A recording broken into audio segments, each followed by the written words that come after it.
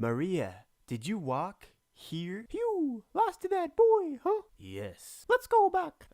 But Coming this far is the best I could do. Take me back, or do you want the boy to carry me? of course not. I won't give that right to anybody over my dead body. Super Sass Sex Patch here, and this is why you should watch MMA. It's just so good. This spectacle exists in a constant state of androgenesis. These demigod avatars share in our mortality as they walk the line like a roadside sobriety test. It is pure. It is physiological. It is a canvas of light illuminating a clash of empires in the hearts of men. And still, ladies and gentlemen, have I got a show for you. We got ground and pound, we got hit kicks, we got spinning shit. We're throwing spinning shit now? Let me tell you something. MMA is the only sport I ever really took an interest in observing. Sure, it's a spectacle, but it's also just primal and pure. You can't hide who you truly are out there. These guys are exposed. These are some of the most naked men on television. You know, my horny female biology teacher liked to make fun of MMA. She always asked why boys like to watch two half-naked men rolling around on the ground. To be fair, she does have a point. It's an issue caused by fighters having to wear gloves. But I'll take my time to really get into that later. Still though, if she could just stop projecting those thoughts coming from her quivering ovaries for a minute, she would see that this struggle of talent, technique, and sheer will itself is what can be the real thing of beauty. Or 25 minutes of one guy laying on top of the other. But hey, the ladies seem to like GSP. In hindsight, I forgot to ask her why she's so interested in what young boys like, or to tell her that what I like is keeping secrets. But anyways, in a world that always seemed to be sending mixed messages, fighting at least made sense. I also basically worshipped the life of a warrior as a concept itself. I mean, I was actually a bit of an emo kid, but I still recognize that's just better, you know? It takes a special kind of spirit to walk the walk like that and not just talk the talk, which is certainly something I haven't always been able to live up to. I'll tell you a story. Back in middle school, I was a talker of sorts, and one night I was hanging out in my buddy's basement and the topic got on fighting. In particular, me fighting some of the toughest guys in my school. I'm like, yeah, I kick his ass. I kick his ass too. It didn't occur to me at the time though that I was the only one in the room who knew I was completely full of shit. So one of the guys in that room, sort of an acquaintance, actually went and told those two tough guys what I said. And both these guys I was talking about had hit puberty early. They were a lot bigger than me. So a few days later, one of these tough guys corners me in a classroom after everybody else had left. He's like, you want to battle me? To give you a little background on this guy, he was the most promising young athlete in my province. But cocaine destroyed him. He ended up going to prison for a few years and married a fat girl when he got out. So anyways, I'm like, what, me? I don't want to fight you. Why would I want to fight you? You're only banging all the hottest girls in school. You know I want the throne. But today I'm a pussifist because I don't have the ability to take it. Really though, I just denied everything over and over, and they let me go before I pissed myself. He did drill me into a fence to the point where it started to break a year later though, during a backyard hockey helmets and gloves boxing match. Like, it was bad enough that some guy's dad asked me if I would be alright to walk the 3 blocks home. But back to the main story. So a few days after that, I'm leaving through the front doors of the school, kind of in a daze, and this guy I don't recognize is like, hey, you wanna fight? I'm like, huh? And I follow him out front thinking this probably isn't even a real thing, it's like some kind of joke. Knocks the wind right out of me. So I look at him like, why? And he walks off like, I hate it when people want to fight me. Turns out, this was the other tough guy whose ass I said it would beat. I didn't even know what the guy looked like. So I bit off more than I could chew and learned a valuable lesson, and I didn't even have to spit out any teeth afterwards. So, how did MMA come to be?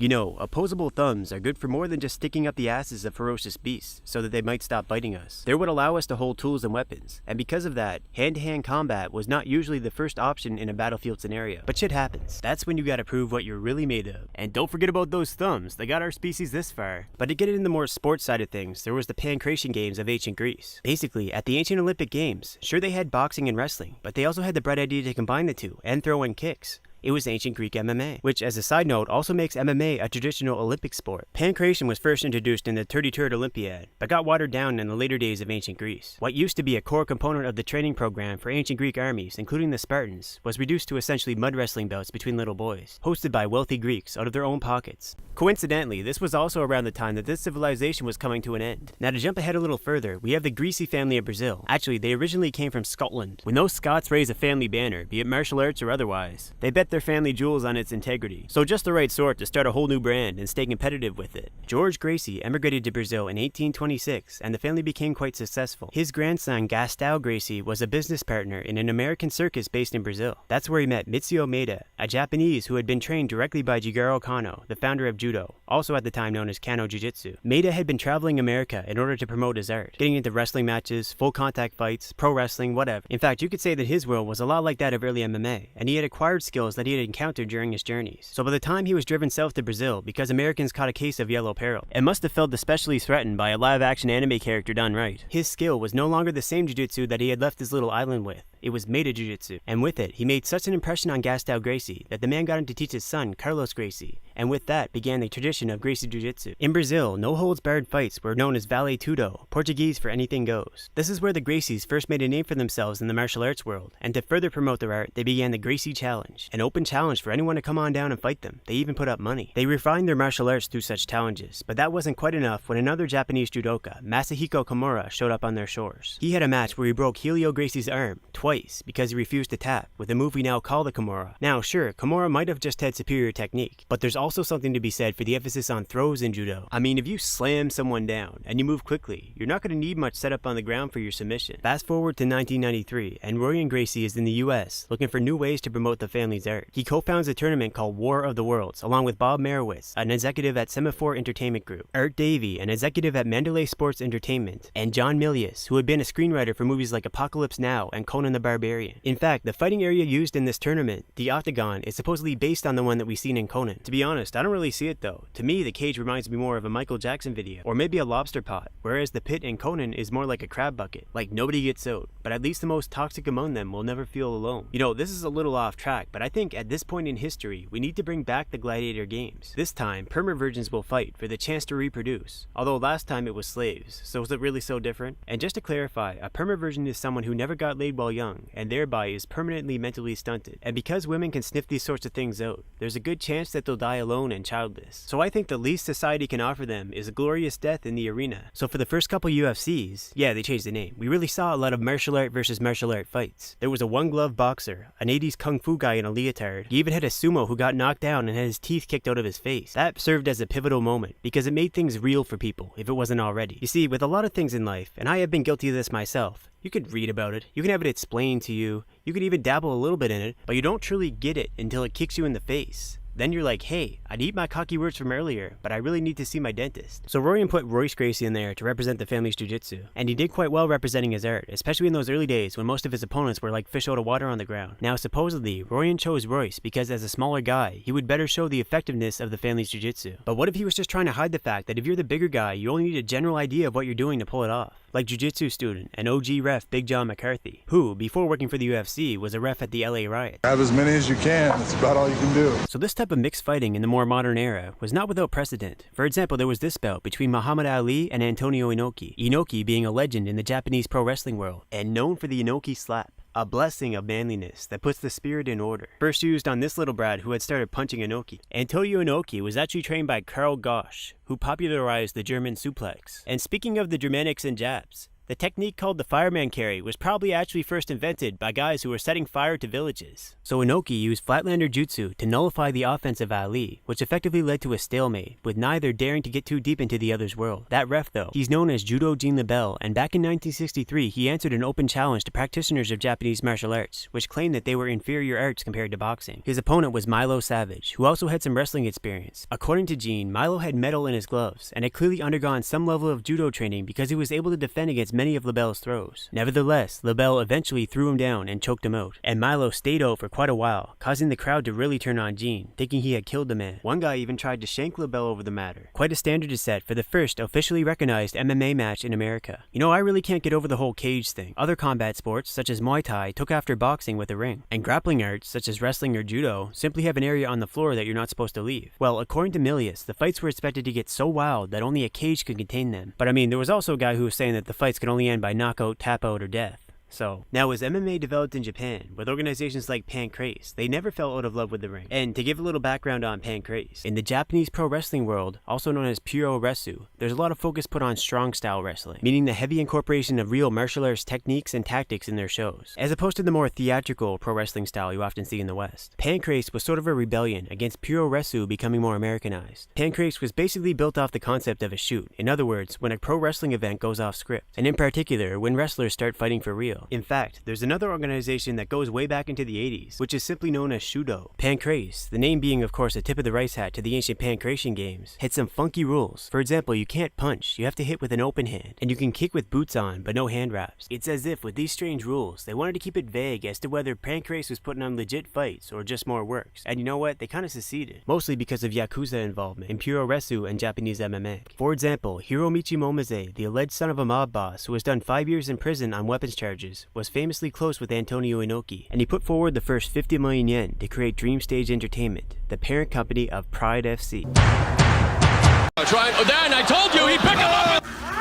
Pride was the golden age of MMA in Japan. It was all about putting on good fights. With a wink and a nudge, the fighters' contracts stated that there would be no steroid tests. For Pride, weight divisions were more like recommendations, and everybody knew that the real high-profile money fights were at heavyweights and light heavyweights, so a lot of lighter guys would take their chances, such as when Vanderlei the axe murderer Silva took on Mark Hunt with a reported 72-pound weight difference. Like, think about that. How many babies is 72 pounds? If you took a fighter and let him swing around a sack full of 72 pounds worth of babies, that could prove to be a distinct advantage. So it's pretty obvious that Pride was run by Yakuza, and not just because Momose sat ringside with his forever young at heart hat on. Now that can't be the worst way to have a midlife crisis. Naoto Morishita, who was president of Pride, died under mysterious circumstances. According to the official version of events, which absolutely nobody believes, he hung himself after his mistress said she wanted to leave him. I mean, you're not supposed to fall in love with the mistress. That's a bad midlife crisis. According to a few people who were involved in Pride, not long after his death, there was a brawl between two Yakuza groups at the venue in an apparent power struggle. In 2007, a year before Momose would be found dead in his bathroom, all the assets of Pride were bought out by the Italian word for fight, Zuffa, which by this point in history was the company behind the UFC, owned by Frank and Lorenzo Fertitta, the sons of a casino executive. They did end up eventually selling, but you know who stayed on since those days? The UFC's promotion guy. Meet Dana White. Dana is a good boy who likes to watch fights and collect flip phones. I got flip phones for days. I bought up all the flip phones that were left on the internet. According to him, it was all the Yakuza's fault that Pride couldn't continue after it was bought out. But who knows, maybe it was the other way around. The truth behind the truth is, though, that between the Yakuza and white guys trying to date Asian chicks, there just wasn't much interest in providing entertainment that might raise Japanese fighting spirit.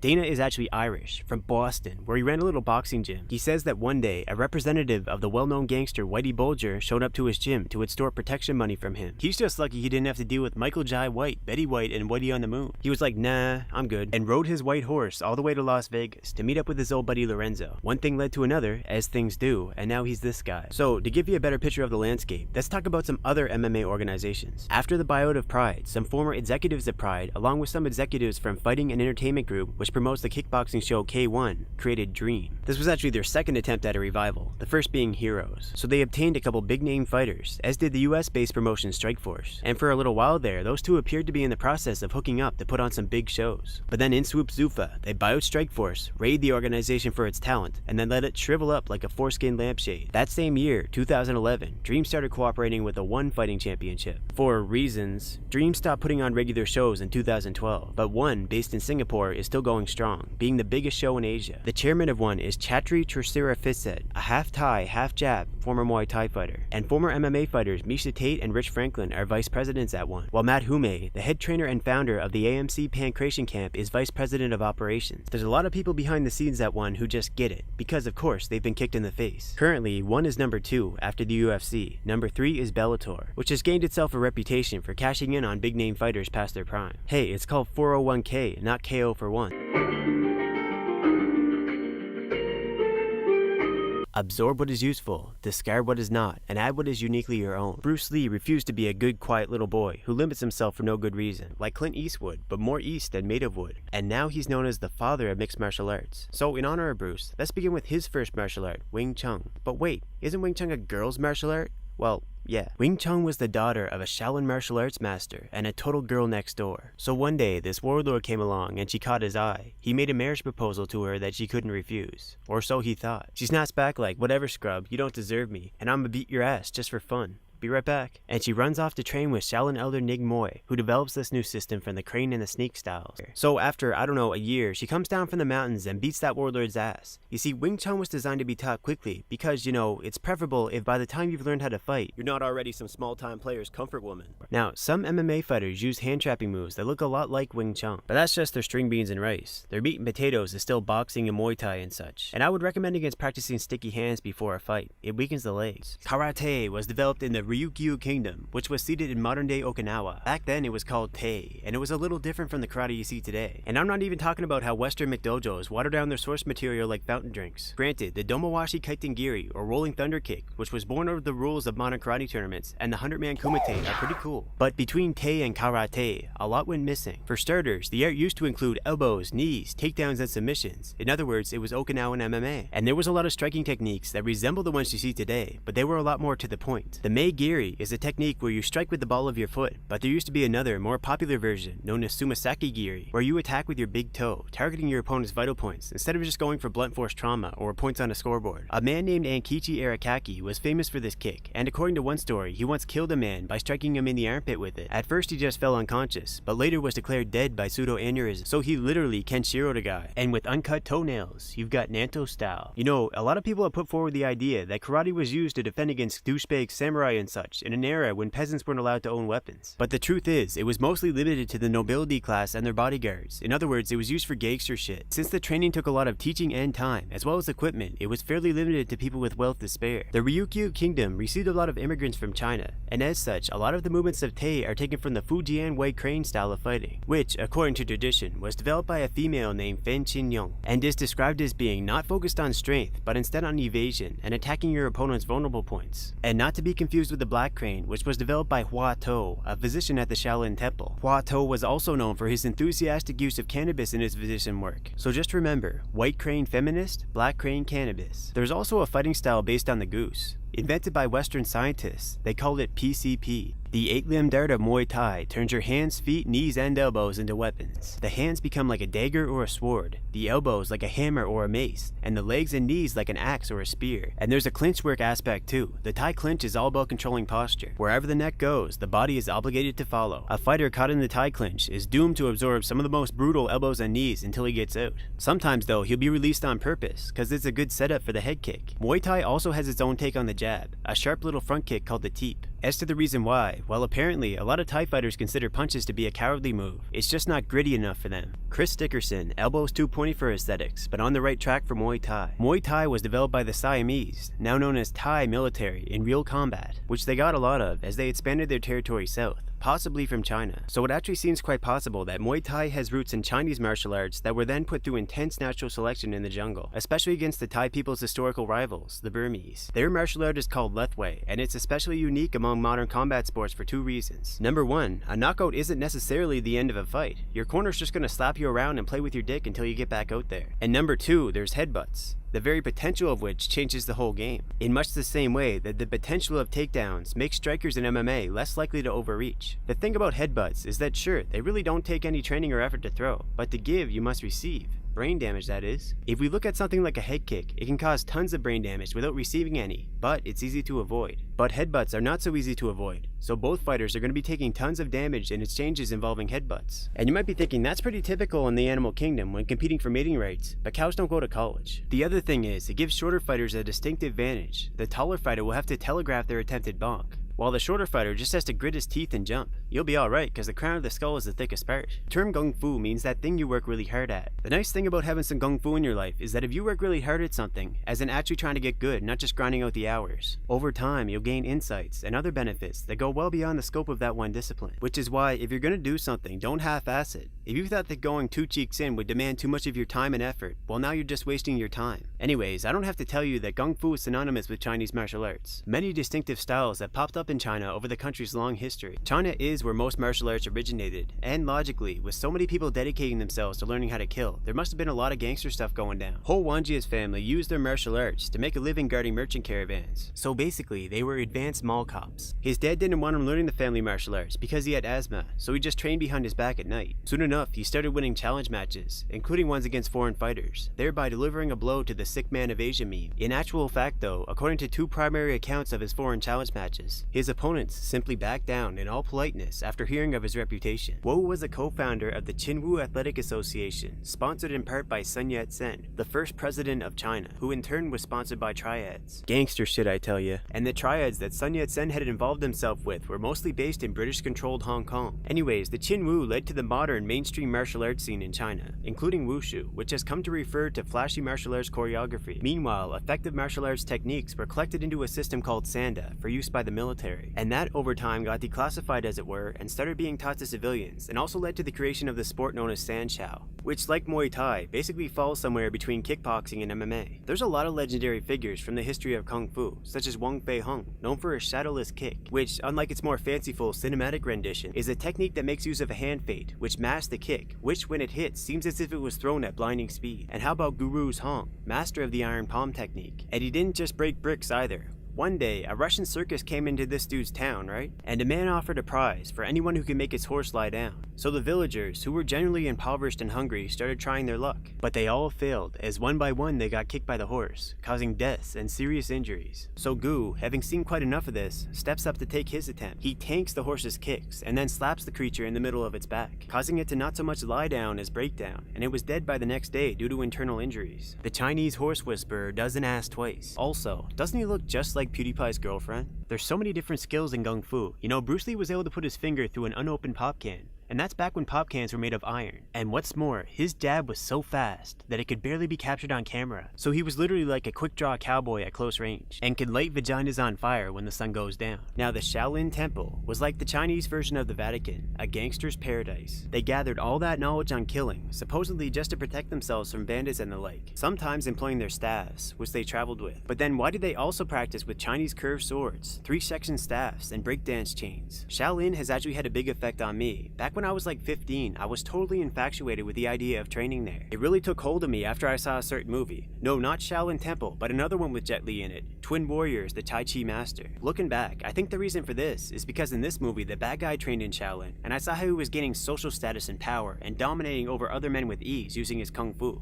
I'm like, yeah, I want to be a peaceful Buddhist or whatever. So as part one of my developing plans to get to Shaolin, I got this Thai exchange student, we're gonna call her Sandwich, to tutor me in Chinese. Sandwich was pretty average at tutoring, but also really nice. Up until this point, I hadn't been around a female that showed this much tolerance for my existence. And it didn't help things much when we had this cute little moment where she taught me the words wa ai ni, which means I love you in Chinese. And we just kind of stared at each other for a second there until she's like, what I didn't mean. I'm like, well, fuck you then. I can't apply this in real life because I don't want to hear these words from anyone but you. I was so dummy by Sandwich at this point that I passed up an offer from this pretty cute girl that I passed on the sidewalk to make out. And even as I walked away, she's like, I'm serious, with this pleading voice in front of all her friends. And you know, I kind of feel like the only reason she made that offer like she did is because I, a young man full of equal parts dumb and cum, had completely ignored her in her skimpy outfit. I was just looking forward to sitting with Sandwich again, learning absolutely nothing of what she had to teach. Like, I was thinking seriously about quitting school and getting a full-time job so I could ask her to live with me. Not that that would have worked even if she wanted to. Sandwich was an exchange student, and by the end of the school year she had to go back. So when the day finally came to say goodbye, me and her were standing inside her front doorway, just staring at each other. She was very patient like that, and for my part, I was too depressed to say anything, and if I could say something, I certainly didn't want to say goodbye. And after a good 10 seconds of this, we both noticed that tears were just pouring out of my face. It's not like I broke down sobbing or anything, it was just raining indoors. Only then did I manage to mouth the words goodbye despite myself. I kind of forcefully burst through the door, never to turn around, and ultimately never to see Sandwich again. I was so depressed that whole summer that I started developing bitch tits in honor of Sandwich's Thai culture. Here's the kicker though, the family that had taken her in as part of the exchange program, they're a bunch of doctors, right? Quite well off, and it turns out their son was banging her the whole time. In fact, I almost suspect that they just brought her over as a toy for him to play with. I could have treated you better, my precious Sandwich, just not, you know, financially. That's what I get for wanting to be a Shaolin bad boy.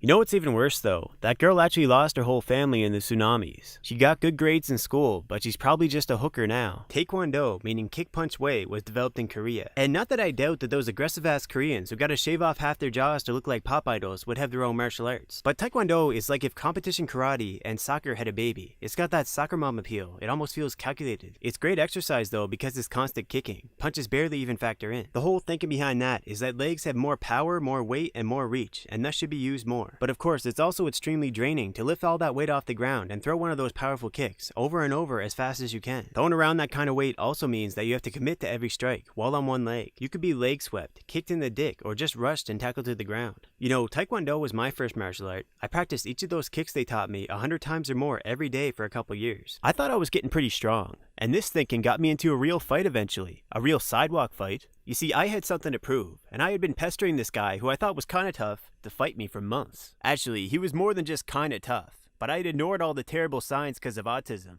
For example, one time this guy started raging out and punching the brick walls at school, literally using this concrete brick wall as a punching bag until multiple classrooms started shaking. One time, before all this, I actually got this guy super pissed off by kicking him in the balls. So he started throwing these super hard, but also super predictable shots at me. I'm pretty sure he was blinded by his own rage. I was able to dodge the first few pretty easily just by backstepping, but he was really coming at me and closing the gap. And those punches were getting so close that I ended up deflecting one with my elbow. And just from this glancing blow to my elbow, I felt like my arm nearly broke. Whereas typically, if you punch somebody's elbow full force, your hand will break for sure. I'm very lucky that he calmed down after that one glancing blow, but I didn't learn my lesson at all. And actually, after that incident of him raging out at the wall, the school's rugby coach took it upon himself to come up to him and try to recruit him for the team. So anyways, even though I was pestering this guy non-stop for months to fight me, he didn't take the bait. So I changed up tactics and started running my mouth like a locomotive. Until finally, he's like, okay, you wanna fight? And just like that, it's on. To set up the scene, we're both on the sidewalk. On the one side is this schoolyard fence with a bunch of little kids watching. And on the other side is a fairly busy street. Not the sort that you want to just carelessly wander onto. So, even though he's the one who's pissed off in this situation, I'm the one who rushes in with a flurry of jabs. And he just calmly steps back, staying just out of their range. And the fact that he's still not attacking makes me extremely anxious, so immediately I pull out the big guns. I load up and throw a huge head kick at him, but he backstep dodges that too. I throw another, this time a little lower, and he catches the damn thing. So I'm hopping on just one leg, and he's got every right to punish me now, but he lets me go. This was feeling like way too much of a foregone conclusion, so without really thinking about it, I threw all that Taekwondo out the window.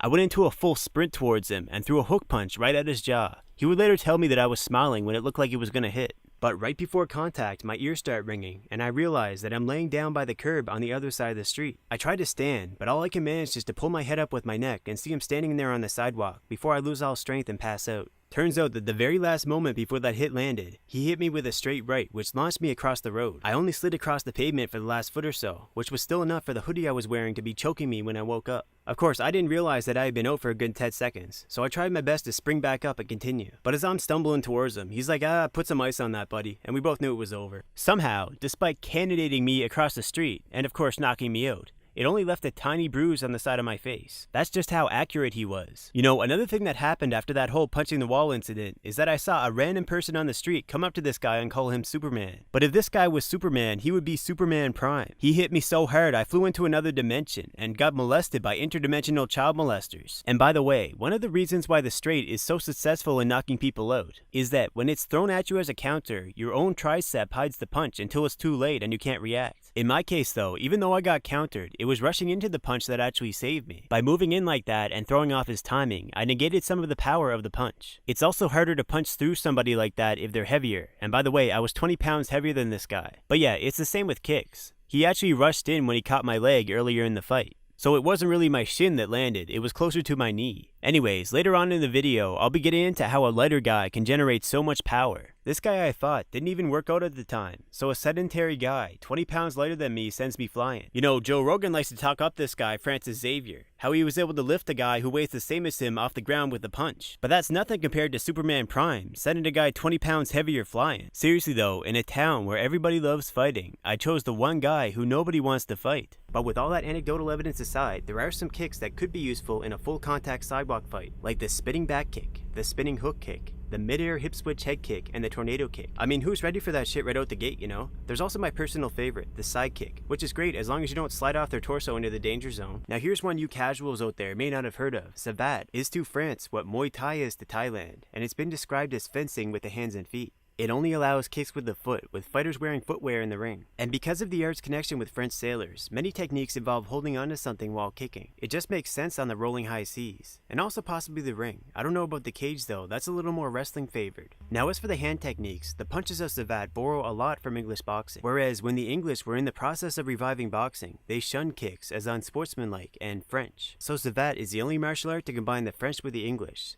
The sour boot with the sweet science. The passive with the aggressive. Saboteurs are actually known for using feints. They'll throw a kick at one angle, then all of a sudden change course, and it hits you from some crazy other angle. Still though, as far as I can tell, France's biggest contribution to MMA is just the biggest, blackest Africans they could find. So everybody knows about boxing. It's the sweet science, the modern rules of which were largely laid out in the 1860s by the Marquis of Queensberry. His rules were the first to officially mandate the use of gloves, the design of which was largely based off gloves they used in ancient Greece. Except those gloves were implicitly designed to increase damage, unlike modern gloves which are first and foremost designed to protect the hands. This is why bare knuckle boxing takes on a different form, but we'll go deep on that later. Most boxing matches in ancient Greece and Rome were to the death and fought by slaves and or criminals, but there's always exceptions, like the pretty boy Melancomus, who reportedly never took a punch in his entire career, and never threw one either. An absolute defense pure, or maybe he just pulled a Griffith and sold his ass to a temple priest for an infinite luck stat. Who knows, maybe all this time the Catholic Church has just been trying to create a new messiah. Melancomus typically won all his matches by having the cardio to go all day, so his opponent, who's been throwing punches all day, will feel like he's got a Rottweiler hanging off each arm. He'll fall down for a full 10 count with a strong gust of wind. So the fall of Rome marked the beginning of the boxing dark ages. It wouldn't be till the 1600s that the English revived it. Before Queensberry, when it was still bare knuckle, they had something called Broughton's rules, and the character, if you would, of modern boxing was already being formed. This is what it is. It's a gang.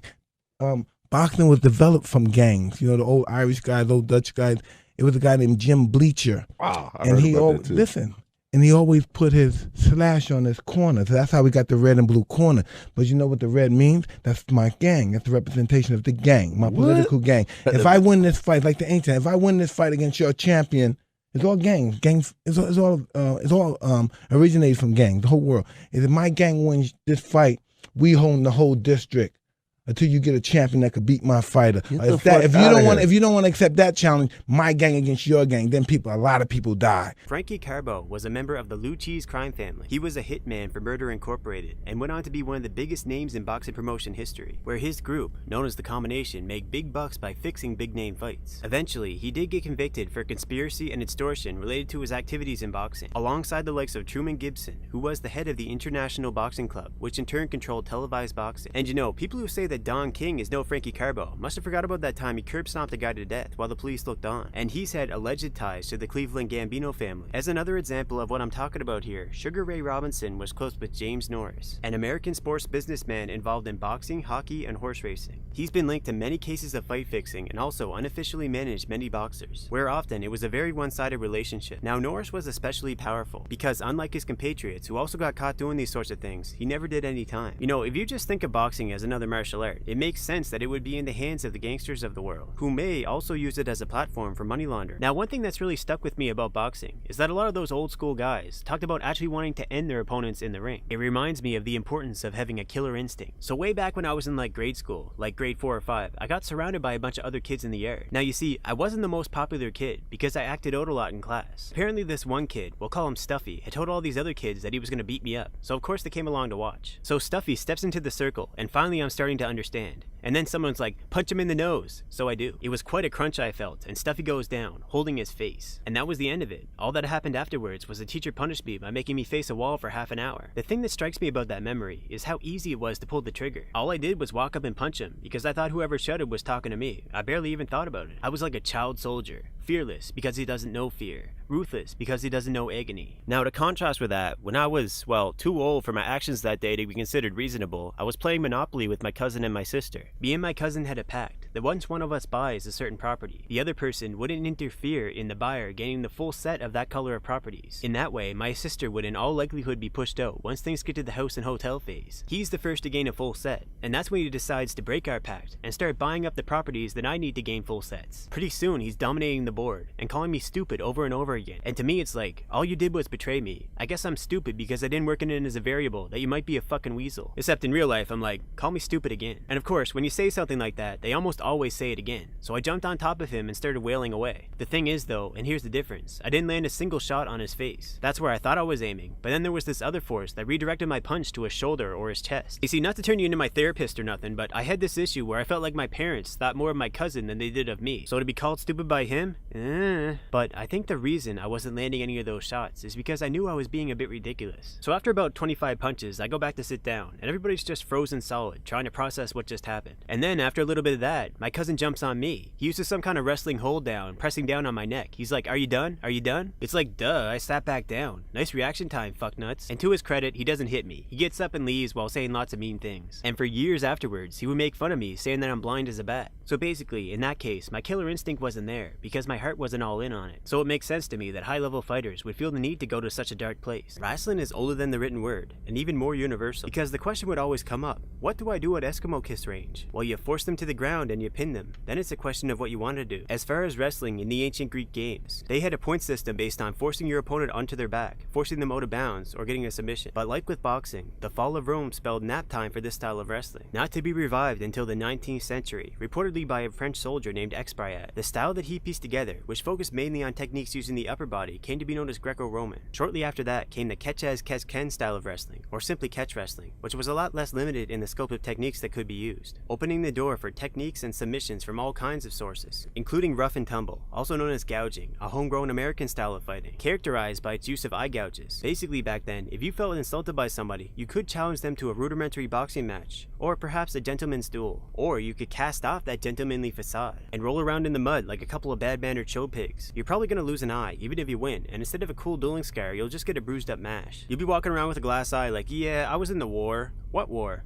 Thumb war. So sometimes catch wrestlers will be called hookers because of their use of hook submissions. No, I'm not talking about the old oil check. That's only acceptable in a total thumb war scenario. Hook submissions were simply submissions that were performed too fast for their opponent to even tap out. It was brutal, and because of its qualities as a spectacle, catch wrestling became popular at carnivals, which is also where pro wrestling got its start. Ad Sentel was one of the biggest names in catch wrestling at the turn of the century era. He was known for beating Japanese judoka, and even traveled to the country to look for more matches when they stopped coming to him. In doing so, he popularized catch wrestling, and by extension pro wrestling in Japan. And as we know, the Puro Wrestle world is what led to the creation of Japanese MMA. Now, freestyle wrestling is like a happy medium. Like Greco-Roman, it's tame enough to be in the Olympics. But like catch wrestling, it takes the focus off just the upper body, and incorporates techniques from all sorts of different styles, such as Sambo with its leg submissions. Now, wrestling is known for its weight cuts, particularly water weight cuts, where you dehydrate yourself to slide into a lower weight division than your walking around weight. Now, this isn't the most healthy thing in the world to do, and it's not like it actually gives you an advantage. Since everyone is doing it, it's just to avoid having a disadvantage. Now, when we talk about weight cuts in MMA, some are clearly better at it than others, and they're also better at bouncing back healthy before the fight than others. And using wrestling is a great way to take advantage of such a weight advantage, especially when you have the cage to grind them up against. Now, on to BJJ. Of course, I've already talked plenty about this art, so instead I'm going to teach you some greasy jiu-jitsu moves. If you're trying to secure a choke but can't seem to get their chin to come up, what you can do is put your hand in their face and push upwards on their nose. Chances are, you won't even have to use any force because they'll reflexively pull their head back. If you're trying to secure an armbar but they're holding on tight, what you can do is shake your legs up and down. If you do it right, the back of their head will start banging into the floor. That'll loosen them up. Now, if you want to be a real piece of work, you'd use the dick slicer. What you do is get them up onto your knee as with a sacrifice throw. Then comes the hard part, determining in which direction their dick is positioned. But if you can manage that, all you gotta do is grind your knee down the shaft until you reach the head, like kneading dough, with all their body weight on it. So BJJ actually has a poorer cousin / rival called Luta Libre. This art has been historically associated with the poorer and more melanated people of Brazil. Basically, LL was more for the favelas, while BJJ was more for the children of retired Nazis and such. Luta Libre was actually founded by a Lebanese catch wrestler and Vale Tudo fighter named Euclides Haddam. And as such, the art makes more use of wrestling techniques and has a more grip it and rip it rather than setting up style of submissions. They're also not big on the gis. You know, those pajamas are expensive, and who's wearing a coat in Brazil anyways? Many Luta Libre fighters have been involved in Vale Tudo, which itself is often considered a descendant art of Luta Libre, just add strikes. Kinda mirrors the way that the Gracies started the biggest MMA promotion in North America. But yeah, those two schools have been going at it for a long time, with the odd Japanese judoka thrown into the mix. Like when Euclides faced off against Takeo Yano, who is credited with bringing the heel hook to BJJ and had a match with George Gracie that resulted in a double chokeout. So Euclides beat Takeo in their first match using a choke, but in their second match, he was somehow roped into wearing a gi, making him a muscular wrestling fish taken out of the water and brought into a pajama party. Judo, the gentle way, is all about slamming your opponent on the hard ground, sometimes head first by taking the path of least resistance. Most techniques are about throwing your opponent over your shoulder, over your hips, or sometimes just a trip, but the main point is to use their own momentum against them. So the more yielding and inviting you can be, the harder you can slam them. So calling it the gentle way is actually kind of like how hardened arteries mean that your cock is soft. You know, one of my proudest moments is when I actually applied the gentle way to completely turn a situation around in an almost cartoonish fashion. This happened back when I was around 12 or 13.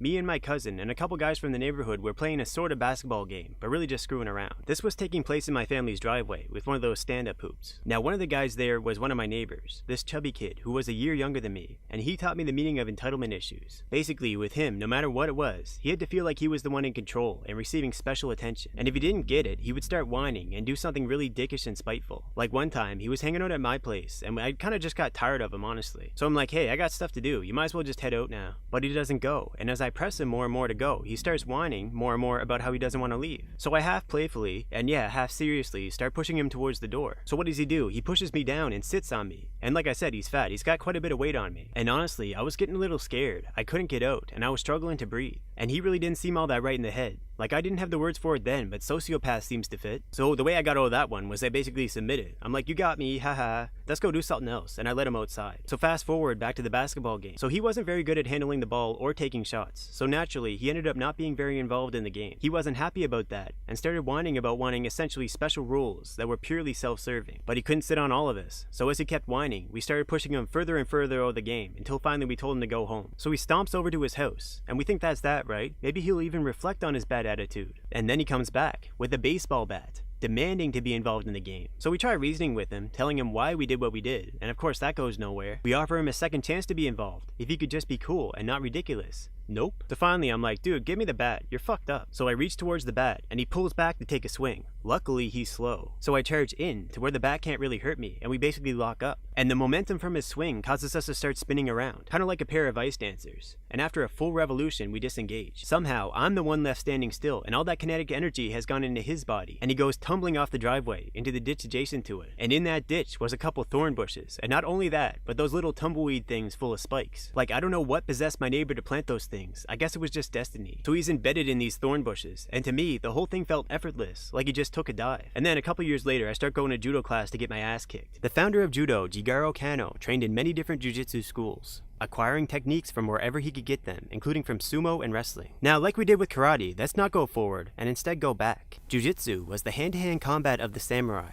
and as such, it's logical to assume that there was more emphasis on throws than ground fighting. I mean, you want to disengage as quickly as possible to be on guard for his buddies. We've all seen the videos of white guys trying to use ground and pound on black guys. So long before judo, in China, there was something called swai jiao. Swai means to throw down, and jiao means to wrestle or trip with the legs. This art, which has gone by different names, has been around for at least 4,000 years, and 3,000 years ago it became part of something called Jiao Li, which added strikes, joint locks, and pressure point attacks. In other words, it was Chinese MMA, with a strong emphasis on moves that maim and kill. According to legends, sometimes they even wore horned helmets and attempted to gore each other. At least it makes more sense than those handlebars Vikings supposedly wore. Like, cool story bro, wake me up when the winged hussars arrive. But yeah, like just about everything else in Japanese culture, jiu-jitsu has Chinese roots. I mean, they're a dinky little island, with genes so similar to the mainlanders. Do the math. Sambo is the martial art of Russia, and was formed by using hand-picked techniques from different martial arts around the world, particularly from Japan, China, and Mongolia. They must have been going through an Asian phase. You know, ever since they got all that empty land up north, they think they're too good to be counted with the Caucasians. But then again, with the way their men keep dying at such a young age, they ultimately have the choice between being Sinified or black by the new Europeans. Anywho, Sambo was largely put together by World War I veteran Viktor Spiridonov, and then taught to Russian soldiers from World War II on. Now, as I mentioned, Sambo is known for its leg locks, which are more dangerous than most other types of submissions, because you don't start to feel the pain until you're already in deep trouble. So, of course, Russians like to play games where they leg lock each other and see who says uncle first. So Sambo is basically Russian MMA. And Combat Sambo, which is basically a mix of MMA and judo tournament rules, has created some big name MMA fighters. Now, I just can't talk about Russian martial arts without mentioning Sistema and the stab your opponent with their own knife technique, or Russian team fights, where two groups have it out, and as soon as the first few guys go down, it gets lopsided really quickly. So I'd say we got a pretty good understanding of the martial arts now. One thing I wanted to illustrate is that mixed martial arts as a concept is nothing new. In fact, it's practically an oxymoron. People always trained in whatever they felt was the best of whatever they had access to. It just used to be harder to travel. When it comes down to it, it's really about individuals and opportunity. So with that said, let's look at some fighters. Bop it! Twist it! Pull it! Bend it!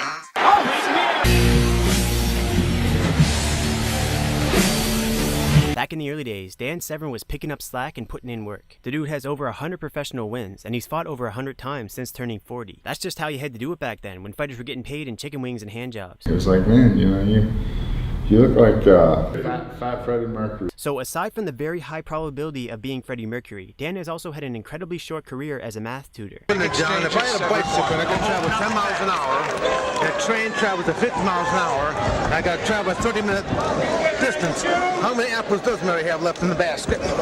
Your math. You know, I tried tutoring before. My very first gig was this 13-year-old girl who was struggling with her math. So let me just preface by saying that I'm only kind of a scumbag just for flavor, but sometimes that's all people see. To make matters worse, people have told me that I give off unstable homeless vibes, but at least I can say that I've never done hard drugs, although I do like to experiment with other things. For example, during the time that I was tutoring this girl, I grew some lion's mane with a home grow kit. Lion's mane being a mushroom that when ingested supposedly gives you a temporary intelligence boost. So one day, an hour before I go over to this girl's house to tutor, I downed 2 large mushrooms of the stuff. Before I even got there, I knew something had gone wrong with these mushrooms. I was not feeling good. My brain was getting foggy and sleepy, and I tried to be a trooper, but my voice was starting to slur as well. So I was going over the answers to the questions I gave her, trying to make sure she understood the concepts. And I had to read the numbers out loud, like loud, for them to reverberate in my brain enough to stick. And when I get to a solitary number 6, I'm just like, sex. I tried to play it off cool, but I knew I had some kind of stupid look on my face, and I also knew that her mom was in the next room listening. She had made it pretty clear from the start that she didn't trust me. The rest of the session goes by without incident, but a couple hours later, her mom calls me, like, hey, great job, she learned everything.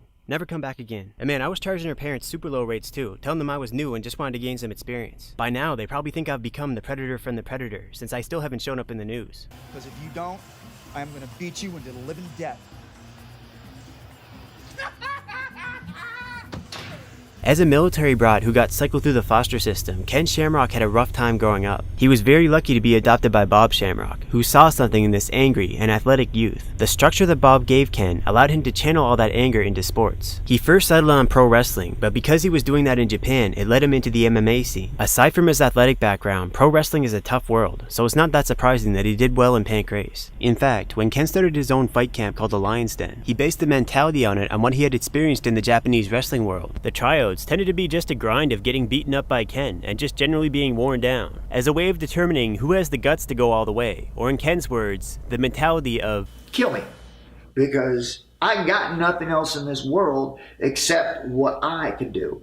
And you're going to have to kill me to take that from me. And he does take it all the way, considering that before his MMA career even started, in high school wrestling, he broke his neck, and was told by his doctor that he'll never do contact sports again, but so much for that. In fact, he went on to get his neck jacked up some more, and his knees. But yeah, this grind-style tryout, which attempts to break your will, is what Ken had gone through with his mentor, Masakatsu Funaki. So Ken joined the UFC for its very first event, which began his trilogy with Royce Gracie. The result of this first fight was Ken losing via chokeout. The thing is though, the rules of this match forbade Ken from wearing his wrestling shoes, while they allowed Royce to wear his gi, and in fact Royce used the gi to choke Ken out. I think Ken has a pretty good argument that not only was it unfair to put him out of his familiar element but not Royce, but also that the gi was being used as a weapon. And here's another thing about gis, they absorb sweat. So, even if it's late in the fight against a particularly sweaty opponent, you can still maintain traction to apply your jiu-jitsu. For their second fight, Ken trained with the intention to grind Royce down for literally hours if need be until he breaks the man. But, as if Royler could read his mind, the rules changed. Now there was a 30-minute time limit. Then, after a half-hour passes with no definitive result, they give him a little more time. Maybe Royler thought Royce had a second wind left in him, but it looks a lot more like the only second wind he had left could give Ken pink eye. Those extra minutes didn't do Royce any favors. And since there was no judges, the fight was declared a draw. Third fight happened 21 years later in Bellator. Old guys don't have time to mess around. Royce just kneed him in the dick and went home with a W. So going back to Ken's troubled youth, don't you just hate people who have kids and then choose natural selection as their parenting style?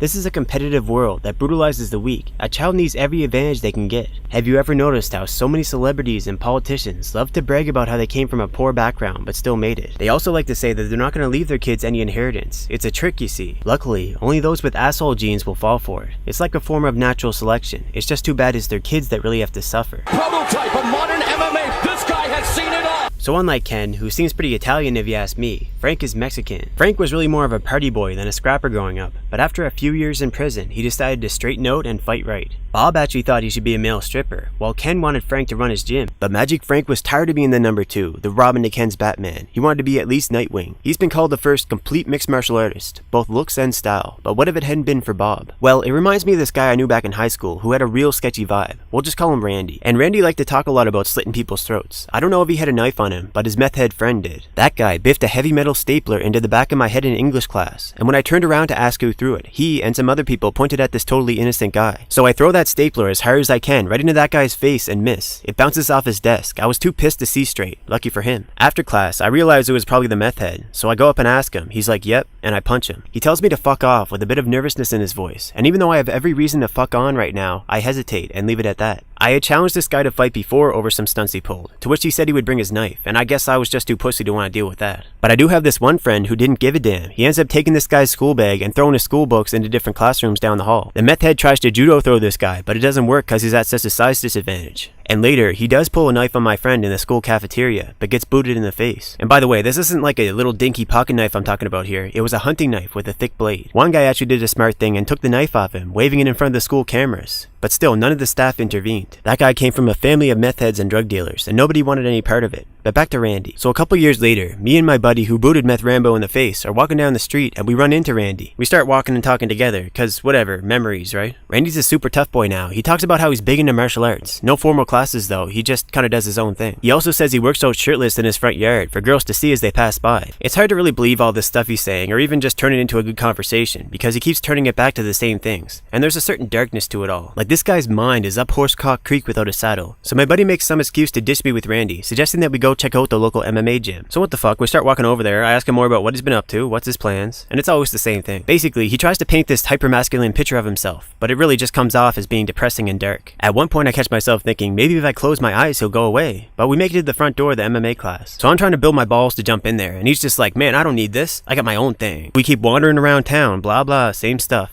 And I managed to ditch him without him finding out where I live. Now here's the thing, people like Randy start slipping down a bad path in life because of useless parents. And it becomes a vicious cycle because in real life, people avoid types like him who are approaching the edge instead of trying to fix them, increasing the likelihood of pumped up kicks. Now another example of this would be Chris Chan, who's like a gay version of Randy. I, Kristen Chandler, am straight.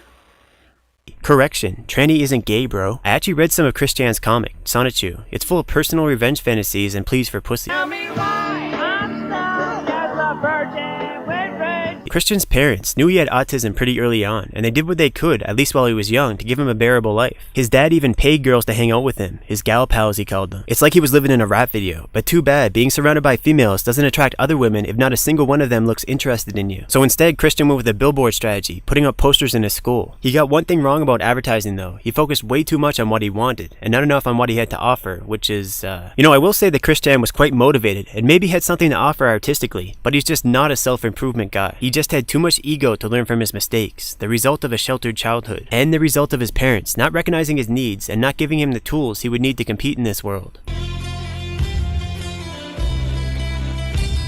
So Hoist Gracie wasn't actually Horion's first pick to represent BJJ. The story goes that Horion wanted the more athletic and talented Hickson Gracie, but Hickson already had his own school and Horion wanted someone to represent his school. So he started making the excuse that Hickson was just too physically impressive looking to show off the effectiveness of the family's jiu-jitsu. Hickson had no shortage of avenues to represent his own school though. Like that time pro wrestler turned fighter Yoji Anjo showed up at his doorstep. He brought the Japanese press with him, but Hickson insisted that they do the fight behind closed doors. Yoji came out looking like this, as apparently Hickson had really dragged out his victory as punishment for turning this thing into a circus. Yoji would later hand deliver a letter apologizing and saying that all the pageantry was just to get the fight. But frankly, I think gym breaking is an important part of martial arts culture. Hell, it's an important part of Gracie history. It's the natural remedy for the plague of McDojos in the West. I mean, tournaments are one thing, but tournaments can develop their own tournament culture, which can drift away from martial culture. Back in the old school days, schools had banners that they had to defend from outside challenges to maintain their credibility. I've always had an interest in the infamous dojo storm. The most famous dojo storm in North America is probably that time that Count Dante, who sold his secret techniques straight out of comic books, stormed the Green Dragon Society's Black Cobra Hall in Chicago. Dante and his crew at first gained entry by impersonating police officers and then started to attack this rival school's students. One of Dante's friends and fellow teachers died in this assault, presumably because of this rival school pulling out traditional Chinese weapons. When it was all said and done, the judge literally threw all related charges out of court and called everyone involved a lunatic. Count Dante has also been arrested for blowing out the windows of a rival dojo using dynamite, and he's also alleged to have been the mastermind behind the 1974 Chicago Purolator bank vault robbery. And he actually died shortly before the related trial was completed. But going back to the Gracie challenge, there was actually another match that Helio Gracie lost. It was against Vladimir Santana. who, after nearly 4 hours of Vale Tudo, soccer kicked Helio unconscious. I bet Helio did his burpees from that day forward. If you happen to disengage on the ground, you really don't want to be the one left stuck on his butt. And I know I'm throwing a lot at you, so in case you forgot, the other guy who beat him was Masahiko Komura, and he ends up going back to Japan, right? One day, he's doing a pro wrestling match. For whatever reason, Komura delivers a kick to his opponent, pro wrestler Rikidozen's balls. So it quickly turns into a real fight, and Komura gets the absolute worst out of it. He starts getting shit stomped, which is my term for when someone has your head a couple inches off the floor before stomping in order to increase damage. Now, just to shed some light on this situation, the Yakuza have long been heavily involved in Japanese pro wrestling, and similar to many large amateur boxers in the UK, they sometimes get hired as big boys, you know, enforcers. And to further stress how these are some underworld characters, Rikidozen later ends up getting stabbed at a nightclub with a urine-soaked blade. He simply throws his attacker out of the club and doesn't consider his wound serious, but dies a week later of peritonitis. This is rumored to have been retaliation for his not sticking to the script in his match with Komura. I mean, it's called professional wrestling for a reason, right? There's lots of stories about Komura, like how he defeated a knife fighter when he was in high school. It reminds me of Dark Judo. You know, back in a video I made about the game For Honor, I told you about how I got thrown on my head by a black belt in judo class. I was knocked out and definitely got some brain damage. It doesn't take much augmentation of most judo throws to make it so that your opponent lands on their head. In fact, white belts do it by mistake sometimes. I mean, the earth is the closest thing we have to a true unmovable object. I'd say it's worse than a head kick. And speaking of judo, when Kano's school was new, it was constantly being challenged. Reportedly, there was many deaths during the process of them establishing themselves. Their main opponent was the Totsuka Jujutsu School, who they eventually defeated pretty definitively in martial arts tournaments hosted by the police. And as a result, judo became the martial art of choice for police departments all around the world. The appeal is being able to restrain people without causing them serious harm. Like good marketing, but the dark side isn't that far away. I mean, that's like the martial arts equivalent of inventing the condom. There's a lot of trust involved, and no one has seriously questioned judo's legitimacy since. I see that you know your judo well. And you, sir, are you waiting to receive my limp penis? Now... But back to Gracie Challenge matches. Renzo Gracie's most famous match was against Lucha Libre fighter Eugenio Tadao. It's not famous for the match itself though, it actually turned into a huge brawl with shots fired. They even destroyed the arena. The police were like, this is why we can't have nice things, and banned Vale Tudo in Rio for the next 2 years. You know, regardless of the result of a match between the two, I think that a more aggressive and physical submission style like Lucha Libre is superior in the context of Brazil. I mean, it's like surfing, you know? You need to be back on your feet as soon as possible to ride out the chaos. The Gracies have also proposed that Gene LeBell do the Gracie Challenge. He accepted, but instead of Hickson, he wanted to fight the older Helio, as Gene was already 60 years old. So the Gracies countered, saying that Helio would do the match at 140 pounds, which Gene couldn't possibly cut down to. And as such, the match never happened. In other words, Helio ducked 60-year-old Gene. There's also a lot of cases of randoms challenging pro fighters to try and make a name for themselves. Too bad most of them don't actually get recorded, but there was that time that Dominic Cruz got challenged by a ninja. Then there was that time that bouncer knocked out BJ Penn, who seemed to be avoiding hitting the guy and was actually trying to talk him down. Now, if you listen to some of Bass Rutin's stories, you'd think it was in a bouncer's job description to do this sort of thing. I mean, to name a handful, him, Mark Hunt, Alistair and Valentin Overeem, Randy Couture, and Dan Henderson have all fought bouncers. So I don't know what BJ was doing trying to get a peace treaty signed. In all likelihood, it was the bouncer that was doing all the agitation. So in one of his early fights, Hickson fought Ray Zulu, father of Pride fighter Zulu Zinho. And while he had the man in his guard, Hickson beat Zulu Sr.'s kidneys with his heels so viciously that he was actually pissing out kidney fragments after the fight. Hickson's guard gang can put a motherfucker on dialysis. Hickson is known as one of the greatest of his era, and a lot of people credit that to his emphasis on mastering the basics, including diet, basic conditioning, and even yoga.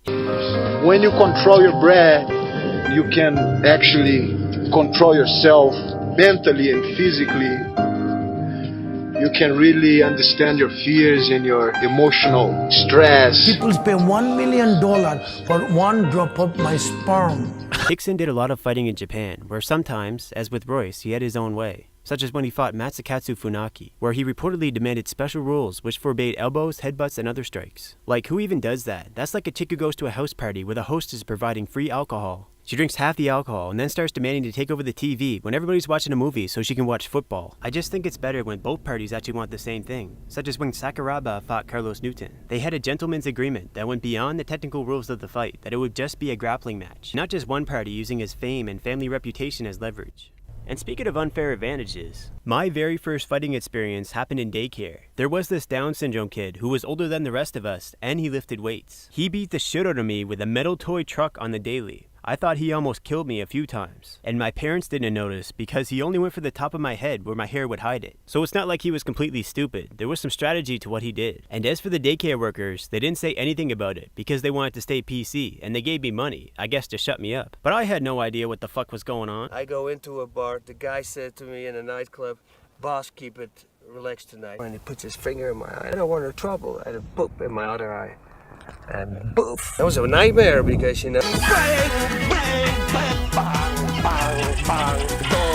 Boss Rutan grew up having both eczema and asthma, and whenever one would die down, the other would flare up. But despite being abused by his own immune system and being picked on because you know how kids are, he was still an active lad and liked to climb trees. And maybe he would have turned out to be a real Peter Pan case if he hadn't snuck into a movie theater one day and saw Enter the Dragon. That movie makes decisions for you. He started training until one day he knocked out the biggest bully in his town with just one punch, and then he trained some more. He became a bouncer and a model before getting into professional fighting. His fighter nickname, El Guapo, means the handsome one in Spanish, and he's got some hands alright. During his time in Pancrase, he learned to optimize his palm strikes for damage, but what he really became known for was the liver shot. Not a lot of fighters focus on the body like that, but just look how effective it is. You literally drop like a sack of potatoes once a good one gets through. A fight with El Guapo should be considered a form of hepatitis. Boss is now long retired from fighting, mostly due to wear and tear, but he's done a lot since, being a commentator for Pride, having an MMA variety show, and he's developed a machine that he claims has relieved him of his asthma symptoms. He's even in the home workout system business. Next thing he can do is start a bouncer bartending course, call it the liver shot. And on the topic of bars, so there's this guy I knew back in high school. He was actually like 20 years old, still there for the girls or whatever, but the thing is, he managed to make us high schoolers look like kids. He was 6'2" with a thick frame and brutal strength. People in high school looked at him with awe and fear. A real-life caveman. He shocked these kids because he really didn't look like he belonged there, like Pickle from Grappler Backy. This guy deadlifted 6 plates on one of his first days in the gym. That's about 545 pounds if you include the bar. Even more impressively, he benched 405 pounds without training, which normally takes years to get to because the pec tendon is so small, and tendons take forever to grow because they don't get much blood flow. I mean, reach in right now and feel your pec tendon. It's tiny. So this guy is just built different, you know? So to give you a little background on what happens next, there's this bar in town where the old timers, you know, middle-aged men and such, like to hang out.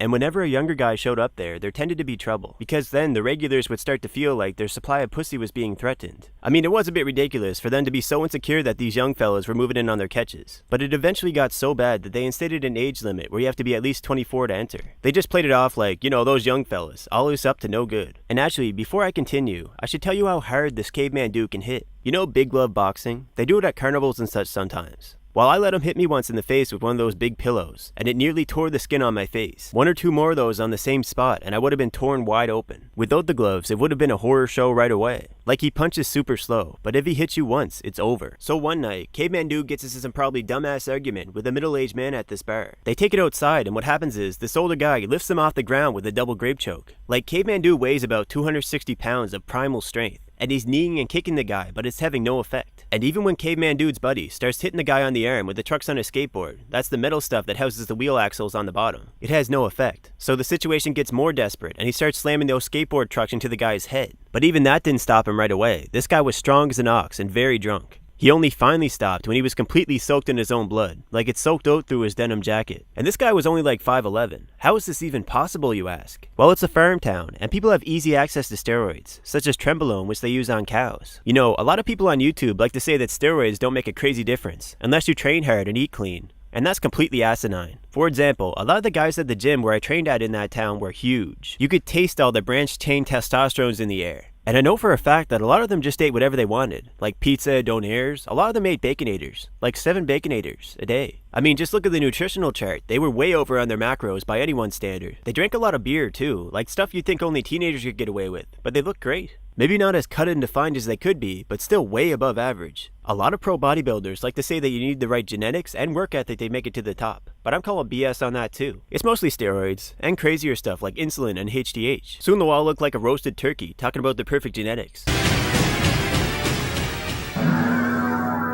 Mark Kerr isn't called the Smashing Machine because of his skills with the ladies. In fact, most of his finishes come early in the first round. In one Vale Tudo fight against a guy with a capoeira background, basically breakdance fighting, Mark knocked out 2 of the guy's teeth, broke his own hand, and before he could even finish, the guy basically submitted by crawling over the ring to be disqualified. Like, I would assume he could just tap out, but under the Smashing Machine, the man was reduced to basic instincts, ducking out on his knees like a Japanese concubine. And Mark is just this college wrestler trying to earn some quick cash. What's his secret? Nanomachine, son! Mark smashed his way to being the heavyweight champion at UFC 14 and 15, but things were a little bit different when he went to Japan for the big bucks. According to fellow fighter Mark Coleman, he started getting really scared whenever his fights drew near, and he theorizes that's what later led to his addiction to opioid painkillers. According to Mark, he used them as a shortcut of sorts. Instead of taking time off fighting and training to properly rehab his injuries, he would pop a Vicodin and keep on rolling. So at this point, whenever he comes down, he's scared and in pain and going through withdrawal. So he's like, well, screw that. The only thing we have to fear is that feel itself. The best part of Mark's fighting career ended with his time in Pride, and it took him a long time to come back from that dark path of addiction. You know, in the hillbilly town where I grew up, there weren't really that many recreational activities available, so a lot of people experimented with drugs. It was either what I would consider the soft drugs like cannabis, shrooms, or steroids, or the hard stuff like cocaine or meth. This made the culture complicated, because choosing not to do drugs could also turn you into a loser. You have it harder when it comes to finding jobs, because the druggy circles have all the connections. So you got stoner kids and hardcore drug addicts taking up all the positions, while straight edge kids go straight to their mom's basements. Sometimes in life, you just gotta pick your poison.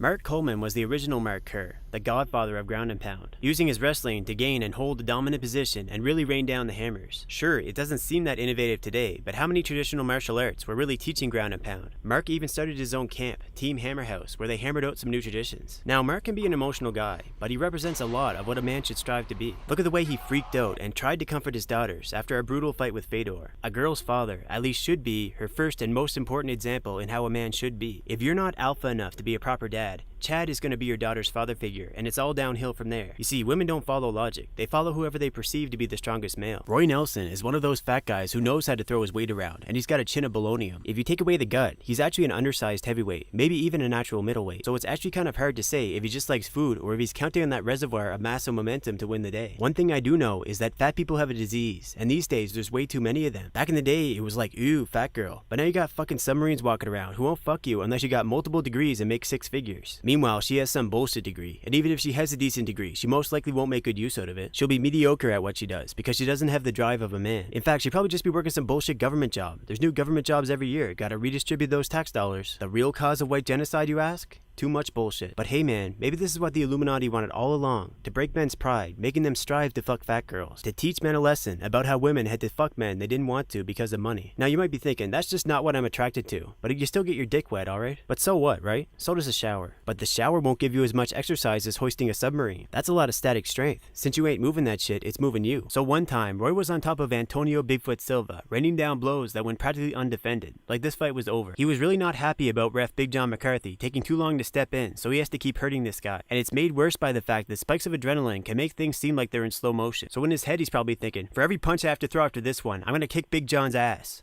Boop. Tank Abbott has been described as Roy Nelson, but with no stamina or black belt. Basically, Tank's a barroom brawler who liked to show up to fights drunk. And he talked pretty tough, but sometimes it seemed like he was using his drinking as an out in case he lost. Thing is, if you say that if you showed up sober and actually trained, you would have won the battle, it only means that because you made the choice not to, you also lost the war. Now with that all said, he was an entertaining guy to watch and brought a lot of fans to the sport in the early days. And for that, I can let it slide that he received a liver transplant due to his lifestyle choices. In general though, I'm not a fan of alcoholics. If you grow up in a home with a drunk parent, you probably realize that they have a strange aversion to just going to the bathroom like a normal person. Some of them have a bucket in the room, and some of them just piss their pants without even realizing it. So pretty soon, the whole house starts smelling like piss, including your clothes. So the kids at school are like, hey, is that a t-shirt or a p-shirt? You know what's messed up? Somehow, certain people with influence have managed to give the concept of self-criticism a negative connotation. It's important to criticize yourself, and harshly, otherwise how can you have any accuracy about what's going wrong in your life? I mean, if you reject that tool from your belt, chances are you're going to be stuck as a loser forever, which is exactly the kind of thing that people in power want for the masses. Feelings really aren't nearly as important as just having a clear picture of things. Not bad for an old man. When Randy Couture got into MMA, he was already in his 30s, but he brought with him extensive amateur wrestling experience. His body was so used to the grind of training and competition that supposedly when he gets going, his lactic acid levels actually go down, and his left forearm especially has no quick to it. And speaking of endurance, that's one of the reasons why girth is so important. There's just more tissue to take abuse, so you can have a more fulfilling career. You know, this reminds me, back in high school, there was this tall, lanky black guy who had recorded himself having sex with this short redhead redhead girlfriend and put the video of it up on Pornhub. He ends up getting expelled for it because he's underage, but anyways, the video circulates on Facebook. Everybody sees it, including myself. The first thing I thought was, what's he doing poking her with that carrot stick? His dick looks like a crane bobbing for fish. And like I said, she was short, you know, a small girl. You'd think that would make it look better. It just wasn't what I expected, basically. It got me thinking, you know, I think it's a forced meme that people use chode as an insult. And to those who aren't aware, a chode is a member that is thick and short. I mean, maybe it can't go that deep,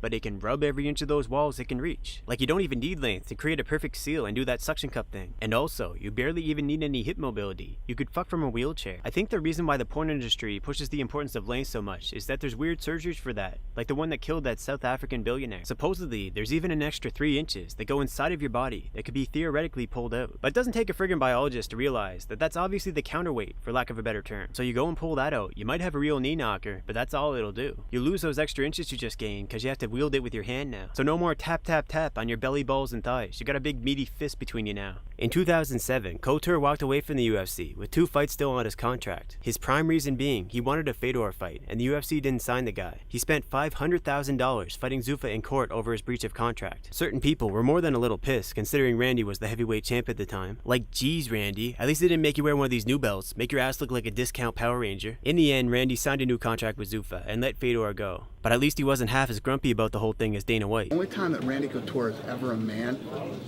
is when he steps foot in that cage. Let me tell you about a man. A man picks his battles. For example, sometimes when you're dealing with women, it's best to admit that you're wrong, even when you're right. This is why men with strong egos and pride tend to divorce early, or just pretend that their wife doesn't exist. Now, a man should step in when things start getting dangerous. What if your daughter started dating a loser? What if your kids start taking off for most of the night, and you don't have the first clue of where they go? Will you pick your battles, or will you pick none? And then after the fact, after everything has gone to shit, point your finger at your kids. Show them what a big man you are, Captain Hindsight. And while I'm at it, on the more general topic of people who like to use ignorance as their excuse, choosing to remain ignorant and then pleading ignorance when things go wrong is just as bad as making the wrong choice knowingly. In fact, it's literally the same thing. Like, unless you're like a hot girl or something, trying to advertise her incompetence so a guy can feel like that's his way in, nobody wants to hear it. And you know what else? Delusional people who give in to some narrative because life is just too real otherwise. The funny thing though is I have to admit it can actually help you. For example, if you feel like the path to your goals in life is clear as a runway, you're gonna put in that work without a confused heart. But it's not like you can just snap out of it when it's convenient to do so. Instead, the most effective means of snapping out of it is when you finally get hurt. Jen's Little Evil Pulver is known for the sprawl and brawl, meaning he uses his wrestling in order to keep the fight standing so he can generally pulverize his opponents on the feet. Another thing he's known for is heterochromia. He's got 2 different colored eyes, just like that chick in Devil May Cry. My grandmother is Nell Goldstein, the gunsmith that made all your fancy weapons that you got. Yeah, there she is! So Jens clearly struggles with the emptiness and bitterness that comes with having grown up with a negligent and abusive drunk of a father. Spanked me, punched me, and everything else, but he took me to do one thing. I went fishing with him once. He never took me anywhere. That guy didn't teach me shit. I hate him. I hate him in a way most people couldn't even fathom. He even went so far as to try and abandon the Pulver name and join Bob Shamrock's clan, but Bob told him to get out there and make the Pulver name mean something. Part of me thinks that he just wasn't into the little guys. But yeah, a lot of fighters happen to have daddy issues. How can somebody be so close to you and just betray you in your time of need? I hate him that alcohol and cocaine and heroin and marijuana was all more important than your son, who carries your name. But you know what? To all you guys out there who carry these terrible feelings, you don't have to just hold it in. You can put him in a shitty old folks home where he gets his fudge packed in by a male nurse and no one can hear him scream. Chris Lieben used to have a reputation as a drunk who could be a little dickish at times, but talk about his daddy and he becomes Chris Lebensraum. Like, don't talk shit, you fatherless bastard. Chris, look, I'm gonna have to hear it. It's the house. See, Chris never even met his dad until he was already 24. By that point, he's like, I don't need a deadbeat dad now. I already do enough drinking for the 2 of us. While his dad's all like, I don't know what your issue is. I've got nothing but good memories of our relationship, because all I did was bust nuts in your mom. And by the way, there's different types of deadbeat dads out there. There is a kind that may be physically present at the house, but still refuses to do his duties as a father. The kind of man who doesn't even make sure to point out the importance of the 2 golden words. Teenage pussy. I mean, think about it. You've only got a couple years of potential access to the most pleasurable thing a man is programmed to seek after. A super fertile, fresh womb. Any dad that would tell his son to focus on school instead of pussy and not give him money to get some is a deadbeat in disguise and deserves to be disowned. Like, you told me to pay attention to my education and to not get pussy as a teenager?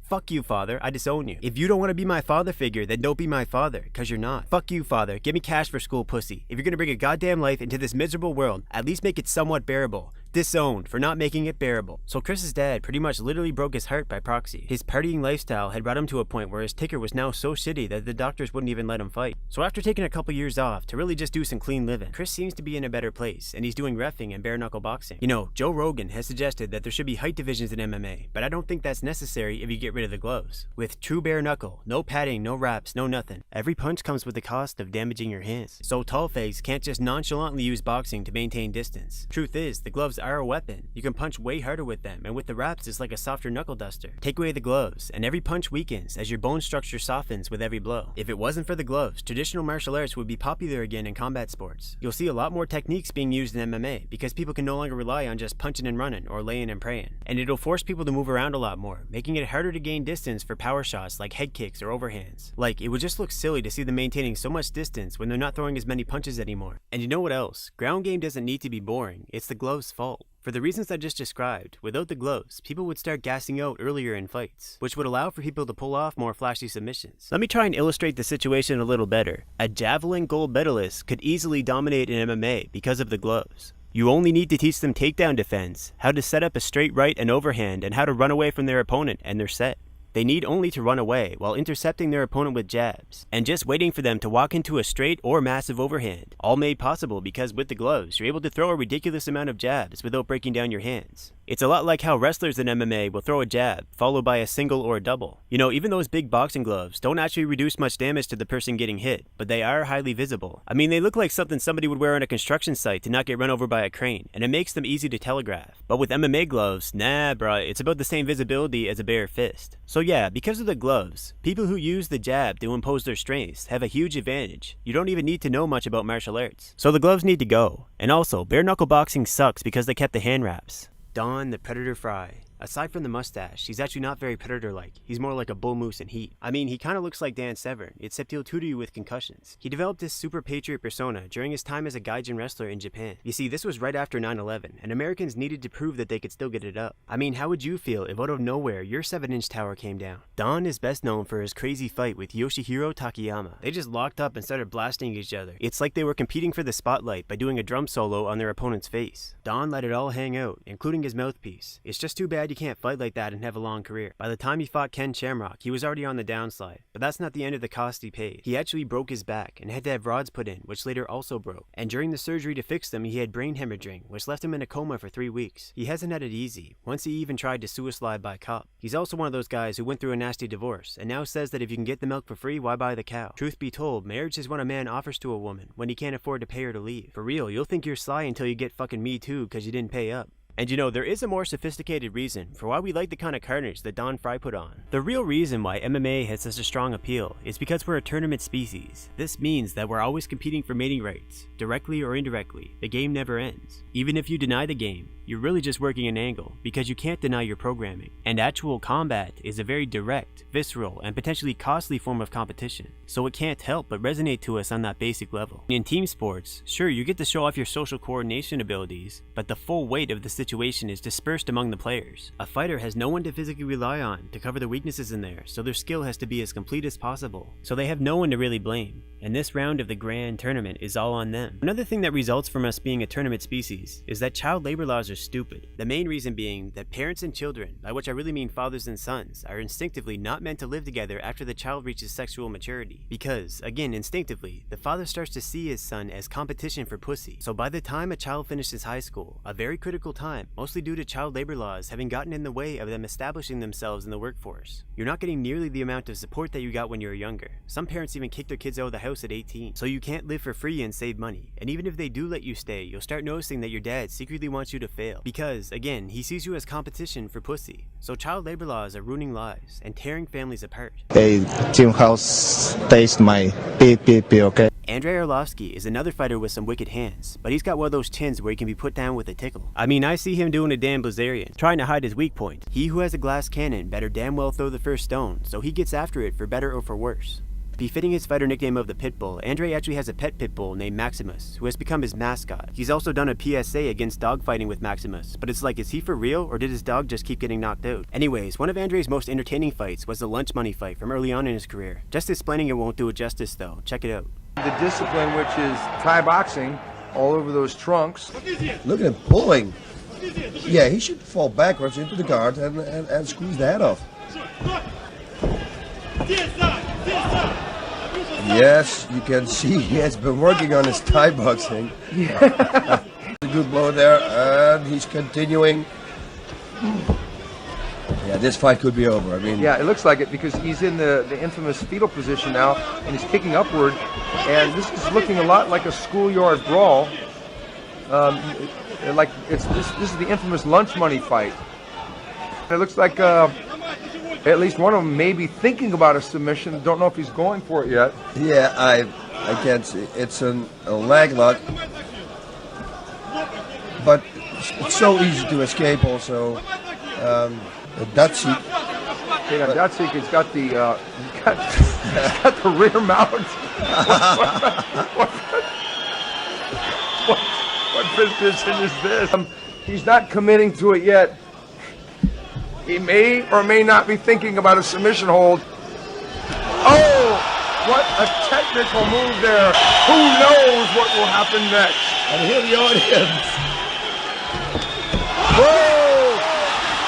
Ensign UA's fighter nickname, Yamato Damashi, means Japanese fighting spirit. It's a word from long before the US had permanent military bases on their little island there, and it basically means fight to the death. This is my favorite quote by Ensign. You must be prepared to die as a man, so that you may live as one. And also, blood is just red sweat. What is a man who has nothing he would die for? Just a meh. Now, back when Ensign was really active as a fighter, he wasn't the most skilled or talented. I'd say he had a chin though. The real reason why people remember Ensign's name is because he wasn't all talk with that warrior spirit stuff. During his most famous fight with Igor Vovchanchin, who has very dangerous hands, Ensign first attempted a takedown, but got shrugged off and ate a few hits. So what do you think he does? He abandons the takedown strategy, even though he's originally a jiu-jitsu guy, and he goes to war with Igor, and he keeps brawling with this monster for the entire 10-minute first round. Terrible strategy, beautiful heart. And they had to stop it before the beginning of the second because his skull was fractured and his brain was swelling. He ended up spending 6 weeks in the hospital after that one. True to his word, Ensign was prepared to die in the ring, which is good because otherwise all that stuff he said would make him come off as a total cornball. Not many have the courage to actually live their life that way, and he gets mad respect, even from Yakuza.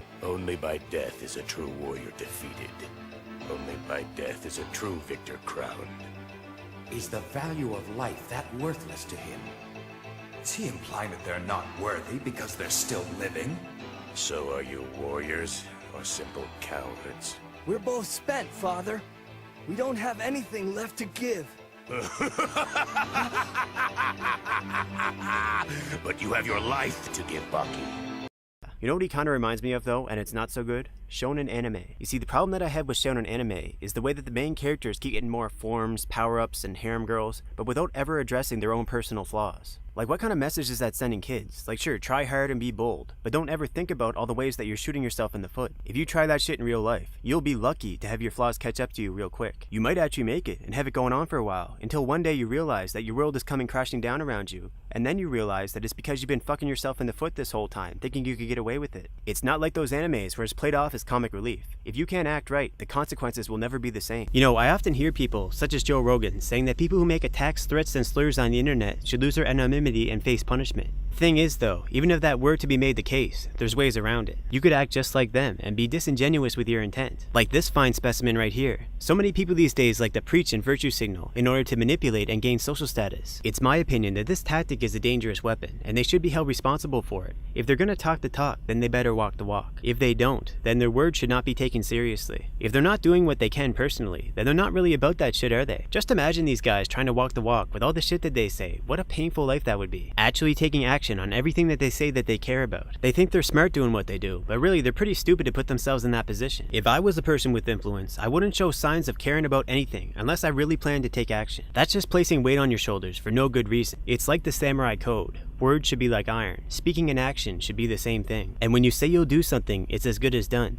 people who wield influence have no excuse in not backing up their words with action. With that in mind, it's illogical to try and win brownie points by attacking someone like me on my channel, when there's so many better targets out there, like YouTube CEO Susan Wojcicki. If you want to bark out ideas, cool, but do it to someone with real influence like Susan, because I have none. If you only went over to Susan's channel, she would most likely see your cries for help, because she has barely any subscribers. Susan has expressed many times that she wants the world to be more egalitarian. Well, I have a suggestion. Seeing as she's Jewish, she should get her own people to take in all the African females wishing to escape from genital mutilation. Another reason why most immigrants to Israel should be black women is because a large percentage of the US military is made up of black women. Israel has benefited greatly from them joining the forces, so I would say they've earned it. So they should take them in. It's just like how Sergey Brin and Larry Page, the founders of Google, traveled to India to find talent. It's quite obvious that the company has benefited greatly from Indian talent. Just look at how many Indians they have on the payroll. For example, blacks are a significant portion of the population in the United States. Indians less so, whereas at Google, blacks make up only 1.5% of the company, while Indians make up a high estimate of 20%. So clearly, Google is getting something of value out of its Indian employees. So it only makes sense that Sergey, who's also Jewish, should use his influence to help Indian men migrate to Israel. This world is about give and take, not take and take. And there's more to it. Africa will soon become an economic powerhouse in the world, simply because their landmass is so huge. And in this world, you really only need a few things to survive. It's only a matter of time until Africa advances in agriculture technology. So unless somebody's racist, there's no good reason to not take black women in mass. There's so much to gain, and barely anything to lose, because it's simply destiny that Africa's population will soon explode. So it's about time they decided what kind of relationship they want to have with the continent next door. By the way, Sergey is the ex-husband of Ann Wojcicki, 23andMe co-founder and sister to Susan. Now, moving Indian men and a lot of African women in Israel will create a gender imbalance with more women in both Israel and India. This imbalance will destroy misogyny in both countries because there's power in numbers. Single, desperate Indian men are the reason why Google became so successful in the first place. So Sergey owes it to them to create this gender imbalance in India so they can finally get some pussy. And you know, in terms of influence, YouTube could actually overtake Google. You see, because of screen glare, people hate learning by text or having to do their research on Google, making the audio part of YouTube very attractive. And believe me, as a guy who does a lot of research, I know. So I just don't need to be lectured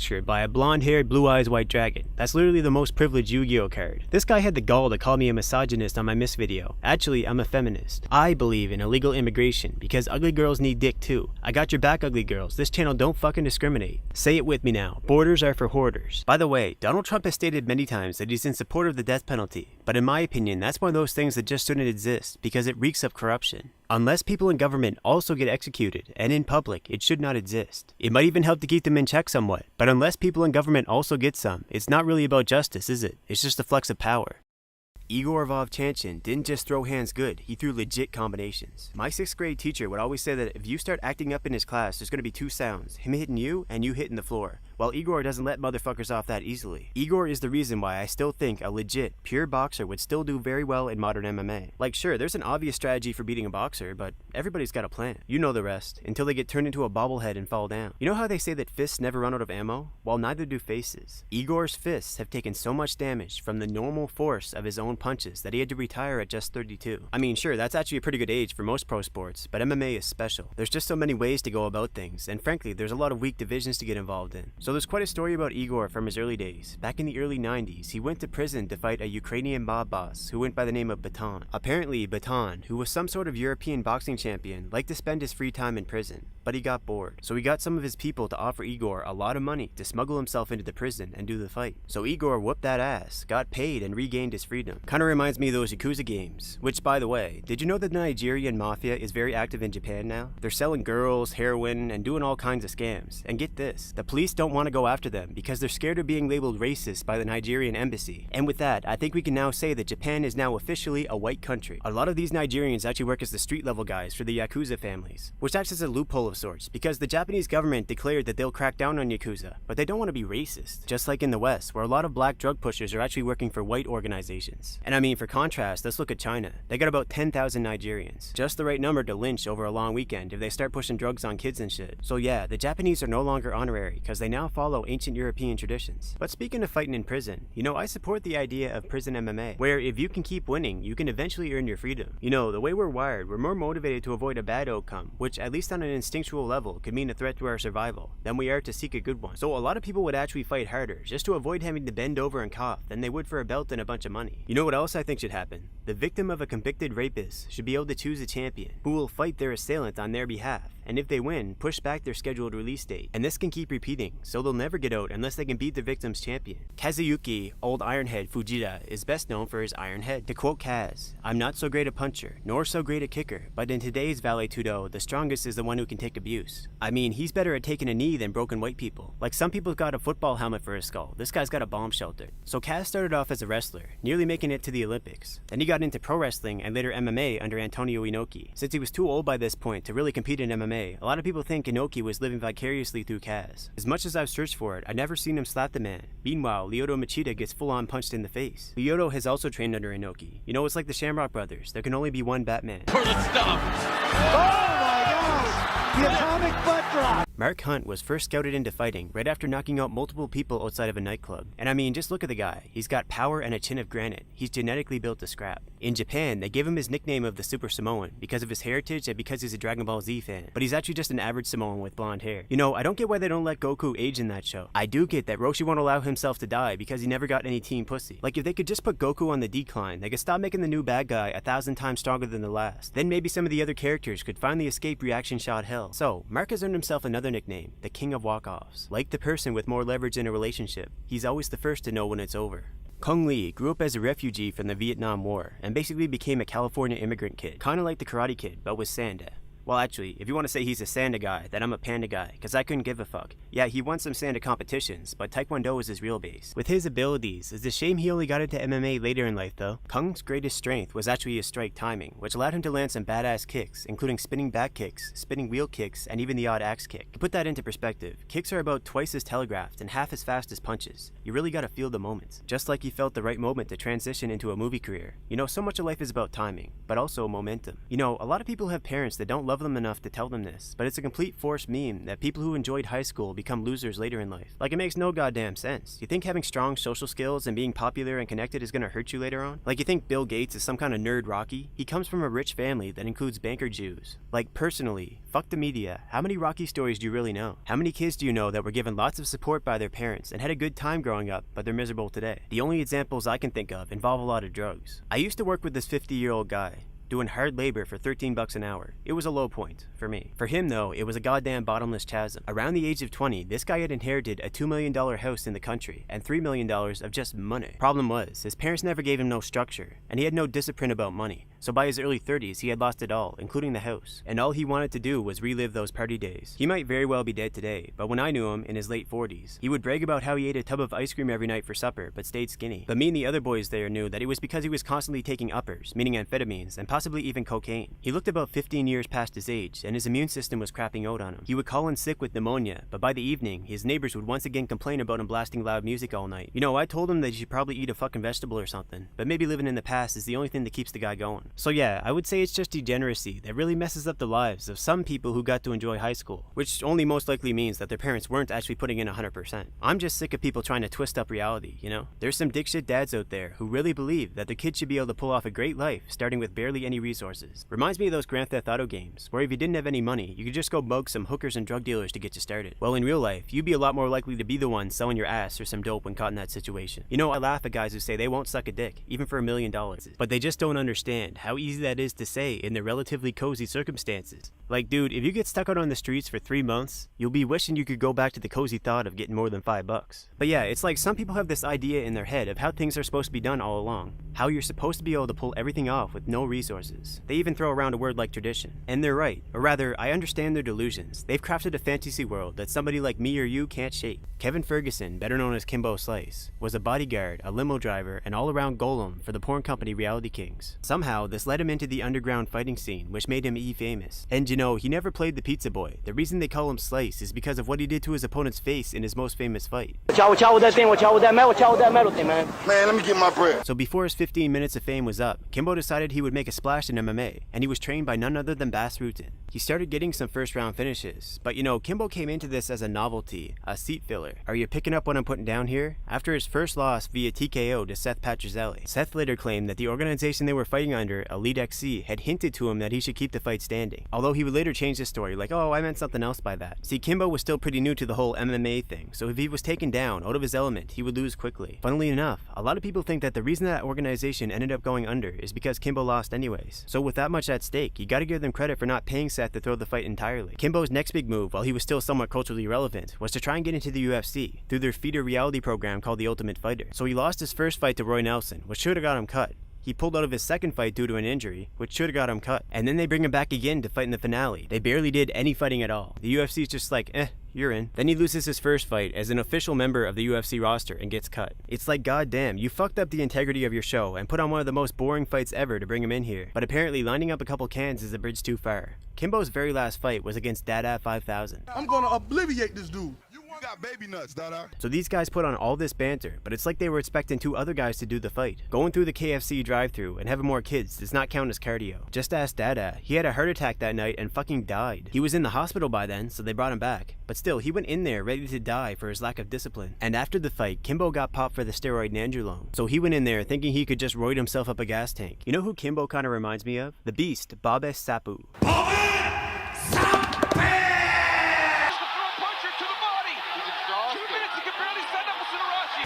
Listen up here. Hey! They may call you Kid Dynamite. You mess with me, I'll put your fuse out.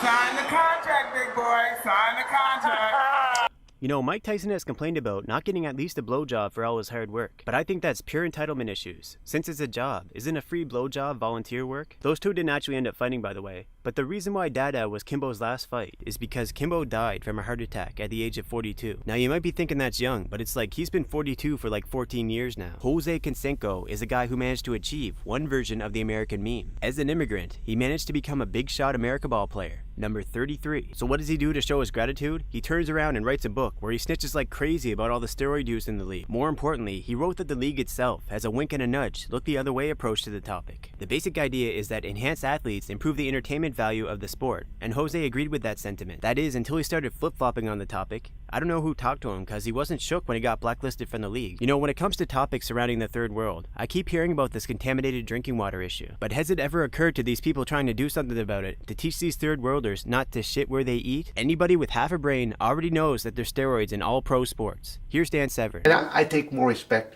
from someone that will just flat out admit to it. You know, it's you know, people, and don't get me wrong, steroids are in all sports. Find me an NFL football player that isn't. And I mean, for many guys, they start taking their super vitamin shots in high school. You know what makes it really obvious though, is when one of these top athletes is out partying every weekend. By the way, when I said that people who say that if you take steroids and don't do the work, you'll look like shit are full of crap, I forgot about Tim Sylvia, the sole exception. The guy took steroids purely to improve his looks, and he still looked like an April snowman. So why am I talking about Jose? In 2009, he fought the ginormous Hungman Choi. He did alright using hit and run tactics, but those weren't fight finishing punches. There was no home base to run to this time. Like a severely autistic man trying to get laid, the effort itself was the glory. Random task.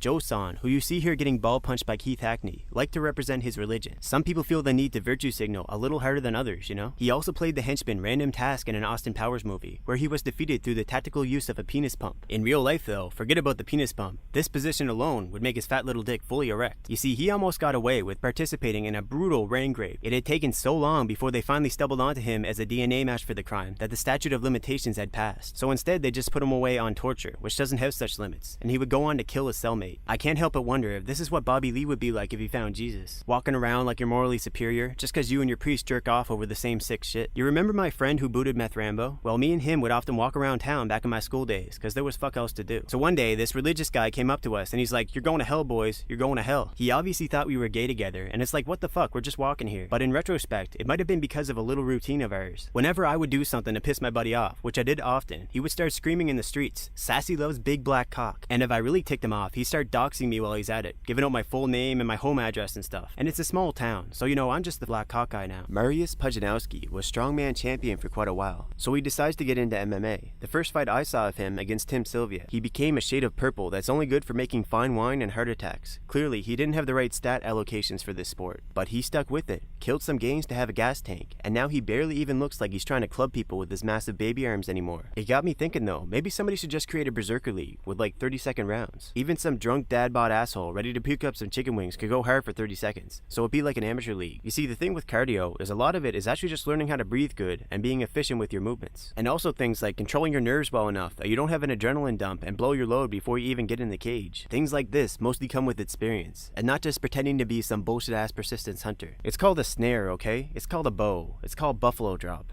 It's called get your spear tucker friends together and see what's on the menu. Big brain moves for big brain dudes. What kind of idiot is gonna run after a gazelle all day until it drops dead from heat exhaustion, and then you gotta drag it all the way back to camp before the hyenas show up to steal your kill? But then again, maybe it is true, and that's why they're always laughing at us. Gary Big Daddy Goodridge is best known for that time he put Paul Herrera in a crucifix and rained elbows. Originally, he was just gonna use a wrist lock on the guy, but then someone went and told him that Paul was a white supremacist. You know, it's like, how can people keep seeing white supremacy and everything, but they can't see that Paul Herrera already died for their sins? So back when he was doing Vale Tudo in Brazil, Gary did what he had to do. He was grabbing himself some balls, and one time even straight up shoved his foot into a guy's trunks. You know, I think this is why there's not so much emphasis on ground game in, for example, traditional Chinese martial arts. There's so many weak points on the body that are exposed when you're up close like that. You could gouge their eyes, reef on their balls, or shove your fingers up their nose all the way. The submissions you see in MMA today is just the PG-13 stuff. When Antonio Minotauro Nogueira was 10 years old, he got run over by a truck. He was in a coma for 4 days, and he lost a chunk of his liver, but he gained a fierce determination. Most of Nogueira's wins are by decision. The decision to not give up. I mean, he's taken some ridiculous beatings from top tier guys, and even when he couldn't turn it around, he remained dangerous to the very end. No matter how much you kick him while he's down, he burns hotter and more vengefully than flaming dog shit. There are many tribes out there that have a passage of manhood which involves tremendous pain or danger. These rites help to build a sense of community, but I think that on a more individual level, these and similar rituals, as well as actual unstructured hardships, create a positive reference point, which you can look back on in future times of strife, like a misery checkpoint. Now, funnily enough, his little brother Antonio Minotauro Nogueira has a reputation for pulling out of fights due to injuries. It's as if they have some kind of Brazilian voodoo contract going on, where little Nog takes on all the damage for the both of them, so Big Nog can live his dreams to the fullest. What a guy. You know, speaking of Nogueira's incredible pain tolerance, it's basic instinct for people, especially women, to want the weak to fail in life. In other words, not pass on their presumably shitty genes. And even among those who can somewhat see past their basic instincts, they want the weak to fail as well, out of pity. I mean, this world isn't getting any easier to live in. Maybe easier to survive. Maybe. If you're the result of, to give an example, some ignorant ass asshole boomer who took advantage of prosperous times to pass down his weak genes. If you don't have the ability to adapt and fight for yourself in this world, odds are life's just gonna keep fucking with you till you die. It's gonna be complete goddamn misery. All you're gonna leave behind is poetry about traveling back in time and chopping your dad's balls off. Yoel Romero is from Cuba, and he got off the island by inflating his raft as it were and excelling at wrestling. I mean, I don't know for sure, but he's in his 40s now. By the way, real Cubans don't look like Al Pacino. Havana, Montana has a lot of those West African genes, meaning he has a lot of power type muscle fibers. I mean, sure, Italians have Rocky Marciano, but in the end of the day, Yoel is one type of black guy and they're another. So Yoel is big on religion. Go for Jesus! Not forget Jesus, people! And he's loving everybody. You know, I said something about love and hate years ago that I now realize was wrong. Love and hate are not two sides of the same coin. If you really think about it, the definition of love is so vague that it has no real meaning. It's similar to the modern day concept of freedom, which nowadays is associated with these things called rights, which don't even really exist. They're just memes. Real freedom, though, is at least easy to understand. It means nobody's hindering your privilege. In other words, instead of making some vague promises, they instead step out of the way of your success. For example, by removing regulations that cripple small businesses. So get that right shit out of my face. And you know what? Just get out of my face. I want privilege. Now let's say that God created man and gave him free will. Well, the reason for that could only be so that he could shift the blame for his mistakes onto us. If you buy into the forced memes and believe that you have freedom, it's the same concept. It's an effective tool for shifting the blame. It keeps victims as victims because they blame themselves instead of the actual perpetrators. Brazil is a land of hidden dangers. In the rivers, there's piranhas with razor teeth. On the freeways, you might meet with favela outriders. And behind McDonald's, you might find a Brazilian wandering spider handing out Cialis and telling everyone it's normal. But under a bridge somewhere, there's one legendary animal that you'll have to give an arm and a leg just to get away from. Rusamir Palhares, the interior crocodile alligator. Rusamir grew up knowing hard times and hard labor. But don't feel bad for him yet. You see, he's a very aggressive fighter and good at landing submissions, especially leg submissions. But he gets all lizard brained about it. Sometimes he doesn't stop cranking, even when his opponent's tapping and the ref's trying to pull him off. So if Ruzimir gets any kind of hold on your leg, you better start tapping right then and there, and I hope you call the cops or maybe animal control 20 minutes ago, cause Herb Dean can't save you. One time, he kept cranking on Jake Shields' arm after the tap, and got punched for it, but then they made Jake answer for the punch in court. I think they gave him community service or something. If only that punch had knocked him out, they could have made him release that legendary beast into the Florida wilds to be with his kind. You love fighting? No, I don't love fighting. It's a living hell. Don't be scared, homie. Stockton. Okay? Stockton, California. Nick Diaz says he grew up being made fun of in school because they had put him on meds for being disruptive in class. You see, he had moved from a ghetto school in Stockton to a more preppy one in Lodi as a result of his mom losing her house. But he never really fit into either. He was kind of a tweener. He says he landed himself a pretty hot girlfriend though, but her ex-boyfriend kept trying to instigate guys on the football team and shit to fight Nick. Where I come from, you know, people like that get slapped.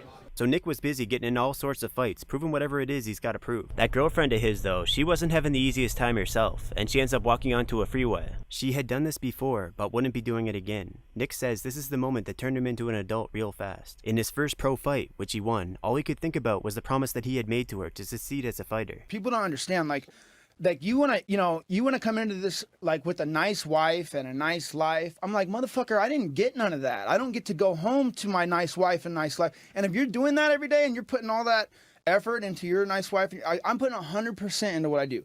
I'm gonna fuck your whole world up right in front of your nice wife and your nice life. There's nothing more noble and beautiful than a warrior with no distractions. One could say that he's the closest thing to God. So Nick, along with his brother, has a pretty unique striking style. He likes to keep his hands far apart and away from his body. It's a gutsy style that he uses to land punches and bunches, and to parry attacks. The real secret to his style though, is triathlons and weed. He uses the herb to numb himself to maximize his cardio gains. That way, he can set a steady, but grueling pace on the stand-up that causes his opponents to fade. And when they do, that's when he starts throwing the heavy punches to put them away.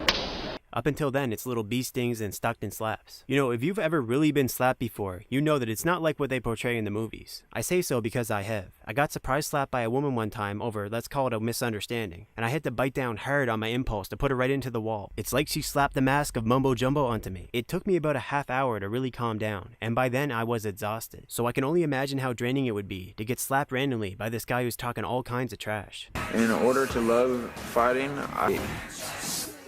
you gotta love it, so you want it so bad that you're pushing yourself to those limits to where you just simply hate it. And if you ain't there to where you hate it, then good luck trying to love this. Wise words here by Nick. I mean, can you really love something if you never get tortured by it? It's a 4-letter word after all. Hey, I'm not surprised, motherfuckers.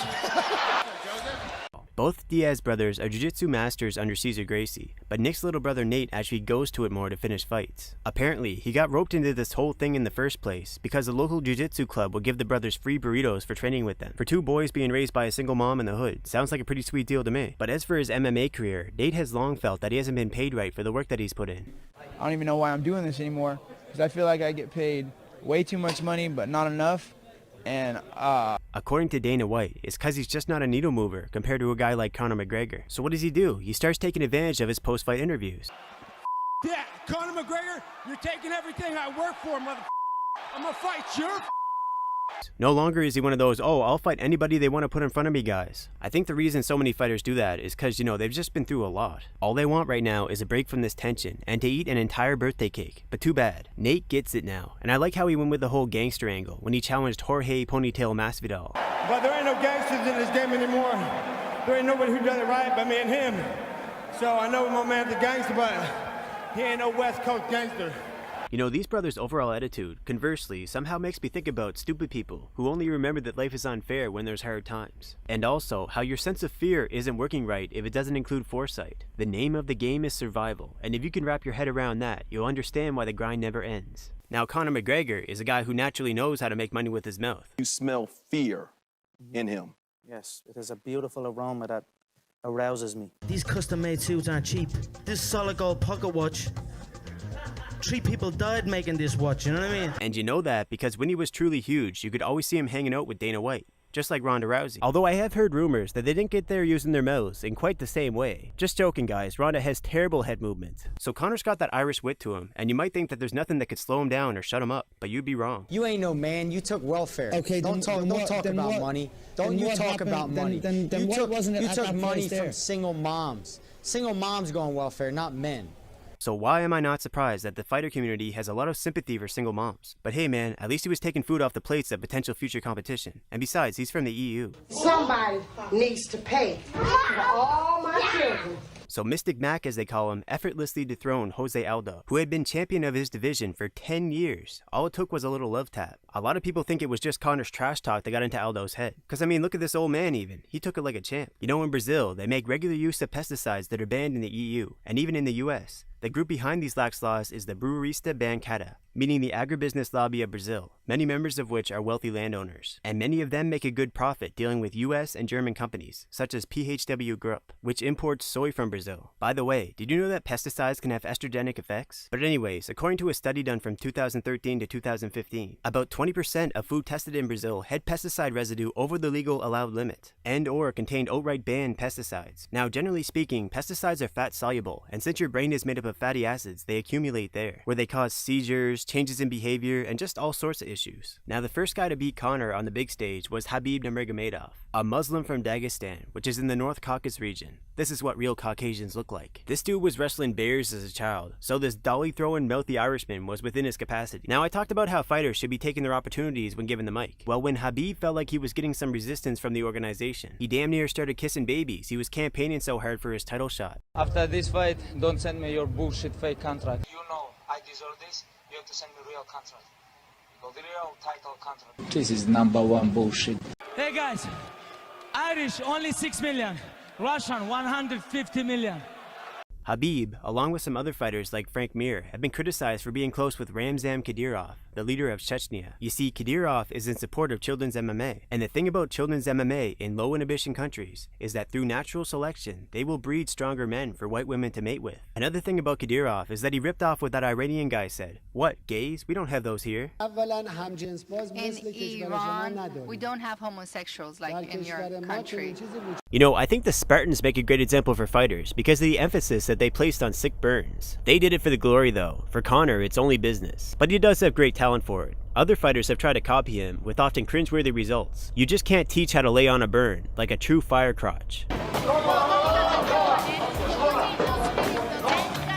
Charles Crazy Horse Bennett dropped out of high school to focus on selling drugs, also fighting. He was born athletically talented, and his specialty is to land some crazy technique to finish the fight. The thing is though, he doesn't tend to throw these techniques as part of a combination, so he leaves himself wide open if it doesn't work. But anyways, on the topic of drug dealers, the way they tend to operate, especially around kids who might not have it all going so well at home, they start off by acting all buddy-buddy. Very agreeable. No matter what kind of stupid nonsense you might tell them, they'll agree with you 100%. You know, for most people that would be a pretty big red flag, but a lot of these kids are starved for approval. You know, they want to find a place where they can fit in. But to best explain how it actually goes down, I'll tell you a story. So I used to work as part of a two-man team with this guy who would constantly talk about his exploits with women. Like as we're driving through town, he's pointing at houses like, oh, I've had her a few times. That one's a freak. That one will abduct you. And the thing is, that town is a total sausage fest. So if he wasn't full of shit, that means he was one of the few guys actually getting some. He was actually married to a woman 22 years younger than him, so he had something going on. Now I'm sure he could tell that I was thirsty like a camel with a flat back. So maybe that's why he kept bringing up the topic of women, but it also took a weird turn sometimes. He talked about this other team of two guys that would probably be banging each other. One of them was this older guy with a half scrunched up Popeye face and a glass eye. And the other younger guy was like this skinny hillbilly twink. Every time I saw this guy, he was shirtless and running his hands across his chest in a sensual manner. I tended to circle around him like a boxer or something because it made me uncomfortable whenever he faced me directly. So we're talking about these guys and he's like, man, being gay might actually be alright. I like it when girls play with my butthole. You should try it sometime. Now as time went on, he started to offer me free hash, which is like a processed form of cannabis basically, a little stronger. But the thing is, by then, he had already slipped up and revealed to me that he makes good money selling oxys as a side hustle. So no wonder that hash was free, and I already knew another guy at that job who he was bestest buddies with, and I wasn't jealous. I knew his game, but you know what, eventually I smoked some hash with him anyways. Yes, it was a long shift. But he knew that I knew, that he knew, that I knew, but he also knew that I was thirsty. He started dropping little hints that he could hook me up, you know, even suggesting that I could get with this virgin girl. So one day, we come across a female friend of his, or should I say client. So she and my drug dealer coworker are catching up or whatever, then all of a sudden she comes up to me. And she was flirting hard, like I was doing something physical, and she was like, I want you to throw me around like that. You know, I'm not the worst looking guy in the world. I'm not even the second worst looking, but I've never had a girl come out to me and talk to me like that before. I didn't know how to act. I smiled back, but I knew if I opened my mouth, I'd say something retarded to ruin everything, so play it cool, Sassy. So she goes back to her boyfriend, who turns out to be that guy who's standing 10 feet away. He doesn't even look mad in the slightest though. Like I said, that place is a sausage fest. You got all kinds of weird, half-assed relationships going on. So later, my drug dealer coworker, we'll just call him DD, starts telling me that she's blowing up his phone asking about me. Now he had already tried asking me to come over to his backyard to have a campfire and smoke hash with the boys, but I didn't take the bait. So this was his new angle to give him some leverage over me, and eventually I did start to cave to it. I'm like, just fucking give her my number, or give me hers, whatever. And what about that virgin QT though? He's like, no, she uses her boyfriend's phone, that'll never work. But I'll tell you what, she's gonna be over here tonight, but she wants to know what your dick looks like before she can decide. So why don't you send me a picture of your erect penis so she can decide? So I'm like, so you want my dick on your phone? DD's like, yeah, so she can decide. I'm like, that's gay, bro. Why don't I just come over and show her in person? God damn it. He's like, oh yeah, that is kinda gay. Well, it's getting late and she's heading home. Good night. Now, if this was like middle school me and someone started playing games with me like that, I don't think I would be able to see through it fast enough. I'd be tricked into sending dick pics to a grown-ass man because some cute girl winked at me. That is until my heroin addiction gets me to a point where I can't even get it up anymore. Maybe then he'd just throw me away, like what happens with so many young girls who get drugged up, used, and burnt out in a few years. Do you want to know the real secret to ending white genocide? It has to do with the public school system, where teachers are paid to turn a blind eye to sketchy activity. Like when I was in school, they virtue signaled non-stop about having a zero tolerance policy, but that was just not the reality. For one thing, they had these designated smoking areas. And you know, the truth is, in reality land, cannabis isn't the gateway drug, cigarettes are. It's through these smoking corners that criminals can tell which families have discipline, so that they don't cause a scene going for the wrong people. Now, if you want to talk about white genocide, homicide statistics barely matter. It's drugs that cause the most deaths and the most degeneracy, and the most burnt out useless people in between. When they say that homeless people are homeless because of mental illness, that's being disingenuous. Their illness is caused in the first place by drug abuse. Now, here's my solution. First, you gotta understand that kids are far more vulnerable than adults to predatory drug dealers. It all starts in school, and most schools in this day and age have security cameras installed. So, they just need to add more cameras and to change the concept a little bit. Instead of just having a feed to the principal's office, create a mobile app so that parents can keep tabs on their kids through their smartphones. It's the current year, people. We have the technology. Desks and lockers could also be bugged so that parents could listen in on what's going on. You see, the biggest problem with the public school system is that their influence overrides that of the child's parents for most of the day, which inevitably leads to things like drug dealer Chad turning your daughter into a prostitute. So, if you have lots of these cameras linked to parents' smartphones with the ability to play back footage, it would allow parents to negate the majority of negative influence on their kids, and crime would take a massive hit. Because, again, it's not easy for drug dealers to target adults. I've seen autistic dealers try to sell drugs to adults who weren't already addicts, and they just end up getting their asses beat by multiple guys.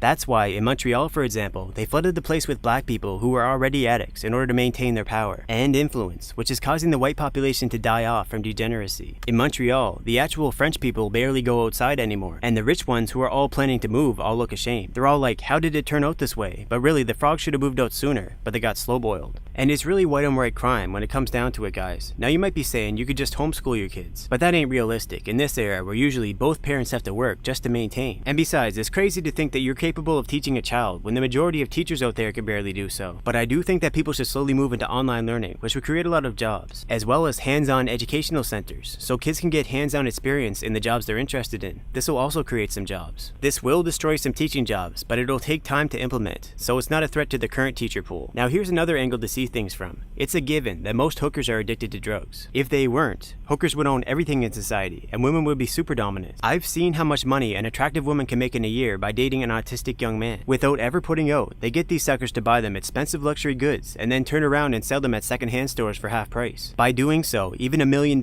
is achievable within a year. This is without having to sleep with anybody. Now imagine what an attractive hooker can do. So it only makes sense that they must be addicted to drugs, or they'd be absolutely killing it. And by the way, if you want to talk about white-collar crime, I can think of 1,000 ways to get rid of those, but I can't say because I enjoy being alive. One thing you should know though is that white-collar crime backs the lower-level crime, like drug dealing and hookers, but the opposite is also true. And if you get rid of lower-level crime, white-collar crime takes a huge hit. This connection is quite obvious if you think about it and pay attention. Where I was growing up, even a child could point out all the crime in town, but nothing is done about it, meaning the police and government are obviously looking the other way. And the only reason why that would be is because they're involved. Now, for all you people who like to accuse me of being anti-women and racist, Why not fight for women and minorities, starting by ending crime once and for all, since it doesn't even take that much effort? If you really care, then go up against the mafia that owns practically everything. For once, put your life on the line for what you believe in. Even stating this solution on how to end crime puts my life on the line. So if you can't one-up me, then stop vomiting virtuous nonsense. Without crime money, women would own everything in society because nothing competes with pussy bucks. They will use this money to start their own companies, making use of autistic nerds who don't have the money to fund their own operations. Soon enough, all property in this world will be owned by women. And since women have no sympathy or empathy for beta males, they will do what should have been done a long time ago.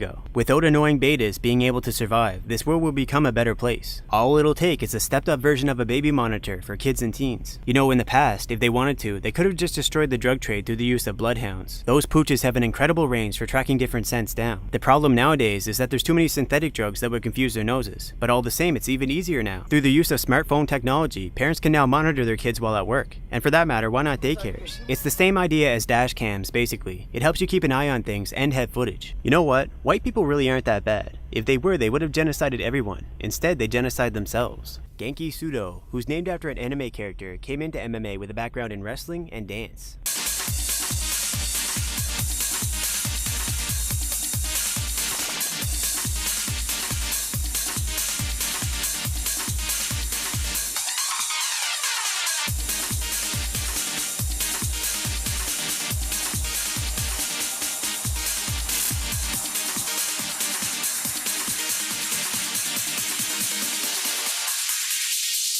While fighting, he usually used dancing as a taunt. And overall, the guy was just very unpredictable. He would use meme techniques like rolling thunder, the look away, and the flying dropkick.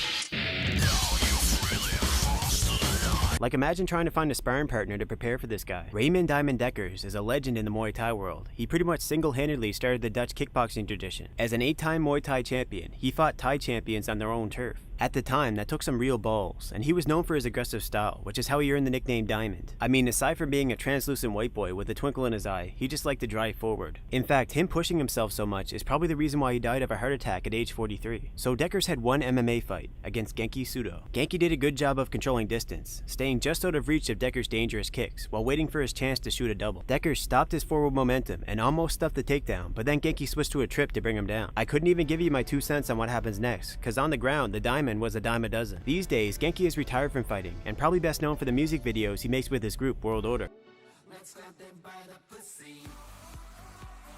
Did you know, girls don't like oral though? It's submissive. This reminds me though, there is something else that can be done to help prevent Europeans from going extinct. Credit where credit is due though, I actually came across this idea in a thread on 4chan's poll board. So here's the idea. Straight men could partner up with gays in a no-sex relationship, and both could pass on their genes through the use of surrogate mothers and have a family basically. I mean, this would cost a lot less, and thereby be more realistic at this point than maintaining a relationship with a woman. I mean, being in a relationship with a woman is like some kind of tax, and when you're married to one for a few years, you won't be getting much sex, or probably any at all anyways. And yet you still have to spend money for maintenance purposes. So really, you could more easily raise a kid with a homo. It's just much more affordable. Jason Mayhem Miller used to be a backup dancer for New Kids on the Block, but then he started coming up in the world and got his own dancers.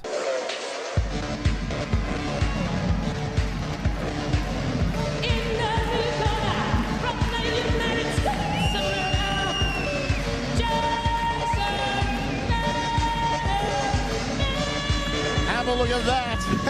The Japanese schoolgirls. A lot of people know Mayhem for that time he had a 5-hour standoff with the SWAT team while on Twitter. Which, by the way, reminds me, the YouTube copyright system is still, after all these years, set up such that if someone false strikes you and you want to put the ball back in their court, you've got to give up your name and address to them. And they don't have to give up any of their information, leaving you exposed to being doxxed or swatted for what very well could be a false claim. For that matter, there is no punishment for making false claims that I'm aware of. So it's like, what do? Well, and this is not legal advice, but somebody could have a standoff with the SWAT team on Twitter and use the publicity to expose some bullshit. That's how it is, man. We got some copyright turtis out here on YouTube, and Justice is just some blind bitch with a juice scale. She don't know how it be. And you remember my gay mafia video where I talk about the accomplishments of gays throughout the years and the high positions they've held? YouTube wouldn't have took that down, man. Like, they call me a hater basically, but who are the real haters when you can't even share facts about the achievements of a particular group of people? And none of this Desmond is great, girls washroom, Justin Trudeau bullshit. And you know what? I think I finally figured out the YouTube algorithm. It's a work of Jewish German engineering that can detect humor just to censor it. But oh well, right? I don't even know why they go after me. How am I offending anyone when my audience is more toxic than I am? I mean, it just doesn't make much sense culturally, right? My audience will attack me for the sake of attacking, but I at least have logical reasons for my opinions. You know, a friend of mine told me a story about how one time he ate tainted pork, and then the next morning, he was gay. Like he had thoughts about men, you know? And sure, it only lasted for a day, but it just goes to show that you can turn gay with just one slip up. So I disagree with people like Joe Rogan. If people don't want gay influence in their lives, or more importantly, the lives of their children, there's nothing wrong with that. Anyways, a man of culture such as myself remembers Mayhem for that show Bully Beatdown, where bullies get beat down by pro fighters, and this one guy who Miller fought himself, who had this whole thing about getting the poison out of his victims. What is the deal with getting the poison out? Their weakness is like a sickness. It's like a disease that they have, so I'm just getting it out of them. So you put them on like weightlifting regimen or? No, I bash their faces in. You know what else is poison? Failure. If you don't hate, if you don't loathe, if you deny the feeling of failure from giving you the pain you deserve, you're doing it wrong. If you're always failing and always feeling like a failure, it makes you gross. The insecurity just oozes out of you. It is fine to feel like a failure now and then, because that pain is a lesson. The problem though is when it starts to break your will. It is like fear, I suppose. It's an instinct that warns you of problems. But when it consumes you, you can't act decisively anymore. You become a broken person, and since you're harder to be around than when Humpty Dumpty hits the wall, there's a good chance you're not getting back up. But you know what? Even being a loser has its silver lining. Watching you fuck up so much is good for other people's self-esteem. Kazushi Sakuraba came into MMA with a background in catch and pro wrestling, and he used both. Being a high-level technician, he was able to make pro wrestling moves work for him. And with his aggressive catch wrestling style, he was able to overwhelm and defeat jiu-jitsu users, which is how he became the Gracie Hunter. In MMA, he defeated Royler Gracie, Renzo Gracie, and in particular, he had a match with Royce Gracie, which only ended when he broke the man's femur from accumulated damage. It was like Kimura all over again, and in fact, Sakuraba happens to be a Kimura connoisseur. You see, Kimuras aren't just offensive. He liked using the 2-on-1 Kimura-style grip to prevent chokes and as an escape technique. Like, it got to a point where his opponents were scared to take his back, because they knew he'd be twisting their arm off in a Tokyo minute. By the way, Sakuraba means cherry blossom, but Sakura trees only blossom in the spring. This guy's fighting past 50. He's just prolific like that. The world's greatest fertilizer is the blood of seppuku. War Machine. Yes, that's his real name. He had it legally changed as a way of settling a dispute with a wrestling company. The man formerly known as John Koppenhaver is half German, half Mexican, so obviously he can't be trusted with borders. One time he brought Ken Shamrock's teenage daughter to Mexico and just left her there. Well, at least he didn't turn her womb into a piñata and leave a bit of Mexico in her. So John had a pretty rough time growing up, and at some point he was just like, fuck that normal 9-to-5 shit, I'm an alpha male. He became a fighter and a porn star, and even started dating the now former porn star Christy Mack. What is it with fighters dating porn stars anyways? I mean, I guess they could teach each other ground positions or whatever, but I think it has a lot more to do with them both being in professions that require a lot of athleticism and pain tolerance. You know, they call porn the Olympics of film, but I like to think of it as the MMA of sex. So one day, War Machine came into Christy Mack's apartment and saw her in bed with another guy. Apparently they weren't even in the nude though, they were just eating cookies or something, but War Machine snaps. He beats the crap out of the guy, even bites him, and eventually chases him out of the apartment. And then he beats the absolute crapola out of Christy Mack. Like, this was a long and torturous process. At one point, he started going through her phone and hitting her for every message he saw that he didn't like. Like, it was bad. She ended up with 18 broken bones and a ruptured liver. And now War Machine's serving a life sentence on multiple charges. He did have some priors. Now, let me just say, I'm not defending what he did. He obviously took shit way too far. But according to Mack's own testimony, not long before this attack happened, she had sent War Machine a topless picture of herself. War Machine's reply was, "I need that." And of course, unless she's got Alzheimer's, she knew she had another man over. Now you see, and I'm still not saying this is what happened here, but the potential is there. A lot of women do like it when men fight over them, and will actually instigate such conflicts. I'm torn between whether it's because it feeds their narcissism, or if they just get off on the violence. Probably both. But since they run on female instincts a lot more than logic, sometimes they get more than they bargained for. She should have ran when he fucking bit the guy. Another thing about women is that to them, there's no reason to not sleep around while in a relationship. Yeah, it's gross as fuck, but look on the bright side. Free probiotics. This reminds me of a story. See, there was this teacher at my school who was also a farmer, and also a karate black belt. His best friend was the principal, and his wife also worked at that school, and everything was all cool, until one day he discovers that the principal and his wife were screwing. He doesn't take this very well. He goes to his barn, grabs his shotty,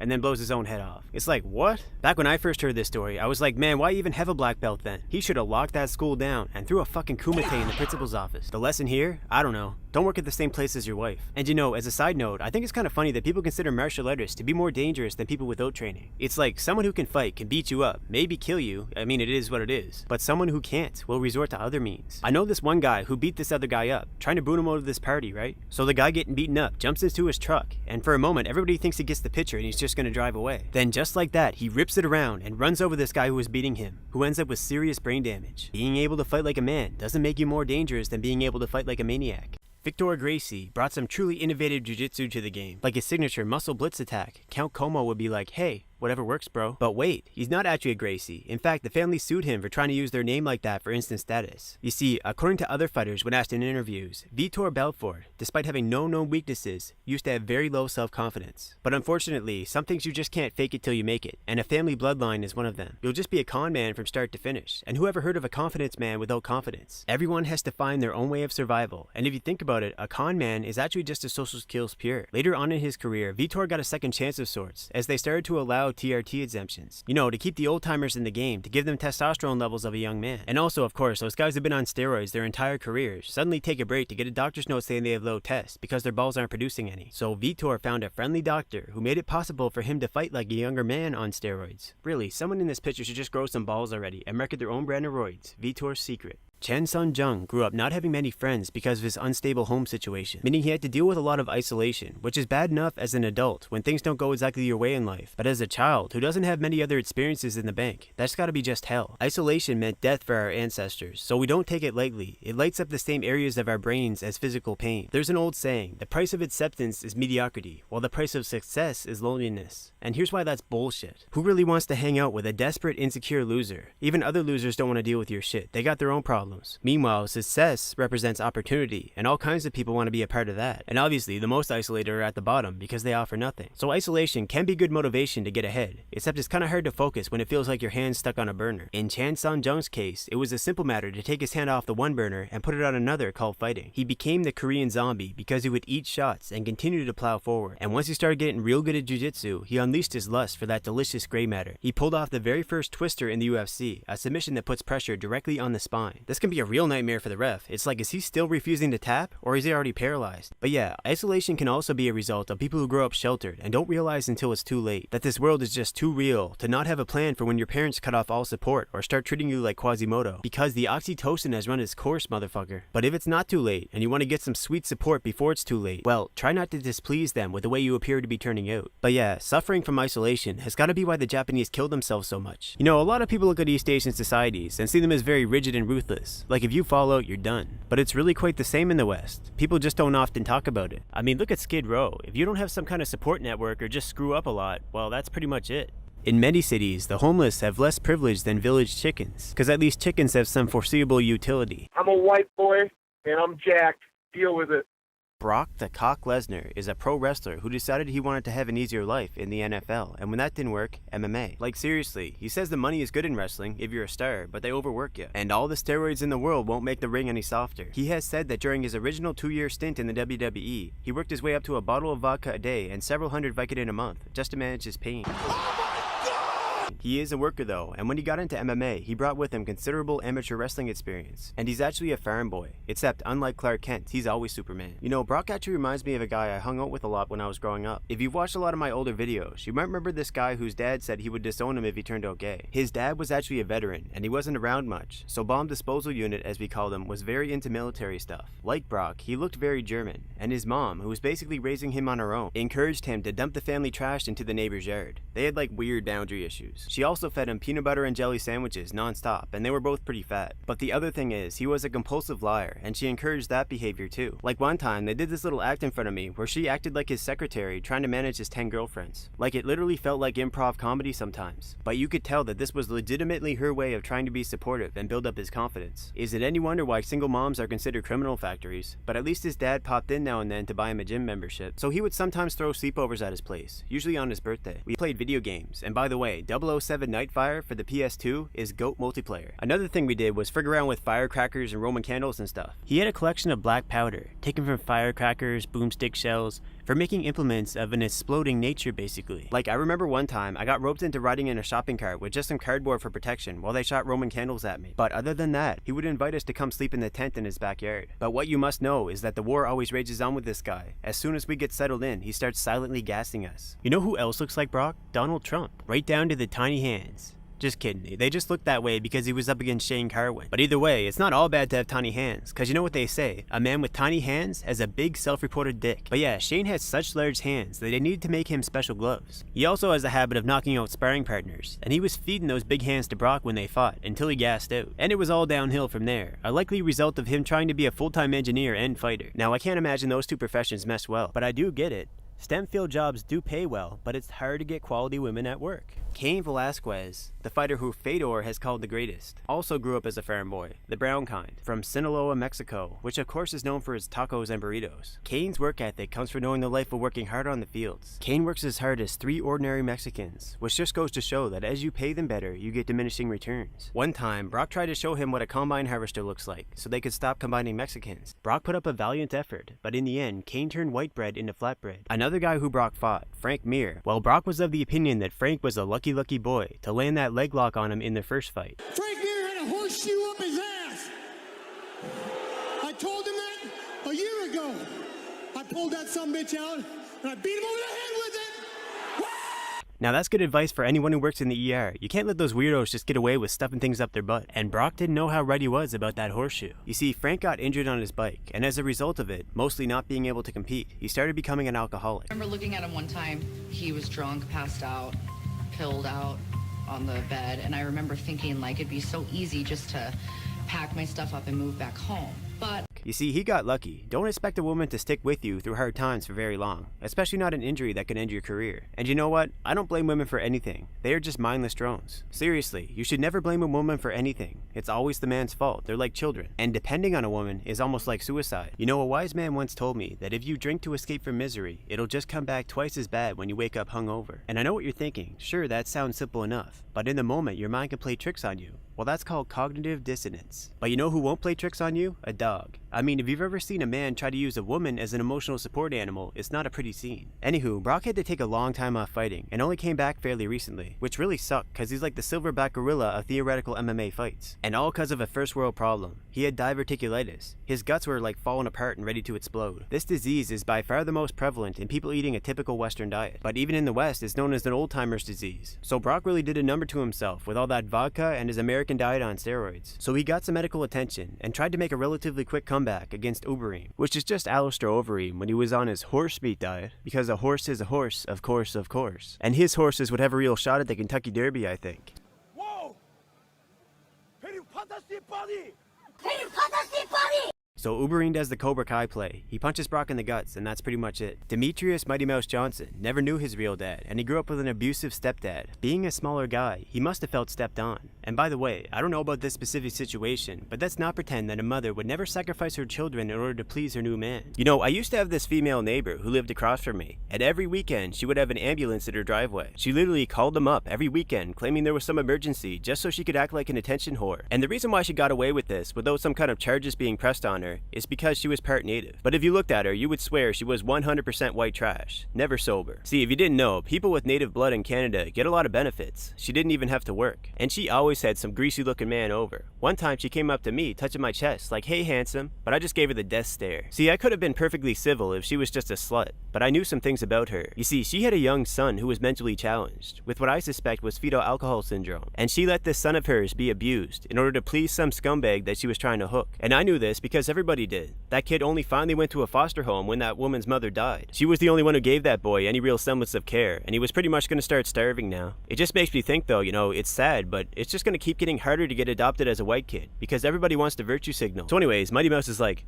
why don't you pick on somebody your own size? Wait a second, why don't I? He became a dominant flyweight champion in the UFC, but UFC fans didn't care about no flyweight champion. He had to start doing Twitch to pay the bills. This is because Americans are shallow and think bigger is always better. Like how football players are wide, basketball players are tall, and porn stars are long. I mean, it's so bad that the UFC ends up trading him away to the one organization in exchange for a dad bod named Ben Askren, who gives them 3 fights and ends up getting starched by Ponytail. You know, I disagree with Dana White when he says that they shouldn't be putting on circus fights, and I don't care if they have to do it in Singapore or Zanzibar Zanzibar, I want to see, and you want to see, Mighty Mouse versus Brock Lesnar. I mean, what's worse, being a circus fighter or just a second-class citizen? Mighty Mouse's special move, the Mousetrap, is like something out of a horror movie. It's so slick that it's almost surreal. But can it stop a Minnesota mountain gorilla on the mean streets of Suplex City? Can Brock keep his insides from exploding long enough to catch a diabolical mouse named Dimitri? There's only one way to find out. That's all go bitch to Dana White. Forrest Griffin first rose to fame due to his presence on that first season of The Ultimate Fighter, especially that fight in the finale with Stephen Boner, which admittedly was a lot of heart but not as much skill. Kids are calling me Stephanie Boner. And Forrest would continue to fight like that for his entire career, which leads to a short career, but also some really bad matchups. Like that time he fought Anderson Silva and found out he wasn't the one. Mr. Anderson. Dodge this. He looked at me like, oh, did you really think you were going to hit me? What a stupid thing to think, you slow white boy. To be fair though, Forrest is the only man to have fought Freddie Mercury and lived to tell the tale, but as a result he now has permanent brain damage and resembles a chimp. So Forrest has taken a lot of damage, but he loves it, so he put off retirement for as long as he could. The knee was pretty, I had the patella reconstruction, ACL, MCL, meniscus, and my penis fell off. Well, there you go. Now if he wants it, he can join the Nevada State Athletic Commission with the other dickless wonders. MMA organizations have tried a lot of things to get away from the commissions, such as when King of the Cage was hosting events on Indian reservations. And doing so to get away from the commissions is a loophole that doesn't exist for boxing, only MMA. The UFC has a Fight Island these days, but the original Fight Island was actually hosted by Bodog. They fought outside on a hot tarp, which they used as a weapon to burn each other. I think the reason why people in tropical paradises tend to be more violent is because of the abundance of resources and the lack of other forms of population control, with there obviously being a finite amount of territory. Nature will always seek a balance, whether it's through falling coconuts or spearfishing accidents. And in the case of people like Mark Hunt, I think the coconuts stopped working. I like to think that the reason it's called the soccer kick is that, unlike in soccer, they finally had a way to punish people who go to the ground to stall. Who wants to see Anderson Silva dance?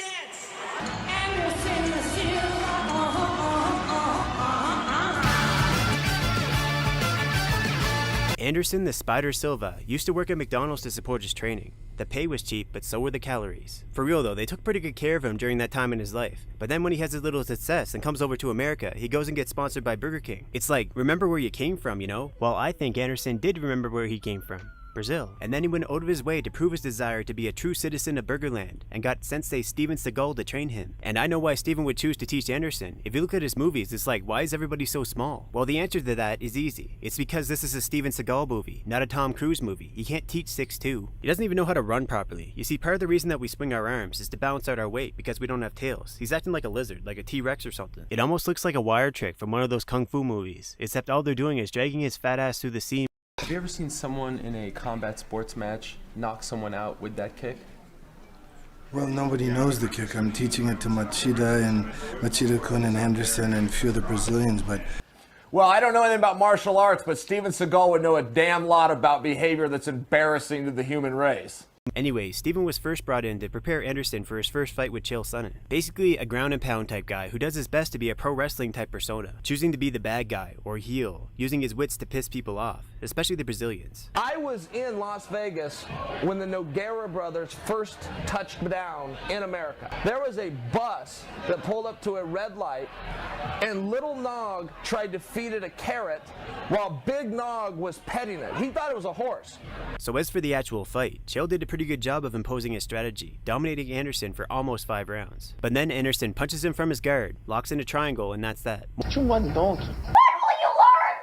What will you learn? That your actions have consequences! More often than not though, Anderson wins the fight with his stand-up game. He's not aggressive though, he actually likes to taunt his opponents and then use his superior speed and reach to catch them on the way in. If Andy is standing still and his opponent is coming in, he has the advantage with landing his jab, especially with his great strike accuracy. Now ironically, because you get the impression that he's adverse to taking damage in his fights, Anderson, along with most of the other big-name Brazilians, trained at Judo Box, which was long known for their hard sparring sessions. In fact, here's a little tidbit of the mindset they had there. Vanderlei Silva, who's also trained at Judo Box, has stated that he used to believe that the more you get hit in the head, the more you can take. When of course the opposite is true. Your brain is soft and squishy, it's fatty acids and blood vessels and stuff. Building up scar tissue and rupturing blood vessels is not going to improve anything. There's also connective tissue that basically holds your brain in place, and that can tear, meaning your brain will smack into the inside of your skull even harder. One thing you can say though is that by taking shots, you'll naturally learn how to roll with the punches to minimize damage. Another thing is that sparring is rarely just sparring anyways. There's a lot of bullshit that comes into it. Some people try to be sly, throwing lots of soft shots then mixing in a hard one to try and drop their opponent.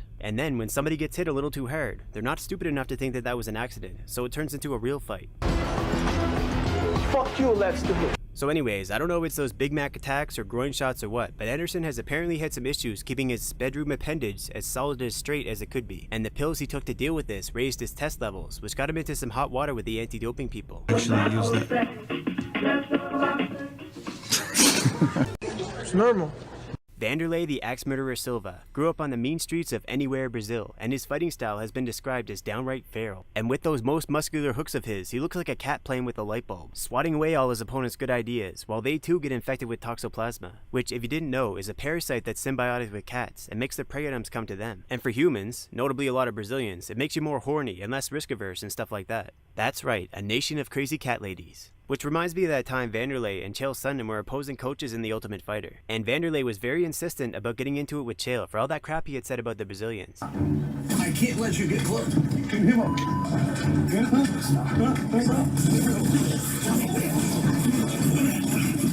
The real loser here is Chael's toe. Vanderlei came up having a lot of brutal fights in Vale Tudo, and as a result, he had a lot of scar tissue around his eyes. And the more scar tissue there is, the easier it is to split his brow open again. So eventually he had it surgically fixed, along with his busted up nose. But not everything is so easily fixed. So I knew this guy in high school who went to MMA classes, and eventually he started going out and looking for a real fight. I got the sense that the teacher of that class kinda low-key encouraged his students to do so. So one day, he starts messing with this out-of-towner kid at the movie theater. He puts him in a headlock, basically bullying him. Now you see, kids from my town and from this kid's town had something of a rivalry, which usually culminated in a fight in the McDonald's parking lot. So this out-of-towner kid was practically an approved target. No one would look down on this guy from my school for bullying him. But this kid wasn't having it. He punches his way out of the headlock, knocks the guy down, and this guy from my school starts getting curb stomped. Fucked up all his teeth. And I mean, he got them fixed, but there's still fracture lines all through. And I should mention, people from that town were known for curb stomping people. They even put videos of them doing so up on Facebook. Lesson here is, don't play games when it comes to a real fight. In the ring, it usually stops when one fighter is at the other's mercy. But in the streets, it could be just getting started. It's a fight with the best fights in the world. For this, I'm coming here tonight. Because I want to fight with Chuck here. Chuck. Don't care, I'm gonna knock him out. Christine Cyborg Justiano got her fighter nickname from her ex-husband, the reverse unicorn Evangelista Santos. And frankly, even though it's also one of Fedor's nicknames, it suits her best of all. I mean, she lights those girls up in there worse than Christmas alone. And you know, there was always rumors about Cyborg. When I saw her at the MMA Awards, she looked like Vanderlei Silva in a dress and heels. And she did. It's a trap! You've activated my trap card! Actually, she got popped for stanozolol in 2012. And maybe by seeing a woman take this kind of beating, you'll have a more visceral response to what happens when one person takes steroids while the other doesn't. Or, more likely, when one person takes better steroids than the other. Let's just be real, like many things in life, there's a pay-to-win aspect here. Whoever can afford to get their hands on the best stuff that somehow avoids the current testing will have a distinct advantage. But anyways, I'll have you know that there really was a transsexual fighter, post-op, named Fallon Fox. Joe Rogan has had a lot to say about this topic. Like if you had a dick at one point, you also get the body that comes with having a dick. And therefore should not be allowed to compete with people who've never had a dick. But here's another way to look at it. If you have a meteorite landing site in your pants, you should have the privilege of being able to fight women, because nobody should have to try that hard in order to be accepted as one. Coming out of surgery looking like a Thanksgiving turkey. You know, some people get wounded by an arrow to the knee. Some people get brain damage from being too fast and too furious. But some poor fucker ends up taking a meteorite to the dick. If you had a rocket launching pad in your pants, no organization should be able to tell you that no you can't. In fact, women should be lining up to get beaten up by you because women should support other women, especially a woman with a rocket launching pad in her pants. I mean, this is a national security threat. Somebody give this woman some applause.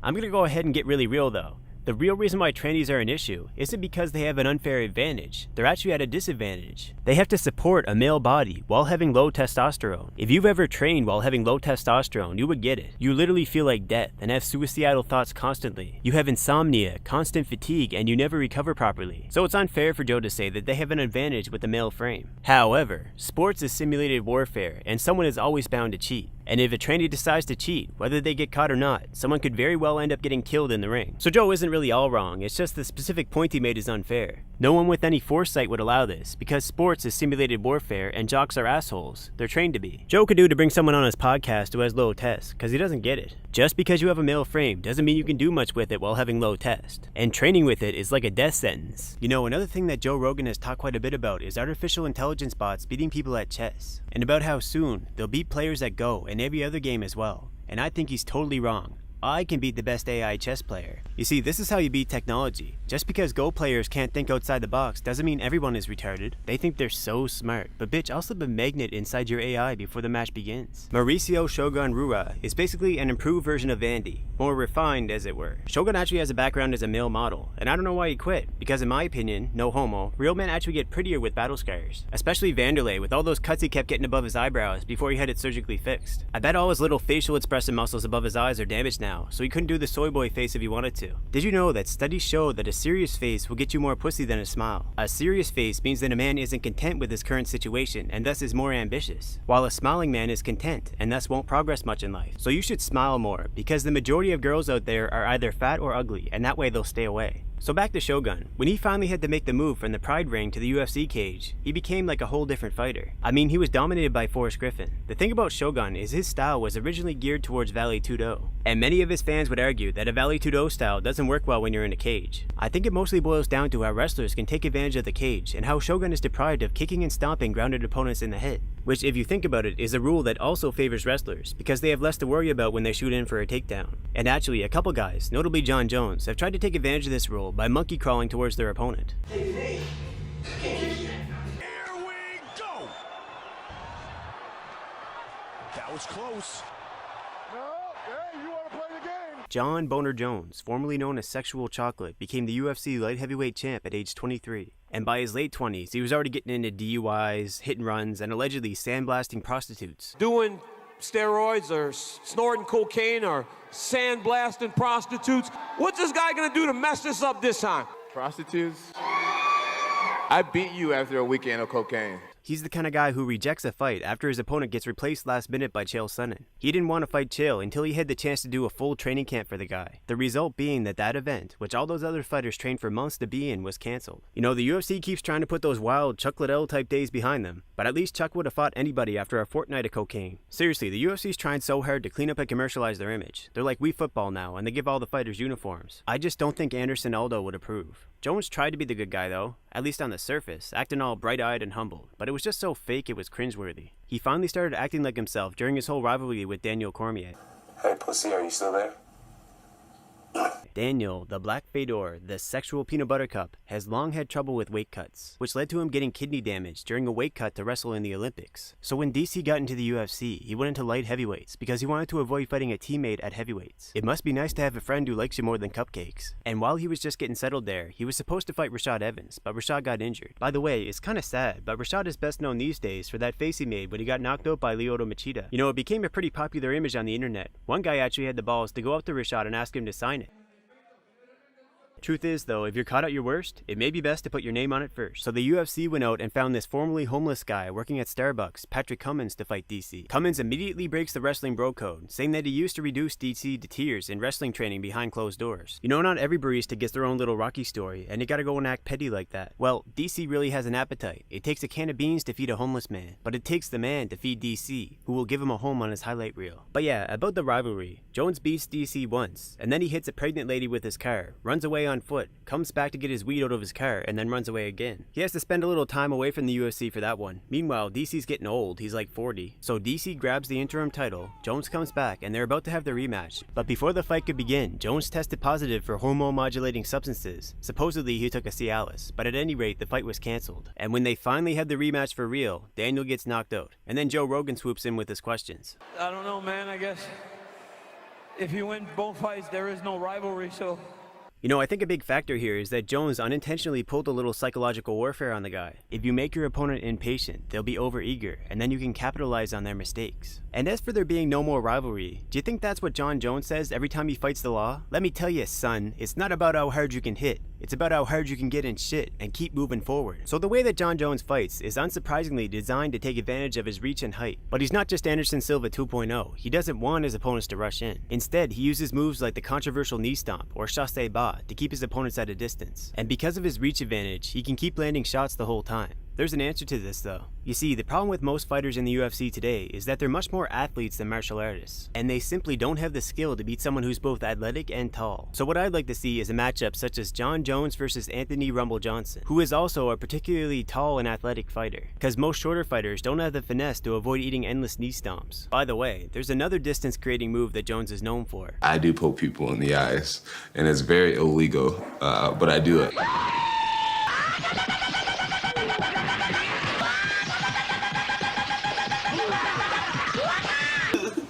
Jones put his finger in his eye, dirtiest fighter in MMA. You know, eye pokes are pretty street approved and all, but they're one of those things that wouldn't happen as much if you just got rid of the gloves. People would use more traditional stances rather than this so-called MMA stance, which only exists because people get so many chances to shoot for a double A because they can just blast jabs with the gloves. Now, if somebody tried using finger jabs on somebody using a more traditional martial arts stance, they would soon have their fingers broken when that second somebody blocks with their elbows. You know, an eye for an eye will leave the whole world blind, but two eyes for an eye will just blind the guy who started it. You know who strikes me as the opposite of Jon Jones? Quinton Rampage Jackson. Jon Jones has been known to use cocaine. He acted like a big dick to the police when they caught him with a Trojan Magnum. He didn't take responsibility when he hit a pregnant woman with his car, and his brother got into university by playing football. And that's just a short list. He's even been charged with battery of a strip club waitress. I bet he didn't even tip. Contrast that with Jackson, who became a weeaboo and absorbed Japanese culture while fighting in Pride. In fact, he married a Japanese woman as his second wife. Compared to Jones, Jackson, who dry humps reporters and Inoki slaps his fans, is a very responsible guy, and he paid for his sister's college because family is important to him. His worst offense would have to be that time he lost to Forrest Griffin and then drank so many energy drinks that he reached a state of delirium. Then he got in his truck because in his delusional mind, he thought he had to save his friend from dying when he falls asleep. He was riding over the curb and smashed it into parked cars until the police finally stopped him. It's kinda hard not to take responsibility when you're painted on the side of your truck.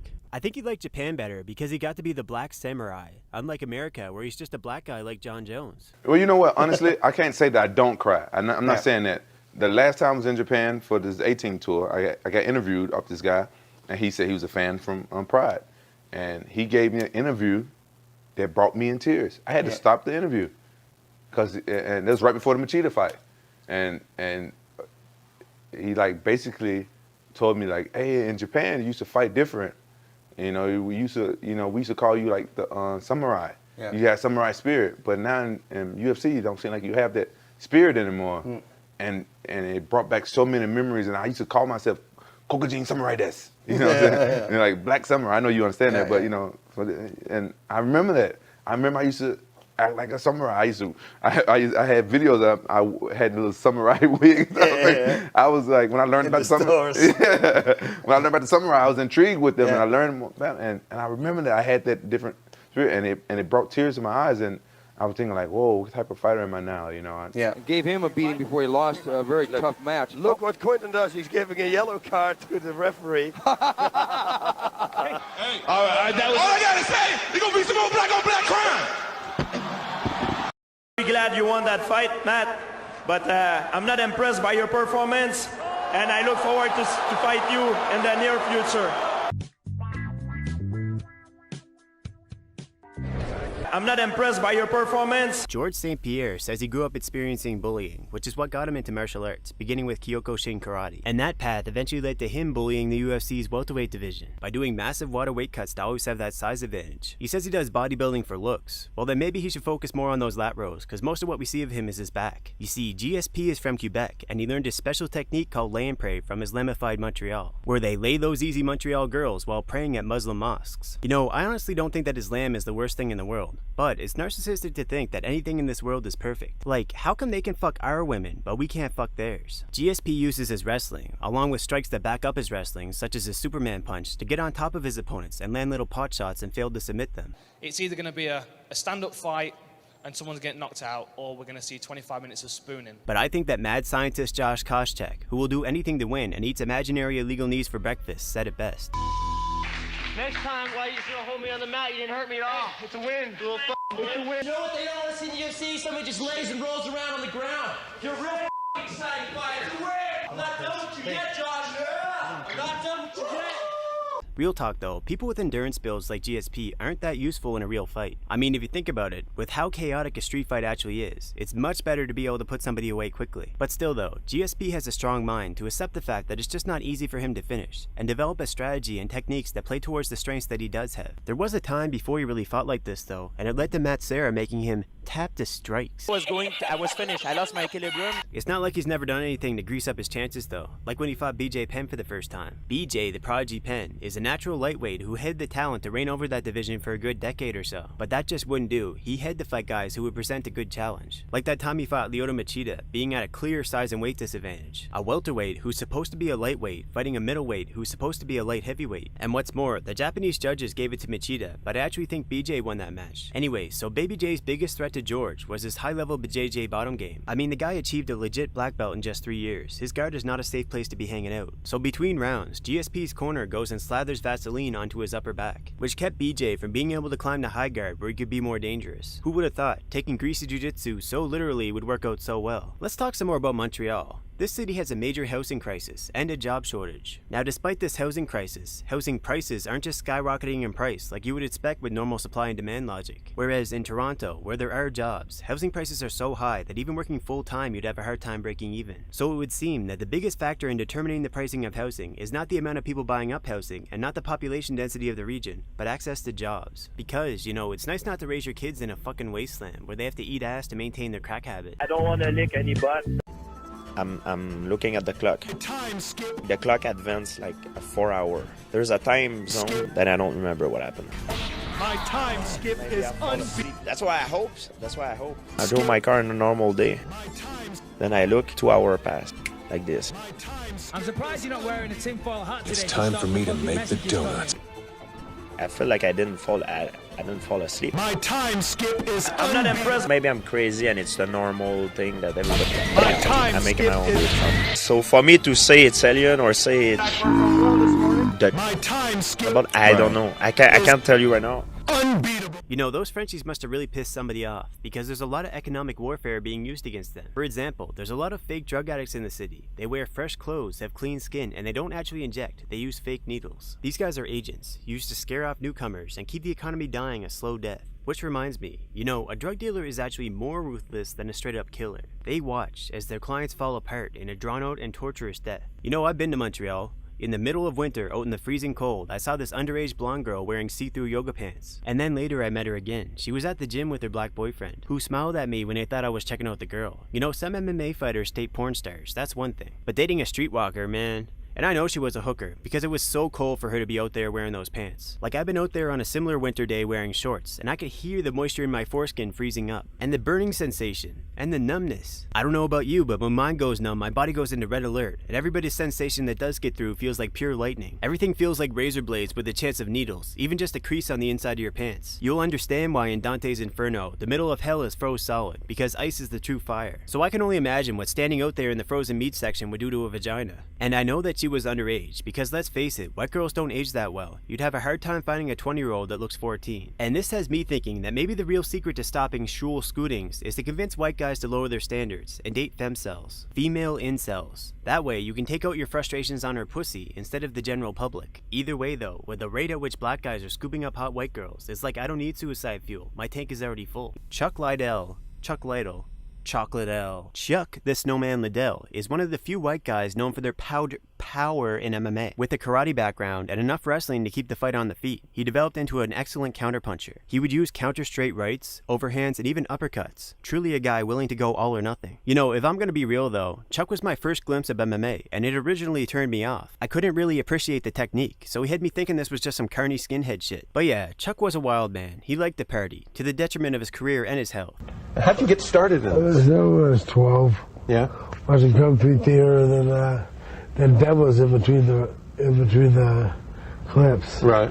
And I really got interested in the clips and started teaching them. Okay, I'm gonna knock him out. You can see what that lifestyle did to him when he came out of retirement not that long ago to fight Tito Ortiz. And he looked stiffer than a Viagra commercial, jitterbugging the whole time with his no chin left pulsey. but to be fair, he went in there with a neck injury. And I don't actually think that he did it because he was desperate for money. Apparently Chuck owns a couple bars. The Iceman just didn't know when to let it go. So Chuck and Randy Couture were opposing coaches in the first season of The Ultimate Fighter, which consisted of tournament-style elimination matches for prospective fighters. The rest of the show being filled with the type of reality television that I call beer factor. I do. The fans love two guys that bang, whatever that means. You know, hope can be dangerous, because when the future starts looking bright, you can start dreaming too much and drop your guard. I mean, it's addictive, and you can get stuck in a mental loop with it, just like with self-pity. So it's better to be able to fight, even in the darkness, without hope, because in a way, hope doesn't really even matter. It could work out or it could not, but being consistent in your efforts is the most impact you can have. Hope is a green light, indicating that you might be headed in a viable direction. It's not a fucking parade to give you the runaround. So this first season was hosted by the singer Willa Ford, who Chuck dated for a while. Okay, you guys have all had a chance to train with both Randy and Chuck at 24 hours. So? It's about, do you want to be a fighter?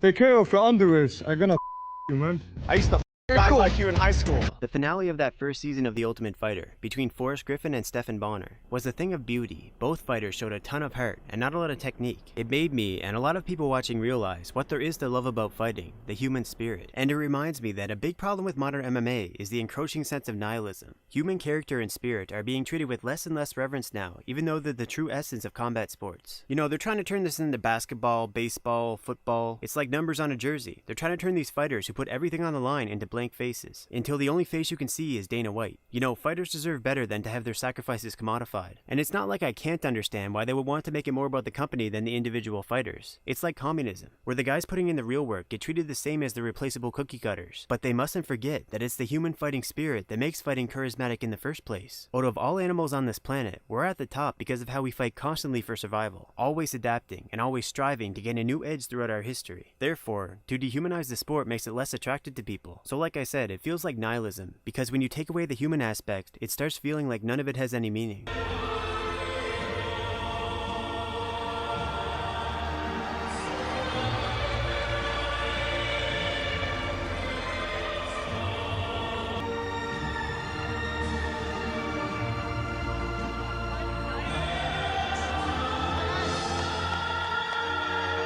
Yoshihiro Akiyama, known to the ladies as Sexyama, has a background in judo, which he actually uses defensively in order to keep the fight standing and apply his striking. But apparently that's not always enough. When he fought Sakuraba, it was claimed that the gi he walked in with was very slippery, and that whatever this substance was, it got onto his body and made it hard for Sakuraba to apply his takedowns. As people pressed him on the issue, Akiyama started to admit that he may have used a little lotion to deal with his dry skin or to treat his gi, but then it turned out that the pre-fight footage had caught him applying 6 entire bottles of Olay lotion to himself. Being glow-in-the-dark sexy is a full-time job. By the way, I know quite a few of you guys are familiar with the Asian Identity subreddit. It is quite an interesting place, because it's actually full of Indians and blacks LARPing as East Asians. And one thing they like to do there is encourage East Asians and other POC to get involved in the film industry. You see, as things currently stand, the film industry is slowly drying up, and they want those Asians to get in there to keep it alive. You see, the film industry is really largely just an avenue for laundering drug money, and a lot of those minority crime groups that sell drugs are really being led by whites. You may have noticed that many of these films being made are actually pandering to these particular minorities. Like, blacks get a lot of positive representation in films which exist partially because of them destroying their own communities with drugs. Cause you see, you can't just sell drugs en masse like that without a huge amount of influence. They need it to not get locked up.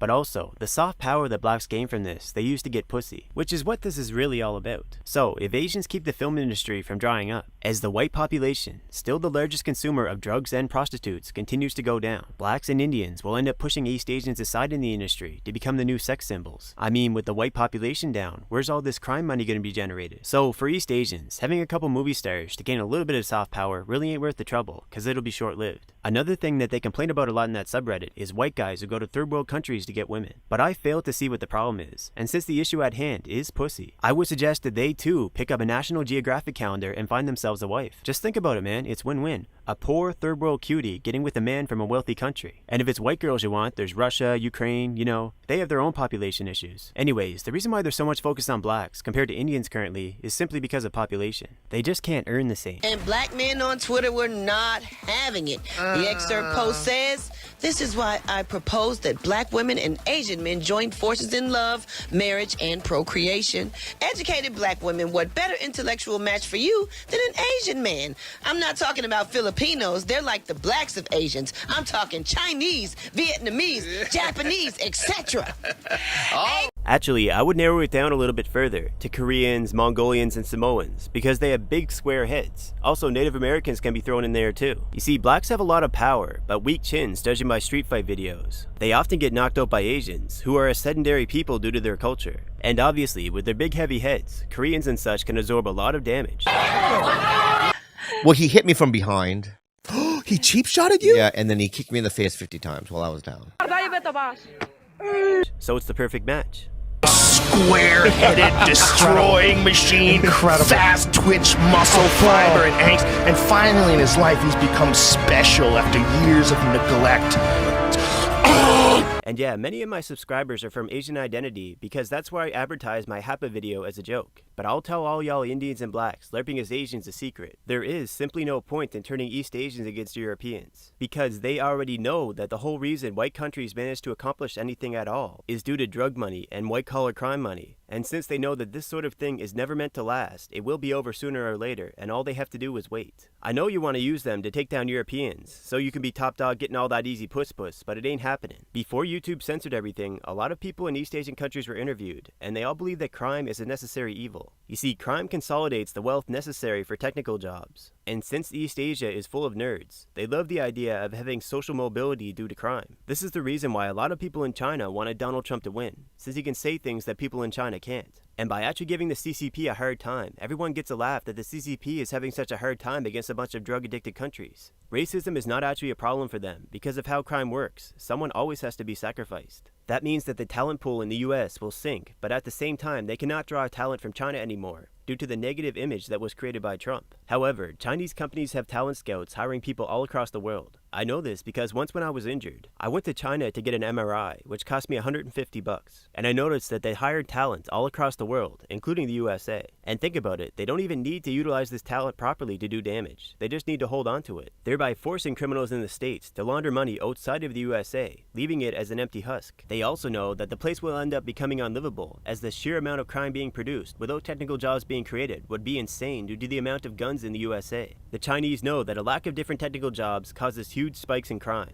A lot of Chinese people in China go to the medical field as a way to escape poverty, but it doesn't work well for them because there's already too many doctors in China. And this has led to a huge spike in horrible crimes all across China, creating a huge distrust in the medical community. The Western media actually protects the image of the CCP by blaming organ harvesting on the government and Falun Gong, distancing the public from the real issue. The real problem being the lack of social mobility due to the lack of quality jobs being created. Since the wait time for seeing a surgeon in Canada is 2 years, I went with my friend all the way to China. A lot of doctors over there team up with gangsters. They are mostly hidden within small villages, far away from the cities. I went and visited his family within the village, and the locals told my friend to avoid the motorcycle taxis at night, since they would rush you up into the mountains at night where they would harvest your organs. They can drive those motorcycles in pitch black. You see, the reason why people actually prefer the darkness over there is because the darkness prevents you from getting raped by goblins. Whereas in the West, people think that a well-lit place prevents you from getting raped by goblins. Only the villagers know how to navigate the place with no light, so you basically have an idea who these doctors have teamed up with. However, when it comes to organ harvesting, it is simply impossible to sell these organs without the help of white-collar criminals. At the time, I had suffered some kind of lung injury in China, which had caused an air pocket to be trapped in there. The doctor that I saw told me that I would need surgery for it, otherwise my lung would collapse. My friend though told me not to do it, but I raged out at him, telling him that he's not a doctor and he don't know shit. Funnily enough though, I looked it up online, and the percentage of people with this sort of injury that actually needed a surgery was well below what I was told. This woke me up to what can happen. So when it was time for me to see a surgeon in a Chinese hospital, they had all European doctors, because the wealthy people who owned that hospital thought that hiring foreigners would somehow earn the trust of the Chinese people, which clearly did not work, because the hospital was completely empty in a country with such a large population. This was 9 years ago, and that hospital probably went bankrupt. I do believe that the wealthy over there probably has some kind of special pollution-induced autism. This Australian doctor told me that I need surgery, otherwise I would suffer from permanent spine damage. This was a lie. My injury simply never healed due to low testosterone. The muscle tissue was chronically tight because it was trying to protect a tendon that won't heal due to a lack of blood and low testosterone.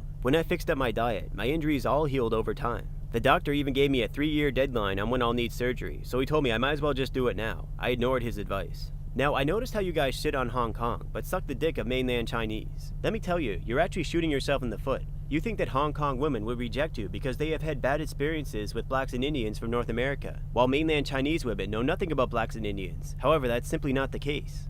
A lot of Filipino maids in Hong Kong actually teach Hong Kong women while they are young and impressionable to date black and Indian men, just for the sake of trolling them, because they actually think that black and Indian men are poor, whereas the mainland Chinese women actually don't like black and Indians, depending on where they're from. You see, the mainland Chinese within the villages are actually very familiar with people taking advantage of them. They have no internet or TV, but stereotype Indians as rapists, because Indians have actually went to those villages to rape. They also have become familiar with white men taking their women for decades. There's a lot of mainstream and alternative media saying that they have found 30 million missing Chinese girls in villages. However, that is complete bullshit. That might have been true 20 years ago, but the last time I went, it was just all old people. It's a complete sausage fest over there, from the city to the villages. Whereas the Chinese in the city have more experiences with violent black people. See, blacks actually have more street smarts, since they won't actually go into these villages, which are dangerous. Chinese cities have almost no cops, but the villages have none whatsoever. I actually know this white guy who found himself a girl in a Chinese village. He actually went to her Chinese fiance and told the dude that he can take care of her, but he can't take care of her whole family.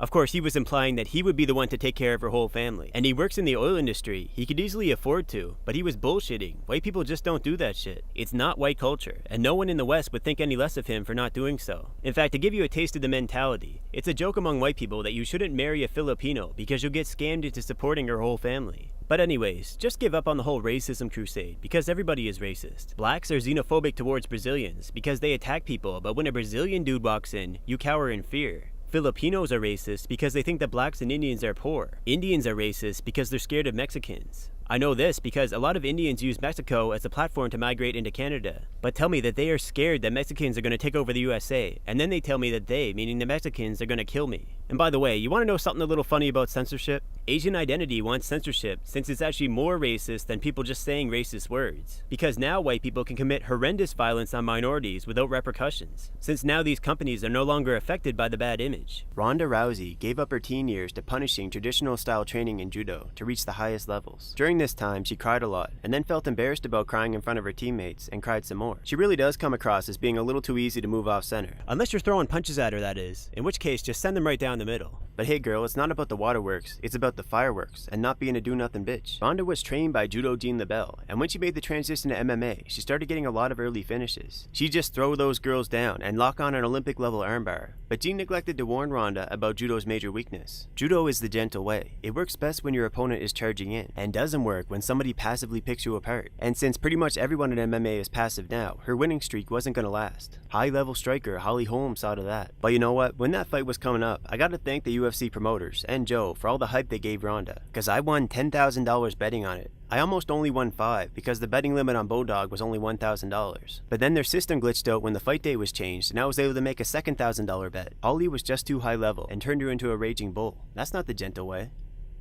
Ronda's hype was like collective hypnosis at that point. Few seemed to take notice of her shadowboxing for the promo, and the way it ended. She got kicked in the head, but really, she got kicked in the neck. It was a real phone call from hell, and Ronda was devastated. But before she left the sport for good to focus on pro wrestling, she had a crack at Amanda Nunes, who knocked out Holly Holm style. By the way, you know those oblique kicks that John Jones uses? They only really work when you're the taller fighter. Amanda Nunes is called a lioness, I think because she likes to hunt in the bush. Now get this, she's engaged to Nina Ansaroff, who fights in the UFC's strawweight division. And in 2018, she fought Raquel Pennington, who's engaged to UFC strawweight Tecia Torres. Amanda has credited her success to her relationship, so they got a kind of Band of Thieves thing going on. With that said though, you know all those love songs you hear on the radio, sung by females? Whenever I hear women sing about love, I keep thinking that they must have homosexual ghostwriters, because women don't know the Webster's definition of love. But then, I don't know how strong hypergamy instincts are when it comes to lesbians. I also tend to think that most lesbians are just normal girls, who fail to get the attention of a man alpha enough to do it for them.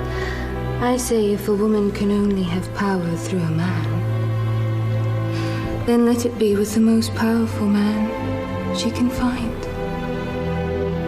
Anyways, the way Amanda beat Ronda exposed her second major flaw. She's got no head movement and she flinches every time she gets hit. I mean, these girls made her stand-up game look so bad, she should put stand-up comedy in her resume. Here's a few more facts about Ronda. She's very ticklish, a big fan of the Pokemon games, and Vegeta's where he's at. He was my cartoon crush. Love him. You had a cartoon crush? Oh yeah, man, I would have gone cartoon for him. Don't you see the universe matters more than your meaningless squabble? Meaningless, huh? What do you know of meaningless?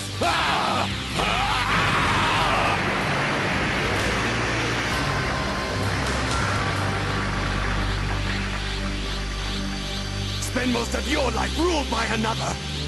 Watch your race dwindle to a handful. And then, tell me what has more meaning than your own strength. You know, I think there will be a Fifth Reich, and this time they'll use BBC to lead the way. As foretold by Charlie Manson, this time there really will be a 1,000-year Reich. I know they say third time's the charm, but Germans are a little autistic. Should have ruled this planet. You were stronger, smarter. But then they came. Those inferior dullards. It is time to take back what is mine. I will not live my life as your second. That time is over. Every breath you take is an assault to my honor. Look at that, Vegeta is so alpha that he even attracts big beautiful black women. Fedor, the last Emperor Emelianenko, came into MMA with high-level judo and top-level sambo, and his striking resembles that of Igor Vovchanchyn's, including the use of the Russian hook, part of an overall style of punching, allegedly developed by Russian sports scientists to be more efficient, and I really have no good argument otherwise. Fedor is a living legend because of the incredible run that he had in Pride, and it's not just that he kept winning, but how. I mean, he was like a soul-eating demon. Only top tiers like Nogueira could take a loss from him and not be broken as a fighter. And I mean, he's a fighter with very few flaws. Psst, take his back if you can. Seriously, Fedor's opponents have often been able to catch his back. It's probably related to his body type, and partly because he tries to shoulder toss people and sneak out the back while he's already mounted. But yeah, there were moments when you thought it was over, but he just comes back and takes it. Like when he got rocked by Kazuyuki Fujita. Supposedly, him waving his hands like that was a distraction technique to buy time. Or that time he got suplexed by Kevin the Monster Randleman. A lot of people held their breath, thinking this would be the first high-profile death in MMA. But somehow, his skull survived impact, and he just cracked 2 ribs. And then he won the fight.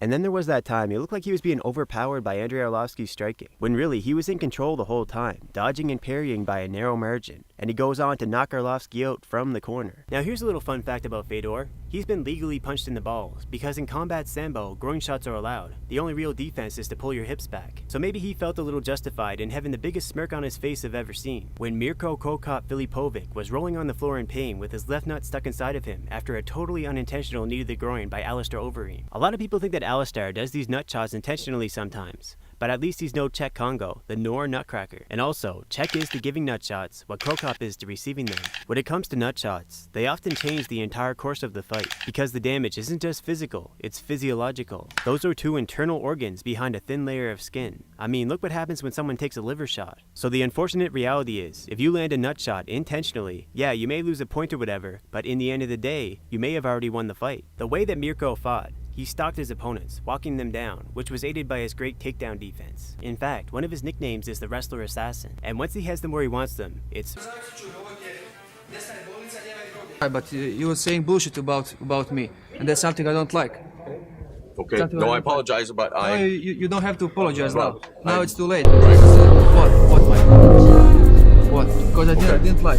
Right. You understand? Oh, I do understand. The reason he's called Krokop, by the way, is because he was a commando in the Croatian Anti-Terrorist Unit Alpha. He says he chose that line of work because he was a fan of ninjas as a kid, but he's also a fan of Van Damme, so maybe he was just trying to be that guy from Bloodsport. Krokop's high kicks are special because he learned to extend his leg at the last possible moment, which avoids most blocks. And it's with his devastating left high kick that Krokop took out Fedor's brother Alexander, which set the tone for the super fight that everybody knew was only a matter of time. Fedor went in there very focused on not taking a direct hit from that kick. In fact, he ate a couple hair crosses because they were simply of lesser priority. Eventually though, he managed to all but seal off Krokop's kicks with a well-timed leg kick, and then he took down Krokop multiple times, winning on the scorecard using ground and pound, but never really cracked his man open. It wasn't easy for him. After the fight, he said he never wanted to fight Krokop again, and never did, despite Krokop asking for him for his retirement fight. Krokop would go on to fight in the UFC, where he didn't fare as well as he did in the Pride ring. He even got Krokop by Gabriel Gonzaga. As to the reason why, well, of course there's the elephant in the room. His knees weren't getting their monthly HGH injections. But really though, I think it comes down to the difference between the ring and the cage. A guy like him who stalks his prey benefits from the smaller ring and 4 corners. The way that Krokop would use the ring, reminds me of this one Body Shots boxing match I had. My opponent, whose backyard ring we were fighting in, was like 350 pounds. He had the head of a gorilla, the body of a hippo, the arms of a T-Rex, and the legs of an elephant. I mean, this was a strange guy. He would invite kids over that were way smaller than him to be used for training. The ground was literally stained with children's blood, and it was so compacted from him always walking around it that falling was like hitting concrete. But yeah, this guy used to hang out at the comic store all day. Then all of a sudden, he decided to drop out of high school and just train every single day. And not just in boxing, he was in judo and cracked my friend's skull by belly flopping on him. Seriously, judo could do to have a little consideration for weight classes when it comes to training. This guy was also a big time gym rat, and I'm talking marathon workouts. He'd be there for hours every day, and he was super insecure. He forced his friends to touch his thighs, because that was the only part of him that had any visible semblance of strength. And to show that he's not just some fat guy, he boxed people in the Canadian military. It got to where some of those military guys refused to box him. Military men might not be tough, but he proved his point because they are in shape. Anyways, this ring, which was undersized by the way, was made out of metal poles and iron wires. It literally could have killed me. So as the lighter and more mobile guy, I keep jumping in and out, landing jabs to his guts. But it was getting dark out. I didn't even realize how little room I had to work with, and he quickly cornered me. He hadn't even thrown a single punch up till then. He knew what he was doing, and it was time. He drilled me into the ropes, but not fast. He's not a fast twitch fiber guy. Before this match, I had showed off that I had a half-decent six-pack, and he said that because of that, I qualified for the match. Which made no sense, cause it's not like I had extra thick muscle, I just had low body fat. With that rubber stamp qualification, I was now a dangerous opponent, made of solid iron. So it was perfectly understandable that just when I thought he would finally retract his fist from my guts, he had another inch to go. After taking just 2 of those, my guts were heaving violently, and my strength was gone. I was already trying to fall down and get reset before the third one hit, and then my legs were really gone. After a couple seconds on the floor, I still had a little more in me though, so we reset, and I rushed in with a flurry of jabs, and jumped back. I didn't think that I was getting anywhere, and I didn't have the guts to go in for a real power shot, so I started getting walked down again. Too bad though, cause my friend would later tell me that those jabs were actually working. He had a pained expression on his face. So I get drilled into the ropes again. This time I get punched clean through and crumple into the fetal position. There was a little bit of blood in my urine the next day, so I'm not that unhappy with myself for calling it quits there. And as for that backyard ring, the police would eventually show up to shut it down. The last match that guy and his crew had for a long time was in a tunnel underneath some baseball bleachers. I was there, getting the shit beat out of me.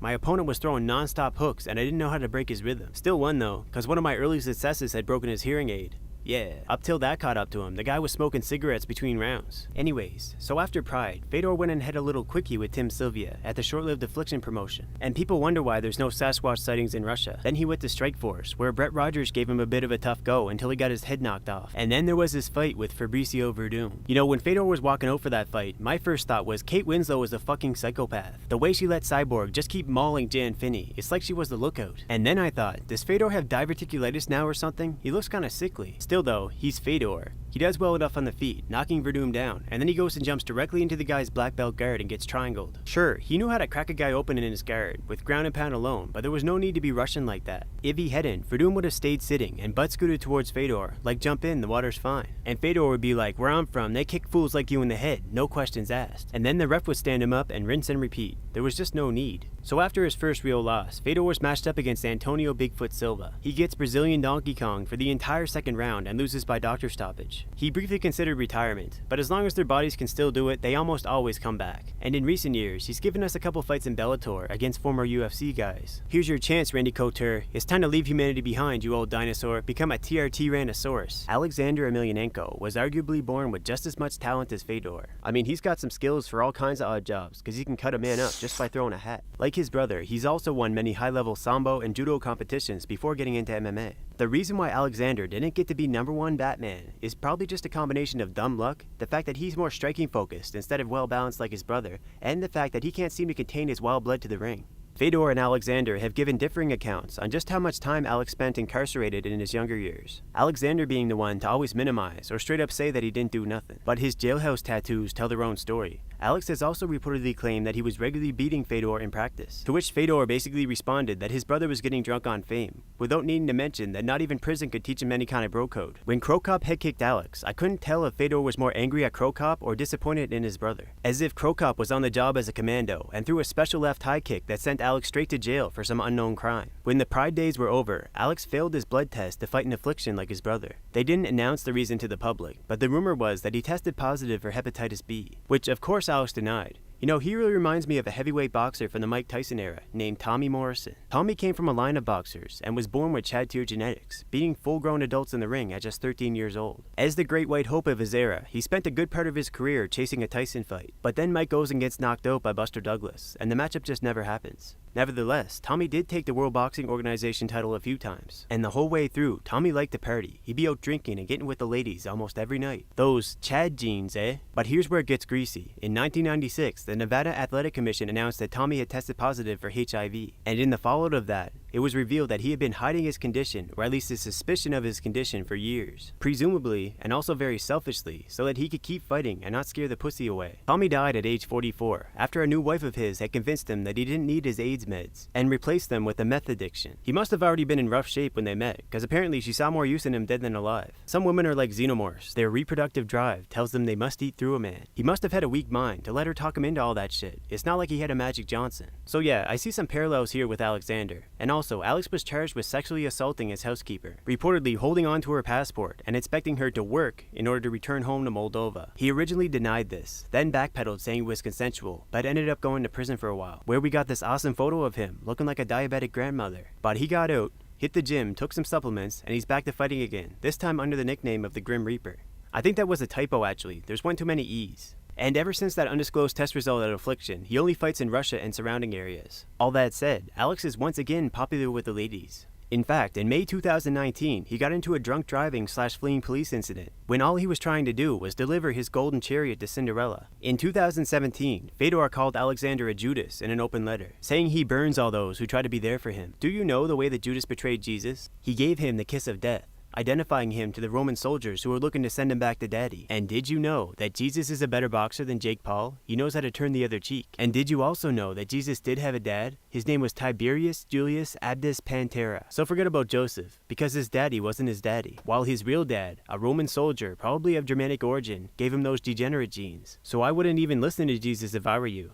Two people who aren't going to save you. Herb Dean and Jesus Christ. If there's one version in this whole situation, it's Joseph. He died inside for the sins of gullible beta males everywhere. Tito Ortiz is a ground and pound fighter from the Chuck Liddell era. In fact, he had a bit of a rivalry with Chuck. He even went with the 90s flame shorts as an answer to Chuck's icy balls. But it only seemed to matter in their final fight when Chuck was pushing 50. That fight was honestly hard to watch, but for Tito, it sparked a sudden resurgence in popularity. It's not so much that people want to watch Tito fight some more, they want him to open his mouth.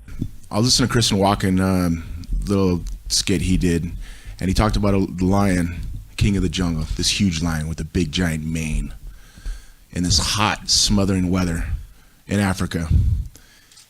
And the little small lions come up, kind of poke at him, bite on his ear, bite on his neck. The lioness comes over and bugs him. Then you got the jackals and the rest of the wilderness looking and seeing this lion's on that mountaintop. And they come over and bother him. The jackals laugh at him. The hyenas laugh at him, nip at his toes. They eat all of his food. And they sit back. And they got jackals like this who think it's a comedy. Until one day he gets sick of it and he attacks and he shows to these people who the fucking king of the jungle is. It's not the biting that hurts her. It's the male's penis. I take care of myself now. Now it's about my kids. You know, I want to live. I want to outlive my children. Of course, 100%. That's the most boomer thing I heard all year. You know, Tito's mother actually died in childbirth. Well, either that or he's got that HGH head. But yeah, I do got a big head. You wanna know I got a big head? Because I got a lot of brains, baby. You know, steroids can do some crazy things to a person. I've even heard a legend that they can thin out an adolescent man's hips. So maybe one day, if they finally come around on the steroid issue, no man will have to come off the line with low-class childbearing hips. Until then, there's the black pants and light-colored shirt combination, cause black is a slimming color. And by the way, people think that estrogen in our food and drink is a modern issue, but white people have been doing the whole estrogen thing for a long time. Before the Catholic Church rolled into the North, they had a mead culture, meaning they drank fermented honey. The church forced them to instead drink beer, filled with the world's strongest plant estrogen. And I mean, they really pushed the beer. Medieval peasants would often drink beer to stay hydrated because it was more available than safe water. You know what Tito's big head reminds me of? That time he got into a back alley brawl that involved a bunch of other fighters. Chuck Liddell and Pat Miletich were holding their own, and Tito, who at the time was light heavyweight champ, faced off against Lee Murray. He threw a punch at Lee, who's probably a natural middleweight, and missed. Lee then countered with a combination that dropped Tito, and proceeded to put the boots to him on the floor. This story is based on secondhand accounts though, and they're not all in agreement about the finer points, but here's what Tito had to say about it. Lee Murray is part of Mafia, so I'll leave it at that. I won't answer. Lee's quite a guy though. As a teen, him and his crew, the Buttmarsh Boys, took over territory from Nigerian drug dealers after a violent turf war. He even had a reputation for punking policemen on the streets. Although keep in mind, this is the UK I'm talking about, not locked and loaded USA. He's also been stabbed pretty badly, and they had to give him non-stop blood bags for him to survive the stitch-up operation. And aside from all his crimes, the lasting damage that had on his body really put a damper on his MMA career. What he's best known for now is being the alleged mastermind of the Securitas Depot robbery. Him and his crew managed to rob the Bank of England of $92 million. It involved everything from kidnapping to impersonating police officers. It was no simple plan. And now he's sorry that he couldn't be perfect, because he's stuck in prison. Still though, other people who were involved got sentenced to life, while Lee almost managed to get his sentence of 25 years reduced to 10. Frankly, I think bank robbery should be a slap on the wrist. For all we know, he was just trying to take the back door to a small business loan and got carried away. Rules matter quite a bit in MMA. One little tweak can force a fighter to change up their whole strategy. For example, stomps, kicks, and knees to the head of a grounded opponent were allowed in Vale Tudo, Pride, and the early UFC. But under the unified rules of MMA, which the modern UFC falls under, of all those things you're only allowed to kick to the body. While in Japanese organizations that have tried to follow in Pride's footsteps, there's been a lot of freedom to kick and stomp. And you know the thing about Japan, a lot of those Japanese fighters from the Pride days seem to have gotten a pretty raw deal. They've taken so much abuse, and what I hear is they didn't even make that much, especially the smaller guys. And I might just be talking out of my ass here, but if we consider the fact that a lot of these guys also come from the pure wrestle world, I think a lot of these guys were being used by the Yakuza in a similar fashion to prostitutes, forced into having their cherry pop by some steroid-headed westerner. Anyways, in the 1FC, they're kinda in between, because they do allow stomps to the body. And when the ref determines that the grounded fighter is still conscious, he'll give the all clear to the standing fighter, which allows him to start kicking his opponent in the head. Now I think, as long as we've got some refs that'll do their job, these kinds of moves should be allowed. Unless that person on the ground is completely out of it, they're not defenseless. For example, they can wait for the standing person to go for a stomp, and then stomp them right in the kneecap. For that matter, you shouldn't even be a sitting target. It's common sense in a fight, even if you're on the ground, that you gotta keep moving. Of course, my main gripe about this rule in the first place though is that it lays out a red carpet for wrestlers and their takedowns. Unless you're super preemptive like Jorge Masvidal and throw a flying knee at the very twinkle in your opponent's eye of a takedown attempt, you can't even threaten them with a knee when they're on their way in, because they know you'll get Dairy Queened. That's if you knock them out with it. Otherwise, you'll just lose points with the judges, and hope that you still did enough damage to make the rest of this fight easy. One move that's always been a bit contentious is the grape choke. And the rule with this one is, basically, you're not allowed to use your thumb to crush their trachea, which obviously takes away a lot of grip strength, so you'd have to be like some Bob Sapp type guy to still apply the choke. Even then, your thumb would still run across their trachea anyways, there's just nowhere else to put it, so essentially it is banned. Now, pile drivers are another whole can of worms. Also known as spiking, this is where you drive your opponent's head straight down into the mat. They were allowed in Pride, just ask Nogueira. One doesn't allow them, just ask Christian Lee. In fact, the throw that Lee used against Edward Kelly that got him DQ'd wasn't even a true pile drive. Instead of spiking him into the ground like a nail, it was an arcing suplex, but apparently one doesn't allow suplexes of any kind. This is quite different from the unified rules, which allows suplexes and have quite a strict definition of an illegal spike. It basically comes down to two requirements. Number one being that you're controlling and manipulating your opponent's body to force them into the spike. So say they've got you in an armbar and you're standing. You can pull up your arm and drill them onto their head. That's legal, because they had the choice to let go. The other requirement is that they have to be thrown straight down, 90 degrees, and not in an arc to be considered a spike. So even if you trap somebody's arms and drill them headfirst into the mat, as long as you threw them over your shoulder getting there, you're good. With all these requirements, it's very hard for a ref to call somebody out for a spike in the middle of the action. So in practice, this rule is generally not actually enforced. Now, elbows tend to be a concern because of their effectiveness at causing cuts. Now, no MMA organization that I've seen seems too concerned about the volume of blood lost by fighters, but one little cut above the eye can lead to obstructed vision, bringing a disappointing end to an otherwise competitive fight due to doctor stoppage. So in the interest of good action, elbows weren't allowed in Pride, or its successors, up until Rizin, which only allows them in certain fights. In 1FC, elbows are allowed, period, and in the unified rules, they have one silly stipulation, no 12-6 elbows. Basically, if you just imagine a clock in front, or maybe below you, depending on where you're looking, you can't bring your elbows from 12-6 on your opponent. It's not as if these elbows are particularly dangerous, it's just that sometimes people need to make rules just to justify their jobs. A lot of the best of the unified rules actually come straight from ref Big John McCarthy. For example, it was his idea that a ref should be able to stop the action if they determine that a fighter can no longer intelligently defend themselves. Before then, he saw how corners could not be depended on to throw in the towel and protect their fighters when things get ugly. Like even the fighter who won gets mad at the ref sometimes for not stopping it sooner, and even sometimes at their opponent for choosing to snap out instead of tap out.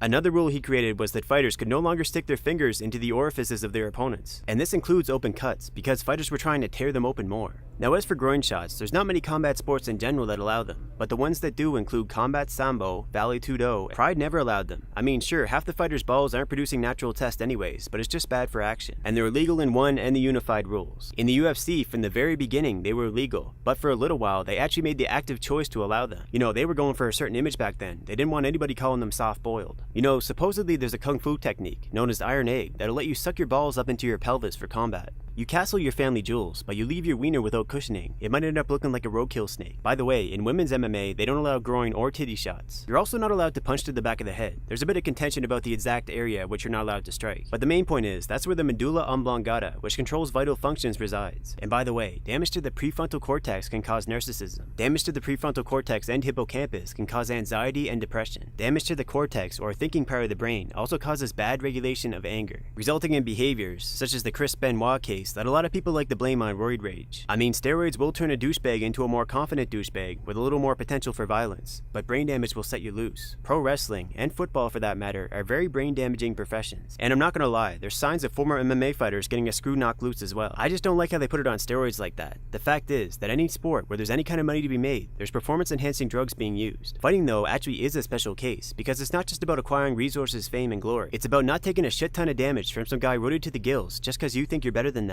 Jacked up on steroids beyond belief. So back in like the 90s, everyone was pretty much freewheeling on about as much enhancement as they were willing to take. CGE didn't. You know, I remember for my first UFC fights, they had faxed over my blood work. I forgot to bring it, and they had faxed it over. And I remember sitting across the table from the doctor, and the doctor looking at my liver enzymes and going, "Do you realize that this is like 8 times the normal amount you're supposed to have?" And I'm like, "Yeah." And he goes, "I just want you to be aware of that." And I'm like, "Okay, I'm aware of it." And that was it. You know, and you just go on and, you know, they allow you to fight. We're talking about Ken Shamrock also tested positive for steroids recently. Do you think that there's a lot of pressure on fighters as they get older to try and sort of keep their bodies going? Man, Ken Shamrock, man, come on. Look at him from the beginning. The California Athletic Commission. I never entered into the ring while using steroids. I was never in the ring and fought with steroids, ever. Just to get that clear. But I have used steroids. It wasn't until the early 2000s that we really started seeing some testing, and even then it was like the equivalent of a pregnancy pee strip. Usually right before the fight. Now pro tip here, anyone who wants to try and pass a piss test using a fake dick and a pouch of urine. Glove warmers are your friend, cause pissing cold can be as bad as pissing hot. You gotta give the testers a little credit, you know? One time Thiago Silva got caught for producing a sample that was inconsistent with human urine. Did you ask him about steroids? No, listen, in this day and age, with everything that's going on in sports, if you're taking steroids, you're a moron. Everybody's on steroids. Everybody's on steroids. Because his teammates have been caught. Because the whole roster's on steroids. All you motherfuckers are on steroids. All you motherfuckers, all you're on steroids. Growth hormone, I think, is illegal. I think that floats around a lot. Steroids are obviously illegal, and I know there's people. I know firsthand people do it, and I know I've heard down the road through the grapevine that people do it. A steroid epidemic. So jumping ahead to modern times, the United States Anti-Doping Commission, or USADA, wants fighters to report their locations at all times, so that they can be subject to random testing. Sounds good in theory, but there's always ways to beat the test. It's not 100% sure, but let's say I want to have an injection of a product that will last in my body for 2 days or 1 day. So I know that particular day I cannot be tested, because if I am, I'm screwed. So I put in my whereabouts that I'm traveling to the Antarctica or anywhere, like somewhere that is believable, and then I come back in 2 days after. That substance will stay in my body for a certain period of time, but the effect of it will last maybe a month. One method that has worked for a long time is diuretic masking agents. A diuretic is basically something that makes you want to pee more. Caffeine is a good example, but there's much stronger stuff out there. much of which is already banned by USADA. The way that diuretics mask steroid use is by decreasing the concentration of it in your pee by increasing the release of water. And as an added bonus, they make weight cuts a lot easier, but of course it's dangerous to be massively dehydrated. Case in point, 21-year-old 1FC fighter Yan Zhenbing died as a result of his weight cut. This prompted one to bring in the hydration tests, so now fighters can't mummify themselves to fight shorties. As for USADA, they did things in a roundabout kind of way. They banned the use of IVs of a certain amount to rehydrate between the weigh-ins and the fight, cause it's actually not that easy to rehydrate quickly. The only effective means for them to get halfway healthy in the time they've got is to put it directly into their system. What is happening is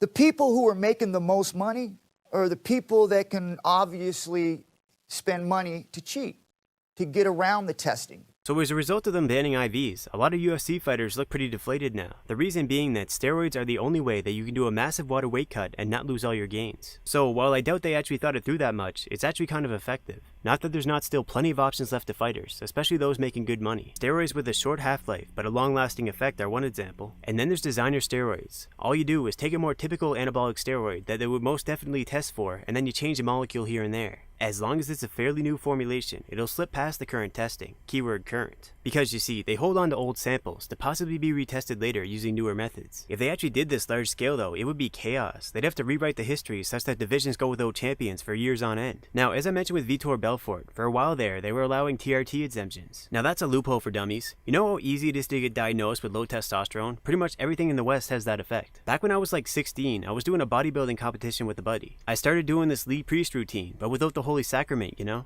Basically, I was doing 6 days a week in the gym, 2 hours a day, heavy compounds and supersets and all that. By the end of the third week, my testosterone was so low that I started crying while doing overhead presses. It's not like this was a low point in my life. I even had a couple girls at school admiring my gains. I just had to sad. So literally just overtrain and then run into the doctors like, help, I can't stop crying. I need 20 cc's of not give a fuck. And really, any kind of abuse to your overall body will lower your tests, like sleep deprivation or dehydration. Okay, now, if I tell you, hey buddy, I'm going to test you on June 18th, just before the fight, we're all going to have a test. Don't you think people that are making a lot of money would find a way around it? Now there's another way that fighters can still take stuff and get around the modern testing, called microdosing. In other words, taking a small amount of a fast-acting substance, which will only have a half-life of a few hours. They could take this substance in the morning on their way out the door, then take the long way to the gym, maybe sit in a parking lot for a while watching your opponent's fight footage. And when you do get to the gym, your support staff will run a full blood and urine test to make sure that you come out clean. By doing frequent tests like that, you can dial in exactly what you can get away with, and just make sure that you can't really be tested at those times that you would turn up for a banned substance. So instead of just day by day, you could think about hour by hour. And if that somehow falls through, you can have your eagle-eyed support staff alert you to when the testing people show up. It only takes a couple seconds to scramble under your gym ring into your back cave full of Clomid. You know, one thing certain fighters have been accused of doing is retiring for a little while to get out of the testing pool, and then run a few cycles of the hard stuff before coming back. Stuff that's so hard hitting that it has the potential to cause a permanent change on an epigenetic level. Another possible option is to be prepared to claim tainted supplements. I mean, I know for a fact that there's stuff that's on the market from time to time that'll make you piss hot. Companies do this without actually listing it on the bottle, presumably to have an edge over the competition. So if you know ahead of time that a certain supplement is yet to be revealed for the nasty little character that it actually is, well, you've got plausible deniability in taking it. Or you could just say screw it, take a Cialis and hope for the best. Another option, which I haven't yet heard of when it comes to MMA, is tattoos. It's possible to have a tattoo that functions much like a transdermal patch, very slowly releasing testosterone or some other steroid into your system. It's one way to try and fly under the radar, basically. We've been doing this for, 100 years? Where people have been using some sort of substance for athletics, and yet every single year we find a new way to get around it. This is medical science that's getting better every year, and you're always able to cheat on it. Now, just to show you how prevalent steroids and other PEDs are in MMA, we'll go through a list of fighters who've been caught using them. And this is really just the tip of the iceberg. The point is, it's kind of pointless to not take them at this point, because of the amount of brain damage that you'll take if you don't, being at a disadvantage. You know, there's two types of fighters out there, those on steroids and those who need a new coach. Of course, it could also be said that there's two types of coaches out there, those that can teach you how to fight and those that can teach you how to avoid a drug test. But reality is what it is. At best, drug tests can get rid of most of the really blatantly obvious stuff. But it's really about public image. And you know, I think those organizations that claim to want sterility should put their money where their mouth is and pay for their own anti-drug programs, while the government should go fund something else. The commission should really just stop testing fighters because it's pointless. The only result will be that fighters who choose not to take steroids end up taking a ton of extra extra damage. Instead, those test people should put their skills and equipment to use, testing people in the government and police forces, since their jobs aren't reliant on PED use, but they are easily subverted by criminals, making any drug showing up in their systems a huge red flag. You watch the news, you would think steroids is the drug problem in America. I've been all across this great country buying drugs and shit. I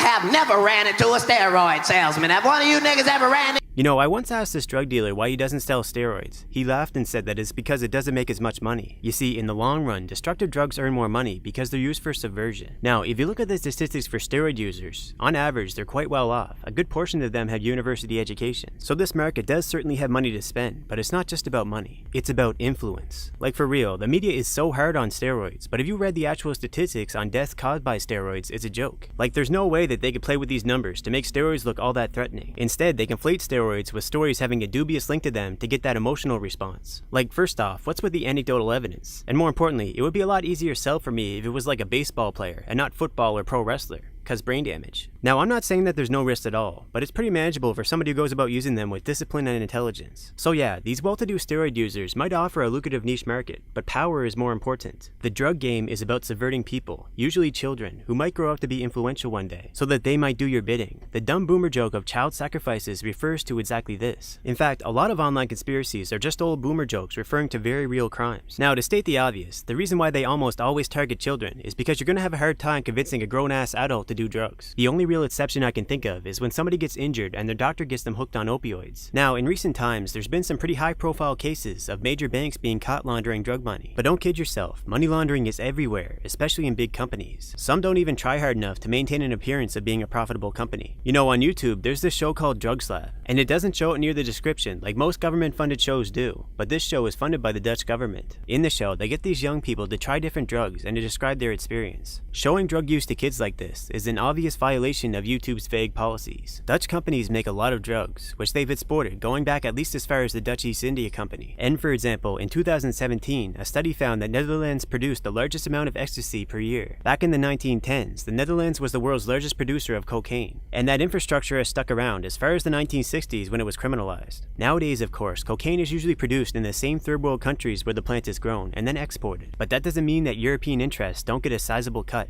Netherlands is known as a transit country for both cocaine and heroin.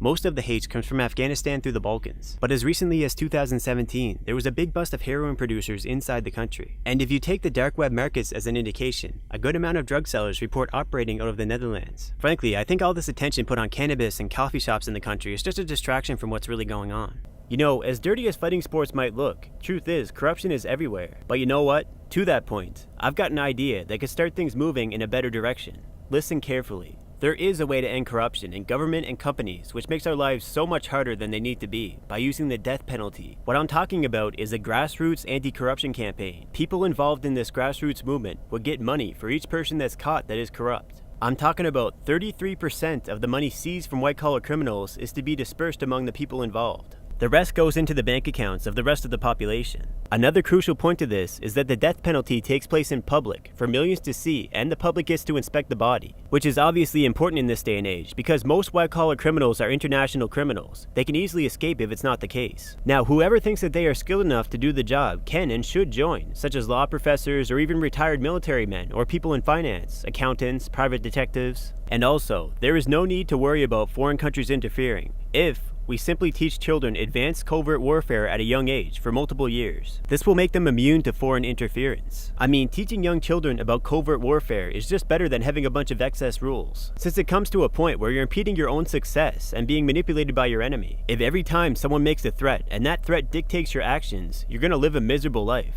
It's easier to just prepare for war. Anyways, I'll talk more about covert warfare to give you a better picture of how it works once I'm done fleshing out this plan. So I actually got the idea for this from watching a Chinese Communist Party member being sentenced to death. I mean, my first thought was that they're doing it wrong because it's not a public death. I also got the idea from Klaus Schwab and his Great Reset. I think this idea can be considered a hybrid, where communism mates with meritocracy. I mean, the only way for communism to work is if it rides on the back of meritocracy. And to have meritocracy, you've got to get rid of white-collar criminals in government, and their extended family members who own big corporations that absorb crime money. Once their safety net, aka corruption, is banished, superior people can finally shape the world for the better. And I'm sure that these people who dictate our lives feel the same way because they think their decisions are better than the majority's, so they don't need the safety net. If they really believe in their own hype, they can compete just fine without corruption, instead of just crippling everyone else with financial warfare. But yeah, the death penalty will start with white-collar criminals and government first, because those people can always force normal people to do crime using financial warfare. But then, after them and their crime network is gone, we can start handing out that shit like candy to everyone who deserves it. Therefore, only people who are strong can survive. And as a joke that Mr. Claus will understand, we will call it the Fifth Reich instead of Industrial Revolution, because that's code word for economic warfare. So again, the ones who bust corruption get 33%, and the rest goes into the bank accounts of the general population. So this is communism, alright. It's like Robin Hood. It will end up creating $1 trillion industry. Another aspect here is that the police force should get paid a higher salary. Military soldiers also, but they will have to do community work to form a deep connection with the people. This is because the government likes to use gangsters to harass the public, especially allowing gangsters to enter the police force. This will help people stop the loose cannons within the police force that are secretly gangsters. This Great Reset Fifth Reich will be like that Orwell book, except backwards. Instead of Big Brother breathing down your neck, it's reversed. This will end poverty. You'll be happy even if you own nothing, like they say, because $1 million can randomly enter your bank account if someone gets caught. Another perk here is that people have been talking about 3D printing organs, but that's not for another like 200 years. With this death penalty, you can have a steady supply of organs. You know, there's a lot of companies out there, especially in New York and California, especially tech companies, that actually have razor-thin profit margins, and without taking in drug money, they wouldn't be shit. Take a look at the government's actions in those two places, and consider this. For massive crime to exist, you've got to have people in the government protecting the criminals. Now, it should be obvious that time is a factor here. This needs to be rushed, like they rushed the Industrial Revolution, because as long as soldiers are still human, this is possible. Once soldiers get replaced by robots, though, it is no longer possible. Guys, at the end of the day, soldiers are just poorly paid people who get mistreated by the so-called elites. But at the same time, they are the reason why the powerful are powerful. Once soldiers side with the people of the country, rather than these megalomaniacs, we can finally have world peace. Now, let's talk about the current precedent for the death penalty. In the US, 25 states have the death penalty, so there's a strong legal framework in place right now for this grassroots movement to build upon. It's fair to say that people outside of government need to have greater influence on laws that are made, as a lot of laws are made to protect criminals. I mean, to give you an example of how little control the majority actually has, let's look at federal judges. These judges can only be removed through an act of the United States Congress, which has only ever happened a few times. They're essentially immune to being fired on the spot for misconduct.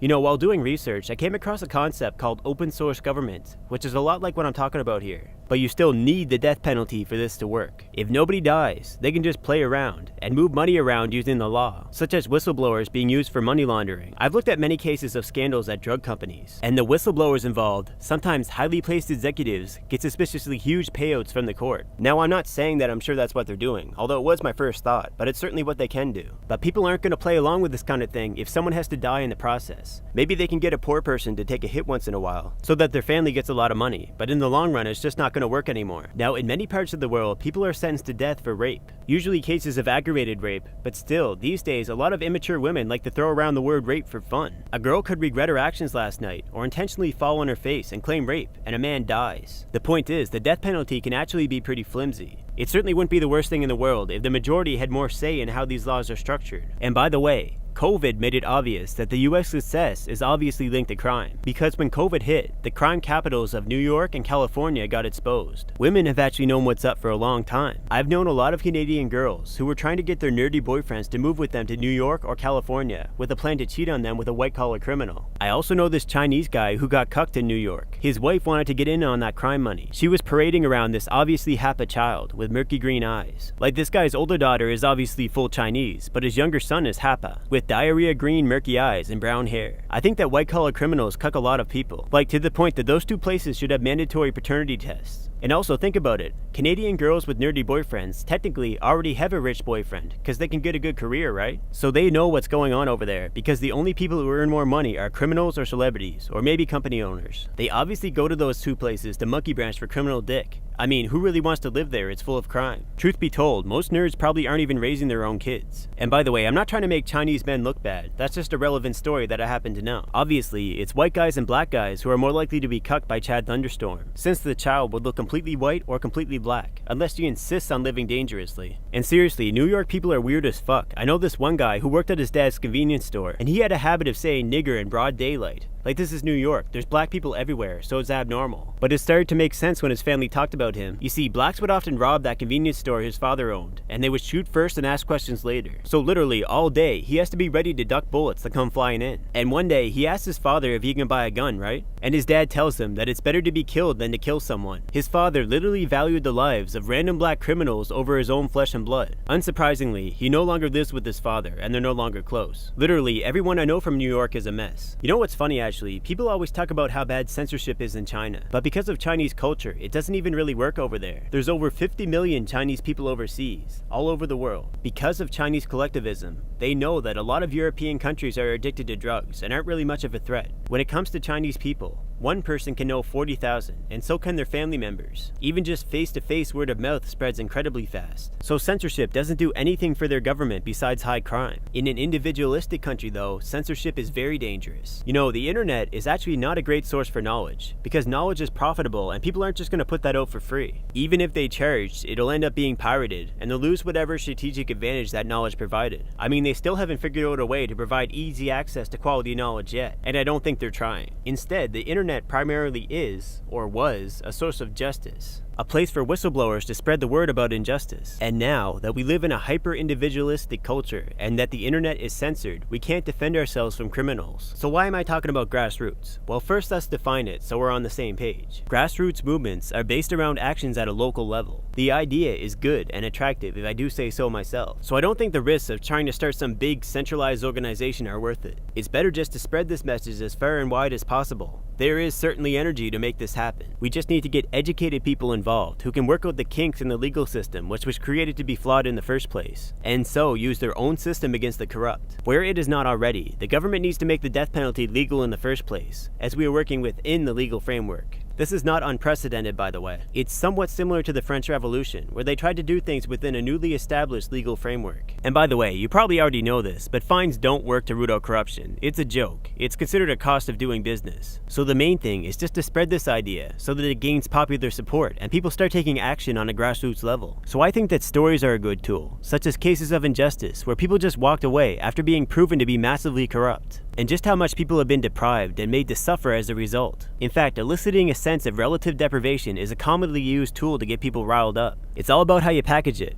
Living in this individualistic society obviously makes things a little bit of a pain in the ass though, but there's plenty of individual incentive, so it's just a matter of communicating effectively. Hashtag everybody can get some. So as for covert warfare, I want to talk about feminism, because there's more to it than you might think. You see, the people in power are threatened by women, since the amount of power women can gain in a short amount of time is pretty insane. Women have the support of both women and men, which means their influence and power far exceeds that of men. Men cannot get the true support of women. What is considered support is really just investment, since women despise weak men. So the concept of feminism is simply used to trick women into suppressing their sexuality without forcing them to therefore decrease the amount of power and influence they have. Since in truth, for a woman, to gain a lot of power is relatively easy. Women are genetically wired to be social. It's rare to come across an autistic female. Simply by seducing competent men, they can easily gain power through them. And by social networking with other beautiful women who are capable of seducing competent men, they can accumulate enough power to even take down the government. The quote by Rush Limbaugh, that feminism was established so as to allow unattractive women access to the mainstream of society, is actually wrong, as attractive women who manage to gain power will support unattractive women. It's simply in their nature.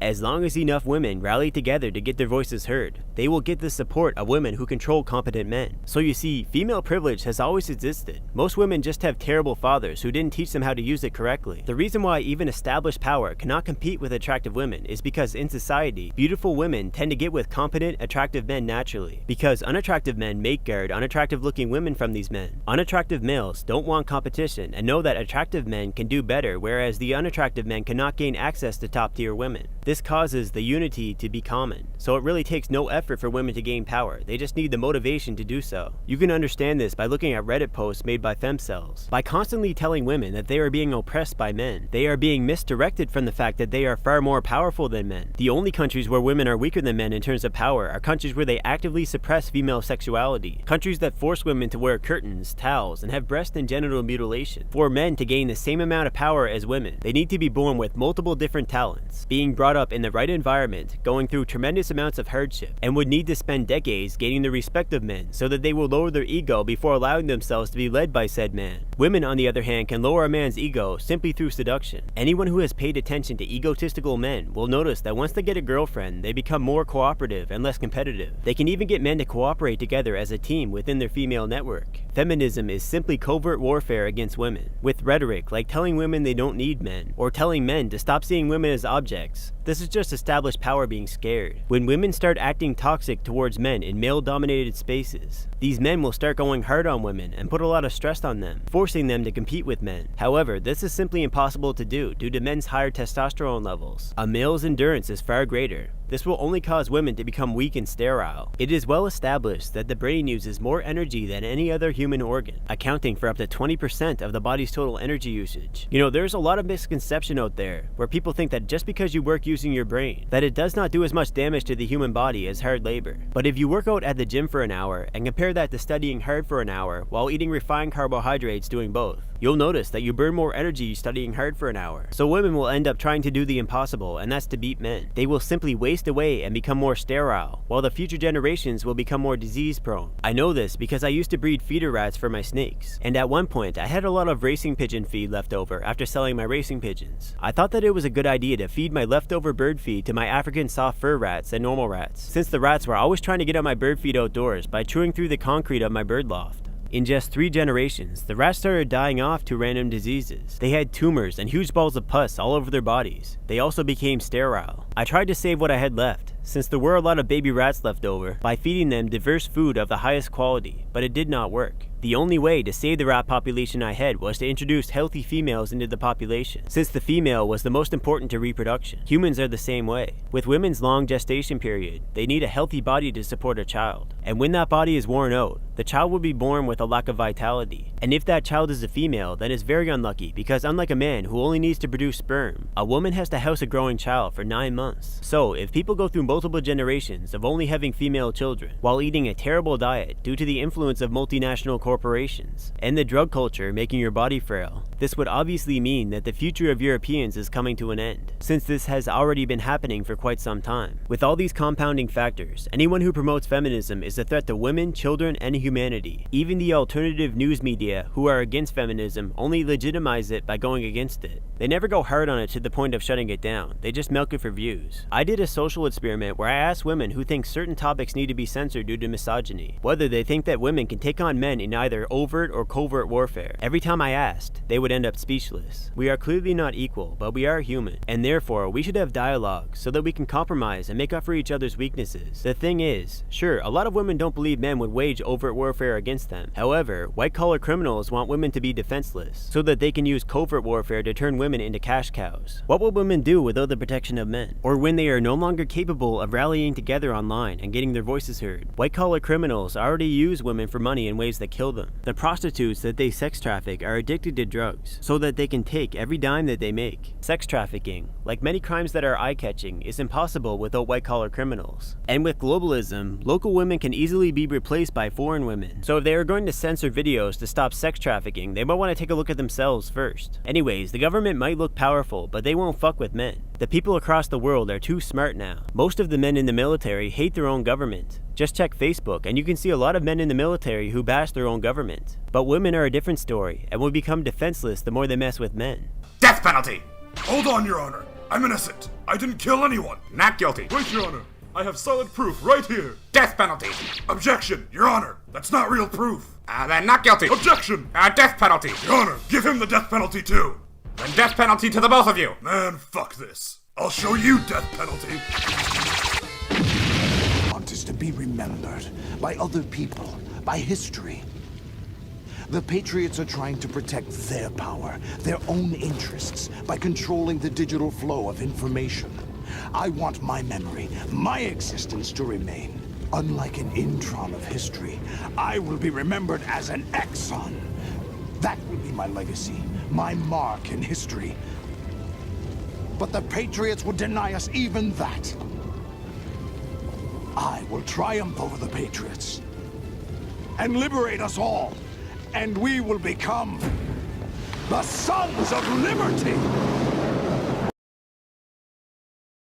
You know what? I want to declare a challenge. I challenge you, Joseph, not for honor, not for glory, but because the YouTube algorithm is so fucked I can't get subscribers otherwise. Now, I know what you're thinking. Joe Rogan is the world champion of Taekwondo and a Flatlander Jiu-Jitsu black belt. And aside from that, I plan on going up against him using Wing Chun, both because I want to show respect for my elders and because I don't want to look like a sexual predator going all out in there. So then, how would I possibly win this? Well, I do have a plan. I'm going to use psychological warfare. The first thing I'm going to do is pay his dad to cheer for me during the fight, and also his other dad from the first movie. If I hung out with Joe Rogan and Joe Rogan's dad sold coke, I knew Joe Rogan's dad sold coke. Joe didn't. Silly Joe. Of course he does. He's Italian. The next thing I've got to do, if I were to fight Joe Rogan, is turn his own people against him. I will call him out for being a huge supporter of homosexuals and blacks, and tell him that if he's really about that, he should convince the Italians of Italy to take in millions of homosexual and black refugees and get the government to put them in positions of power. And then, after he has done so, I will explain to Joe how genetics work by teaching him the history of the racing pigeon, how these pigeons were bred so carefully over decades, centuries even, to maximize desirable traits and weed out the undesirable. And also, in the past, the racing pigeon was mixed up with other breeds to shore up genetic weaknesses, such as the Smurley, which doesn't have as great endurance as some of the other constituent breeds like the Cumulet, but does bring an edge in speed. This mixing of about 5 breeds, the Smurleys, the Cumulets, the Dragoons, the Horsemen, and the Homers, took about 150 years. Now bear in mind that a pigeon can reproduce at about 8 months of age, so it took that many generations to stabilize the genetics of the modern racing pigeon, which has the highest recorded self-powered horizontal flying speed at 177 kilometers per hour, and the endurance to fly 1,100 kilometers in a single day. The only thing that can outspeed these pigeons is certain dive-bombing birds, such as pangolin falcons. But even then, if one of these falcons was to try and hunt a racing pigeon, they can see and dodge their attacks fairly reliably. Racing pigeons have also been shown to have photographic memory and strong homing instincts that have been improved upon throughout the course of their history. A fine-tuned machine, and let me tell you, it's not easy to develop the exact set of traits that you want. Even when you're just dealing with a single breed, all members of this breed might have a given trait, but to varying degrees. I mean, it goes without saying that all racing pigeons can race, but some are better than others. There could be a mutation that puts a damper on or gives a boost to a certain trait, or there could be conflicting traits. For a better example of that, let's look at roller pigeons. The Birmingham roller was developed in the mid-1800s, and it's not clearly known which exact breeds went into creating it, but it probably includes the Dutch tumbler, the Old English tumbler, the West of England tumbler, and the Oriental roller. In the 1970s, people started to develop dual-purpose rollers, bred for both performance, rolling in the skies, and as showbirds, aesthetics. Now the thing about this rolling trait is that if it becomes too strong, they'll literally crash into the ground until death. The parlor tumbler, however, gets around that issue by not even flying for most of its life. Breeders have also developed diving pigeons, most notably the dewlap variety, which is closely related to several Syrian breeds and can nosedive at speeds in excess of 130 miles per hour. They also have the ability to pull their air brakes and stop suddenly just 2 meters away from the roof of their loft. Now, tipplers are bred for endurance. They're put into contests that aren't about distance, but simply about whose birds can stay in the air the longest. The current world record being 22 hours and 5 minutes. Tipplers were bred in England, using high and long flying breeds from countries like India and Pakistan, but also the English roller, the European mainland tumbler, the cumulet, and possibly homing pigeons. And this whole process started about 200 years ago. Now, you may be wondering why there's rollers mixed into this breed. Well, as it happens, certain traits contributing to long-term flying have largely cancelled out tumbling in this breed. This took a long time, and there were certainly many failures that wasted too much energy tumbling in the sky. Now, high-flying skycutter pigeons, also known as orliks, were developed in Ukraine. These birds, considered a type of tippler, can go as high as 1,500 meters, and they were developed over centuries in the Crimean Peninsula. They are a combination of many breeds, like the Nikolajevsky Bokazi and the Nikolajevsky Tarzavi. Now, there's many traits to consider when breeding, like size, temperament, and wing shape. Different wing shapes lend to different attributes. For example, the wings of a short-distance speed pigeon will have a dip in the middle. And then there's things like chest and wattle size, which will affect cardiovascular ability. Everything matters. Some are even of the opinion that a pigeon's eye sign has the correlation to its abilities. So anyways, it took 150 years for breeders to develop the modern racing pigeon. For humans, that many generations would take about 3,000 years. That's 3,000 years of selective breeding to stabilize and get some benefit out of the mixing of different breeds. So after Joe has convinced the Italians to take in millions of homosexual and black refugees and to put them into power, I will explain to him the history of the modern racing pigeon, and if they were to crossbreed it with another breed today, it would destroy talent, which took generations of breeders, many decades decades to develop, and that if the same thing were to happen to a breed of humans, it would take way longer than that. So long, in fact, that other, more pure breeds would end up dominating and wiping your genes off the face of the earth. Your phenotype would never be seen again. I will then point out how Italians have the second largest brains in the world, second only to East Asians. This will instill a sense of loss in Joe's mind. It will turn him into a nihilistic cuck, who will therefore lose the will to fight. A warrior prides himself on the ability to survive,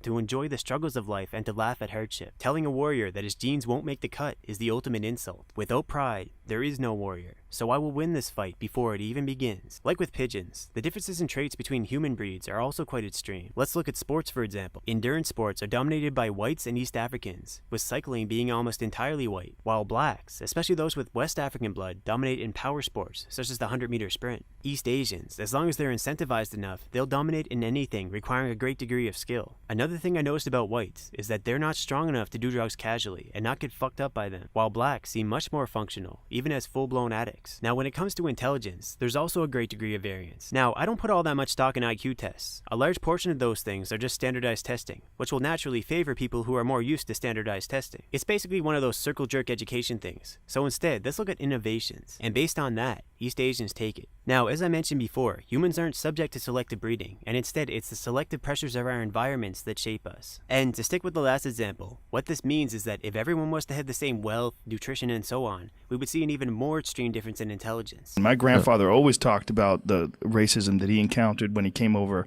from Italy to America, and they didn't think of Italians as white people. I hear you, Joe. That's not very nice. The Italians deserve their own identity, but they need to stop being black first and create one. So there's this anime called Terraformers, where these scientifically enhanced space people do battle with mutated cockroaches.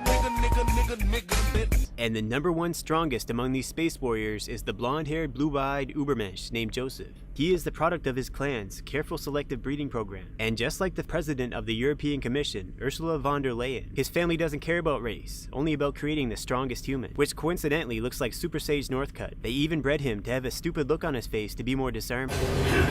I've heard rumors that his family has, in a way, engineered itself to perfection. Supposedly for centuries, members have picked spouses not for their wealth, connections, race, or nationality. They've based their selection on 3 factors alone: looks, talent, and resistance to disease. It's taken 600 years.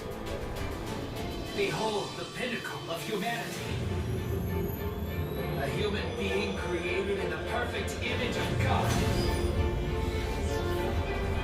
I would say she comes from a typical globalist family. These people are very well connected. They only marry within the established upper class, within the elite. They have actually a lot of very smart, very intelligent, very productive people in their ranks. And nationality, of course, doesn't play a role in their marriage policy. You can imagine these families like the houses of old, the Wittelsbacher, the Habsburger, and the House of Hohenzollern, for example. Her family is Lutheran Protestant, and you find, for example, successful and rich industrialists, high-ranking public officers, as well as clergy and nobility in her family. One arc of her family goes as far as Charleston, South Carolina, for example. Let's just say one of her ancestors owned a plantation there.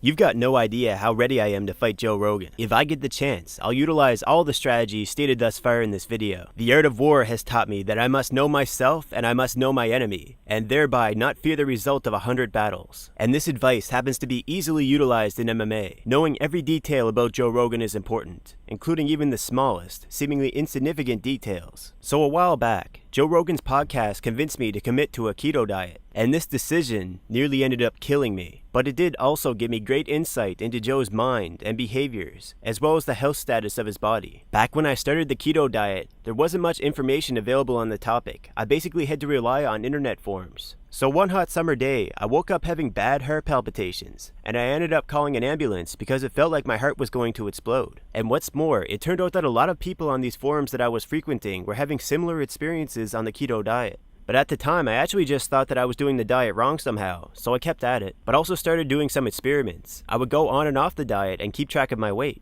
And surprise, surprise, every time I would go on the keto diet, I would lose 10 pounds of water weight within 7 days. This has something to do with water being bonded to glycogens, which is a stored form of carbohydrates. So this water gets released when you stop eating carbs, which explains the early significant weight loss that people experience on the keto diet. But that's not really important here. What is important is how it was killing me. You see, the chances of someone dying from the keto diet is really high if you live in a hot climate, or even a cold climate where people typically use an indoor heater, as both conditions cause dehydration. There's multiple reasons why that's a serious issue on keto, but let's just use diarrhea as an example. Out of all macronutrients, fat is the hardest to digest, and whatever isn't digested will just irritate your digestive system. This causes diarrhea, and if you are already dehydrated in the first place, you are going to end up dead.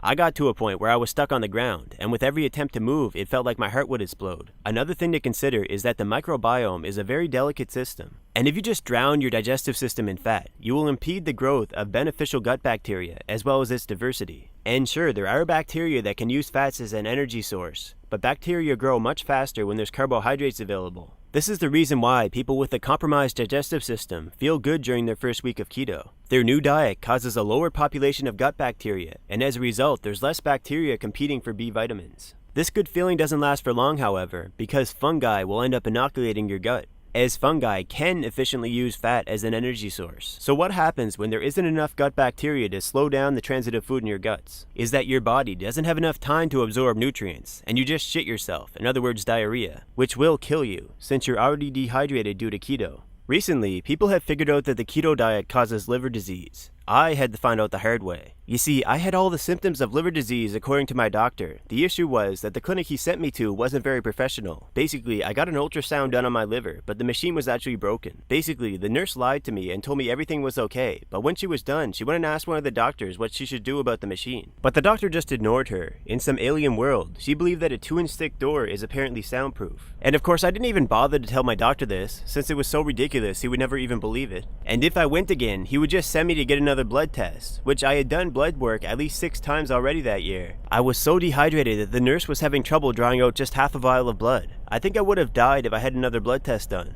Even though social healthcare has its advantages, it also has its disadvantages. So I had to take matters into my own hands and revamp my diet towards healing my liver. A high-fat diet places a lot of stress on the liver for numerous reasons, because there's no free lunch when it comes to our biology. Eating excess amounts of fat causes the liver to produce excess bile, which stresses out the liver, and causes diarrhea because the excess bile irritates the digestive system, which will kill you since you're already dehydrated. The whole liver damage thing was a wonderful experience. You would vomit when you eat fat, so the whole keto thing is simply impossible. Refined carbohydrates would also cause me to vomit. And once my liver finally healed, I still had a compromised digestive system. I had the same symptoms as irritable bowel syndrome. And I mean, having already had liver disease from the keto diet, I knew this issue was coming from my liver. What I had to do was figure out which nutrient which is stored in the liver is important for digestive function. Because it was pretty reasonable to suspect, after what I had been through, that my liver was pretty depleted. I narrowed it down to B vitamins. However, it was tricky because all B vitamins support the metabolism. What made it even more complicated is that B vitamin complexes did not work, and certain capsule types hindered the absorption of these vitamins. But I was lucky enough to come across a YouTube channel which explained that vitamin B1 assists in the production of stomach acid, which helped a lot with my IBS symptoms. But it didn't really solve the problem until I came across a Harvard research paper on how bacteria in our gut competes with the human body for B vitamins. So I know that because I'm not digesting food properly due to a lack of stomach acid, all that undigested food ends up causing an overpopulation of bacteria that were soaking up vitamins that were necessary for digestive function. But just knowing this wasn't really that important because I didn't have a solution to the problem. So out of desperation, I decided to hang out at this popular new supplement store that was connected to a grocery. And every time I saw some roided up guy buying vitamin B1, I would offer to pay for his supplements so that I might befriend him. And then once I made a few friends like this, I paid close attention to what they eat and how they eat and why. Now, a lot of athletes end up with IBS symptoms due to excess consumption of refined carbohydrates. Now, eating refined carbohydrates before any athletic endeavor is obviously a game changer, as you process those carbs quickly and have a burst of energy. However, it does come at a cost at some point, which is why a lot of athletes have digestive disorders. So, these guys use the so-called carnivore diet to stay full while consuming copious amounts of vitamin B1. Joe Rogan has also tried the carnivore diet, but I doubt he really knew what he was doing. The carnivore diet is useful, unlike the keto diet, but it's not really a diet because because it's not sustainable. You can also die from dehydration eating like this, but it works because it lowers the population of gut bacteria and fungi for long periods of time, giving you the opportunity to absorb vitamin B1. Now, of course, I'm no longer friends with these guys anymore, because once they caught me copying them, they started to get annoyed. In an athlete's mind, like most meatheads, they view things in terms of warfare. You become competition because they are so used to simulated warfare through sports. Most people think that vitamin B12 is the superstar among B vitamins, but in reality, a lot of people are only deficient because they have a digestive dysfunction due to lack of B1. Many people don't know this because they only follow the mainstream media and repeat whatever is mainstream. The meatheads actually know a lot, but refuse to share real information because every advantage they have is an advantage the competition doesn't have. If people actually knew this, B1 injections would be just as common as B12 injections, and therefore people can avoid dangerous diets like the carnivore diet. And this is what's fascinating about athletes. They are willing to go the extra mile and endure this kind of suffering, instead of just giving the whole world a similar advantage by making B1 injections easy access. You will also notice that professional athletes who use steroids would also be the first to oppose the legalization in the sale of steroids for recreational purposes. So, after restoring my digestive system, I had to spend months putting in this work restoring nutrients that I wasn't absorbing, such as iron. So, Joe's influence did quite a number on me. But I forgive him, because Jesus is my homie, and I worship the big fat Jew in the sky.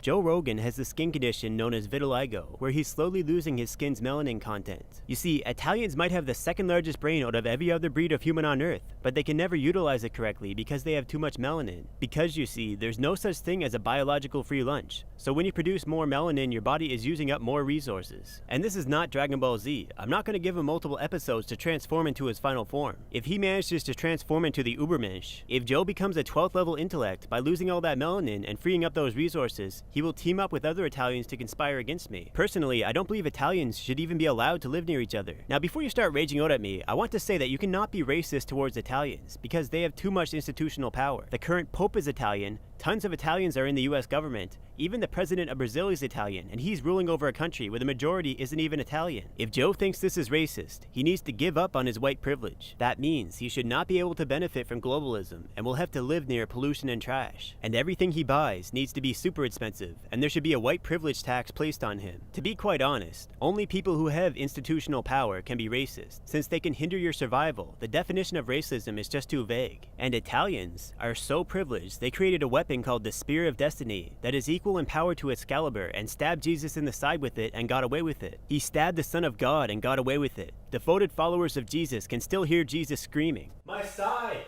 Ah, dirty! Walk! I wasn't even trying to be subversive!" Timing is also important, because under every full moon, Italians can transform into this thing called the Guido. I have to avoid the full moon at all costs during this fight, and I will have to bathe in a bath that is infused with colloidal silver, holy water, and coconut oil to neutralize this black magic and Brazilian jiu-jitsu. If we pay close attention to Joe Rogan's past videos, he actually does not know how to train for a fight. Neither do most MMA fighters. This is why athletic people like Brock Lesnar dominate the fight scene in a short period of time. I've watched Joe's podcast for years, and he has something against lighter fighters. He believes that people of a lighter weight cannot generate much power, and that makes sense since he does not know how to train with steroids. He's admitted to injuring his knee going all out on a kicking machine testing how much power he can generate. The thing is, Joe trains in volume rather than tendon strength. It is never a good idea to go all out in terms of power while training for muscle hypertrophy while on steroids. The muscle ends up growing a lot faster than the tendon since it gets more blood flow. Therefore, it will end up generating more power than the tendon can handle. The tendon is the limiter in how much power you can actually generate. If it's weak, the muscle overpowers the tendon and you end up with a tear. A lot of bodybuilders tear their pec tendons doing max lifts because of this. It's a novice move. It's just never worth it to do max lifts as a bodybuilder. That type of thing is only for powerlifters. I remember a while back, Joe Rogan said that Gene LeBell could kill Bruce Lee in a fight. Well, I have traveled to Hong Kong and mainland China before, and most people who own their own martial arts clubs believe that Bruce Lee is just average at fighting. However, there is no way Gene LeBell would stand a chance against Bruce Lee. I have been to so many different martial arts clubs across North America, many of them from different countries, and I know that most martial artists don't know how to train. Let me give you some examples. The majority of them force you to do static stretching as a warm-up, which is against modern sports science. This damages the integrity of your tendon before you train, so you are more injury prone.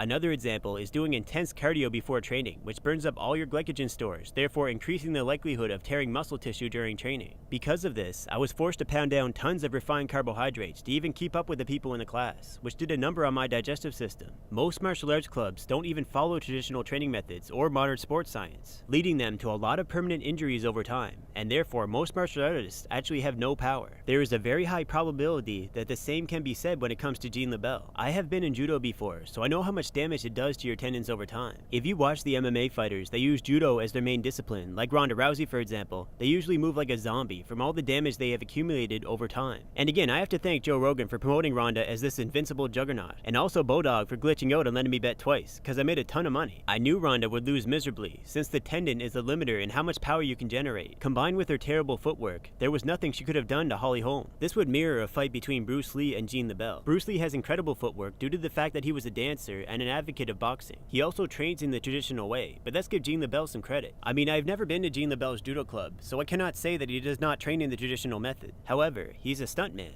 The whole purpose of being a stuntman is to be a meat shield for the privileged. His body is bound to be damaged, and how can somebody who moves like a zombie ever beat somebody who is agile in a fight to the death? In a fight to the death, every strike you land is to maim. Imagine someone just jamming their finger at your eye full force multiple times, then dancing around you and feeding you shin kicks in the nuts non-stop. Even if Jean LaBelle ended up grabbing Bruce Lee and tried to throw him, he would cancel it out by grabbing his nuts. And the moment Jean throws Bruce, he would end up killing himself because he would have torn off his own nuts with the throw. Judo was never designed for unarmed combat. It's only effective if you have a weapon on you. I know this because I have been thrown wrong many times in judo, and it's a lot more dangerous being thrown wrong than right. Even if Jean wasn't the same height as Bruce Lee, say he's 6'5" and Bruce is the same height as originally, Bruce would still kill Jean LaBelle. Joe Rogan has this weird obsession with height. He even believes that there needs to be height divisions in MMA. The thing is, punching downwards or throwing eye jabs downwards is very hard, but reaching and ripping the testicles is very easy for the shorter fighter because it's almost at head height. What people do not understand is that in a fight to the death, where there are no height or weight divisions, the best height for fighting is actually 5'11" to 6'1". When you move past 6'1", you become less agile, and if you're below 5'11", your lack of reach is a disadvantage. But even if you are one of these two heights, you still need a certain body type to take full advantage of it. Being 5'11", you need wide hips and a broad rib cage like Mike Tyson, and being 6'1", you need to be slender. A great example here is to watch the fight between Lyoto Machida and John Jones. John Jones was getting dominated until Lyoto's chin failed him, but a fighter's durability is a whole nother can of worms. This was when John Jones was in his prime, and although John Jones won, him and a lot of fighters who are too tall for their division end up getting busted for steroids. They tend to run away and wear down their opponents due to their advantage. And I'm not saying that other fighters are not taking something, but that small edge would disappear fast if they got rid of the gloves. Now if we look at heavyweights division, the two most prolific heavyweights of all time are Fedor and Daniel Cormier, who are both only 5'11". A lot of people put a lot of emphasis on height, but don't realize that the best fighting height is again 5'11" to 6'1". I was surrounded by bars growing up, so I know who were the most dominant fighters, and all of them are around that range. But let's say Jean LaBelle was around these two height ranges. He would still lose. The whole point of having a 5'11" build is to use rhythm to blast your opponents with non-stop combinations. Whereas if you're 6'1" and built slender, you're supposed to move in and out of striking range. Since Jean's body is broken, he couldn't even take advantage of his height. You know, Susan Wojcicki's mother, Esther Wojcicki, has claimed that she only supports the underdog. And because of this, I'll allow Joe Rogan to stay on TRT while I fight him natural because I'm not a sexual predator. I don't want to just fight some old dude who knows nothing about diet or training. So I will put myself at an even greater disadvantage by fighting him and his Doberman at the same time. The Doberman was bred by Nazi scientists in Nazi Germany. It is banned in all 50 states of America,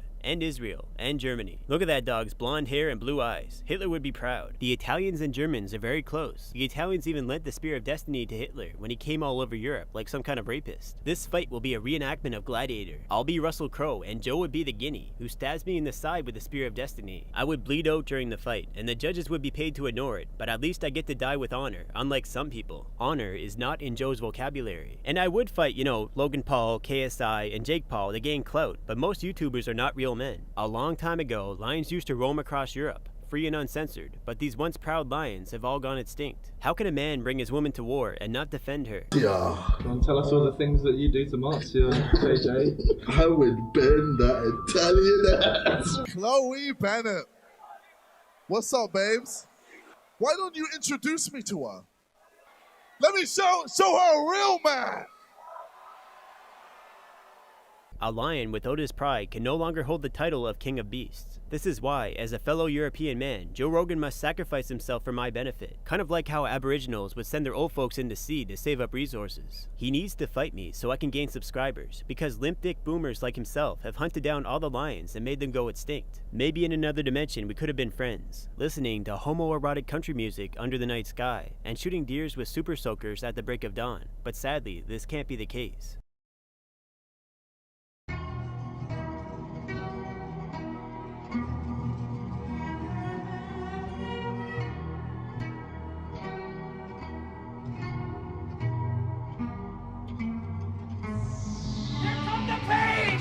Yo, my name is Giovanni Garibaldi. They used to call me Baldy, but these hair plugs are quality. I'm tight with Tammany Hall, and I represent Little Italy, where it's good to be small, because you'll have more when you have it all. Back home, the boys make a quick buck by relocating industrial muck with the truck. Just gotta ask the politicians whose land we can fuck. Not everybody roots for the hazmat suits, but not all heroes wear capes, okay?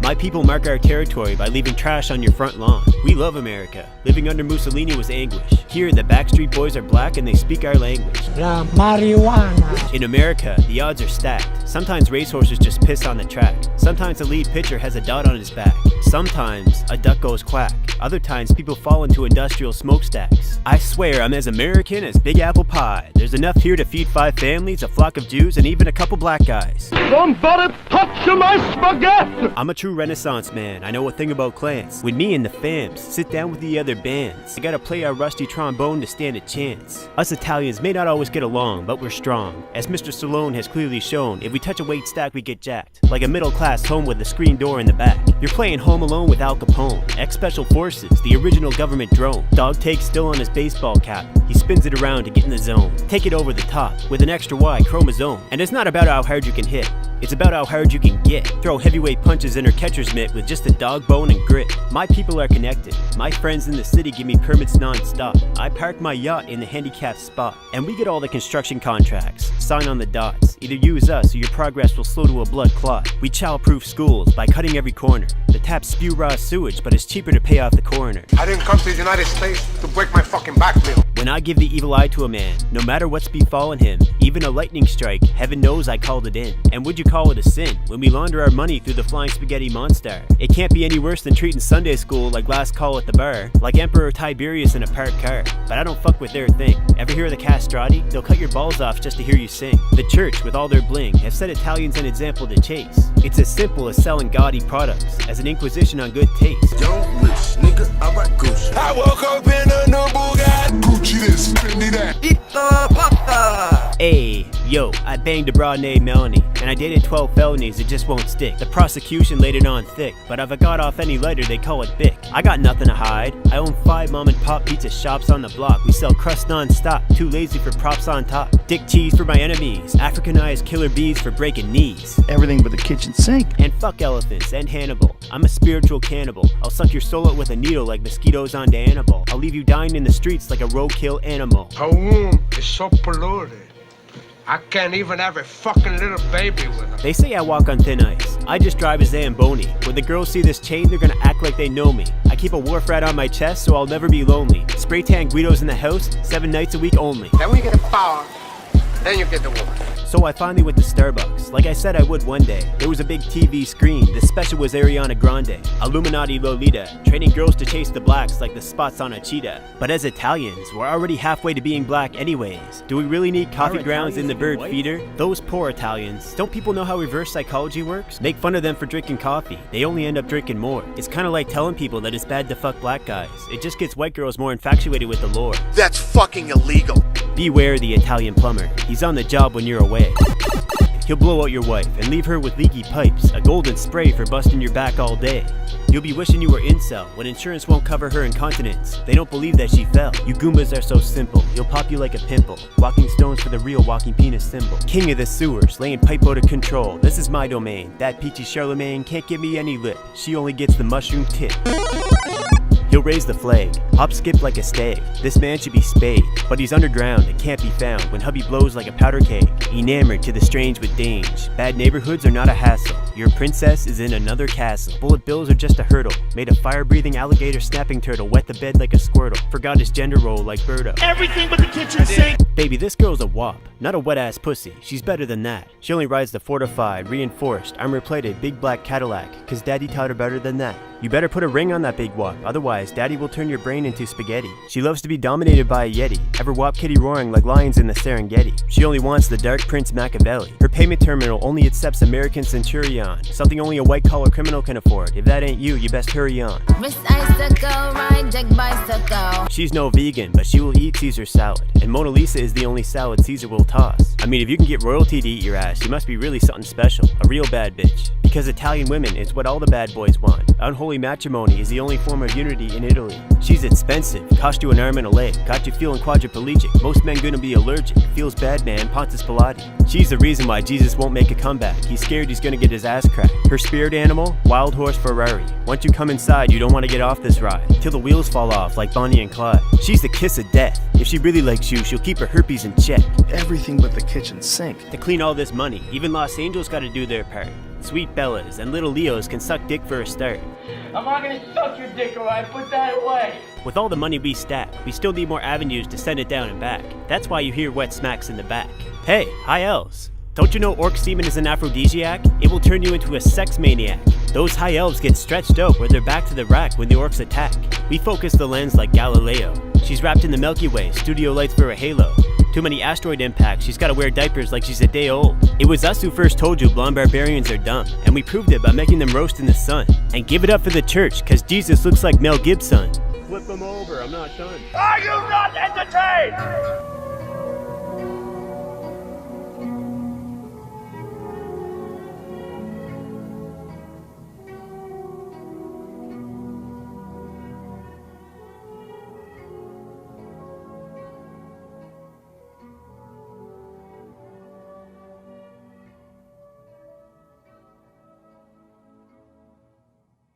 Well, that's about all I got for you. Stay white.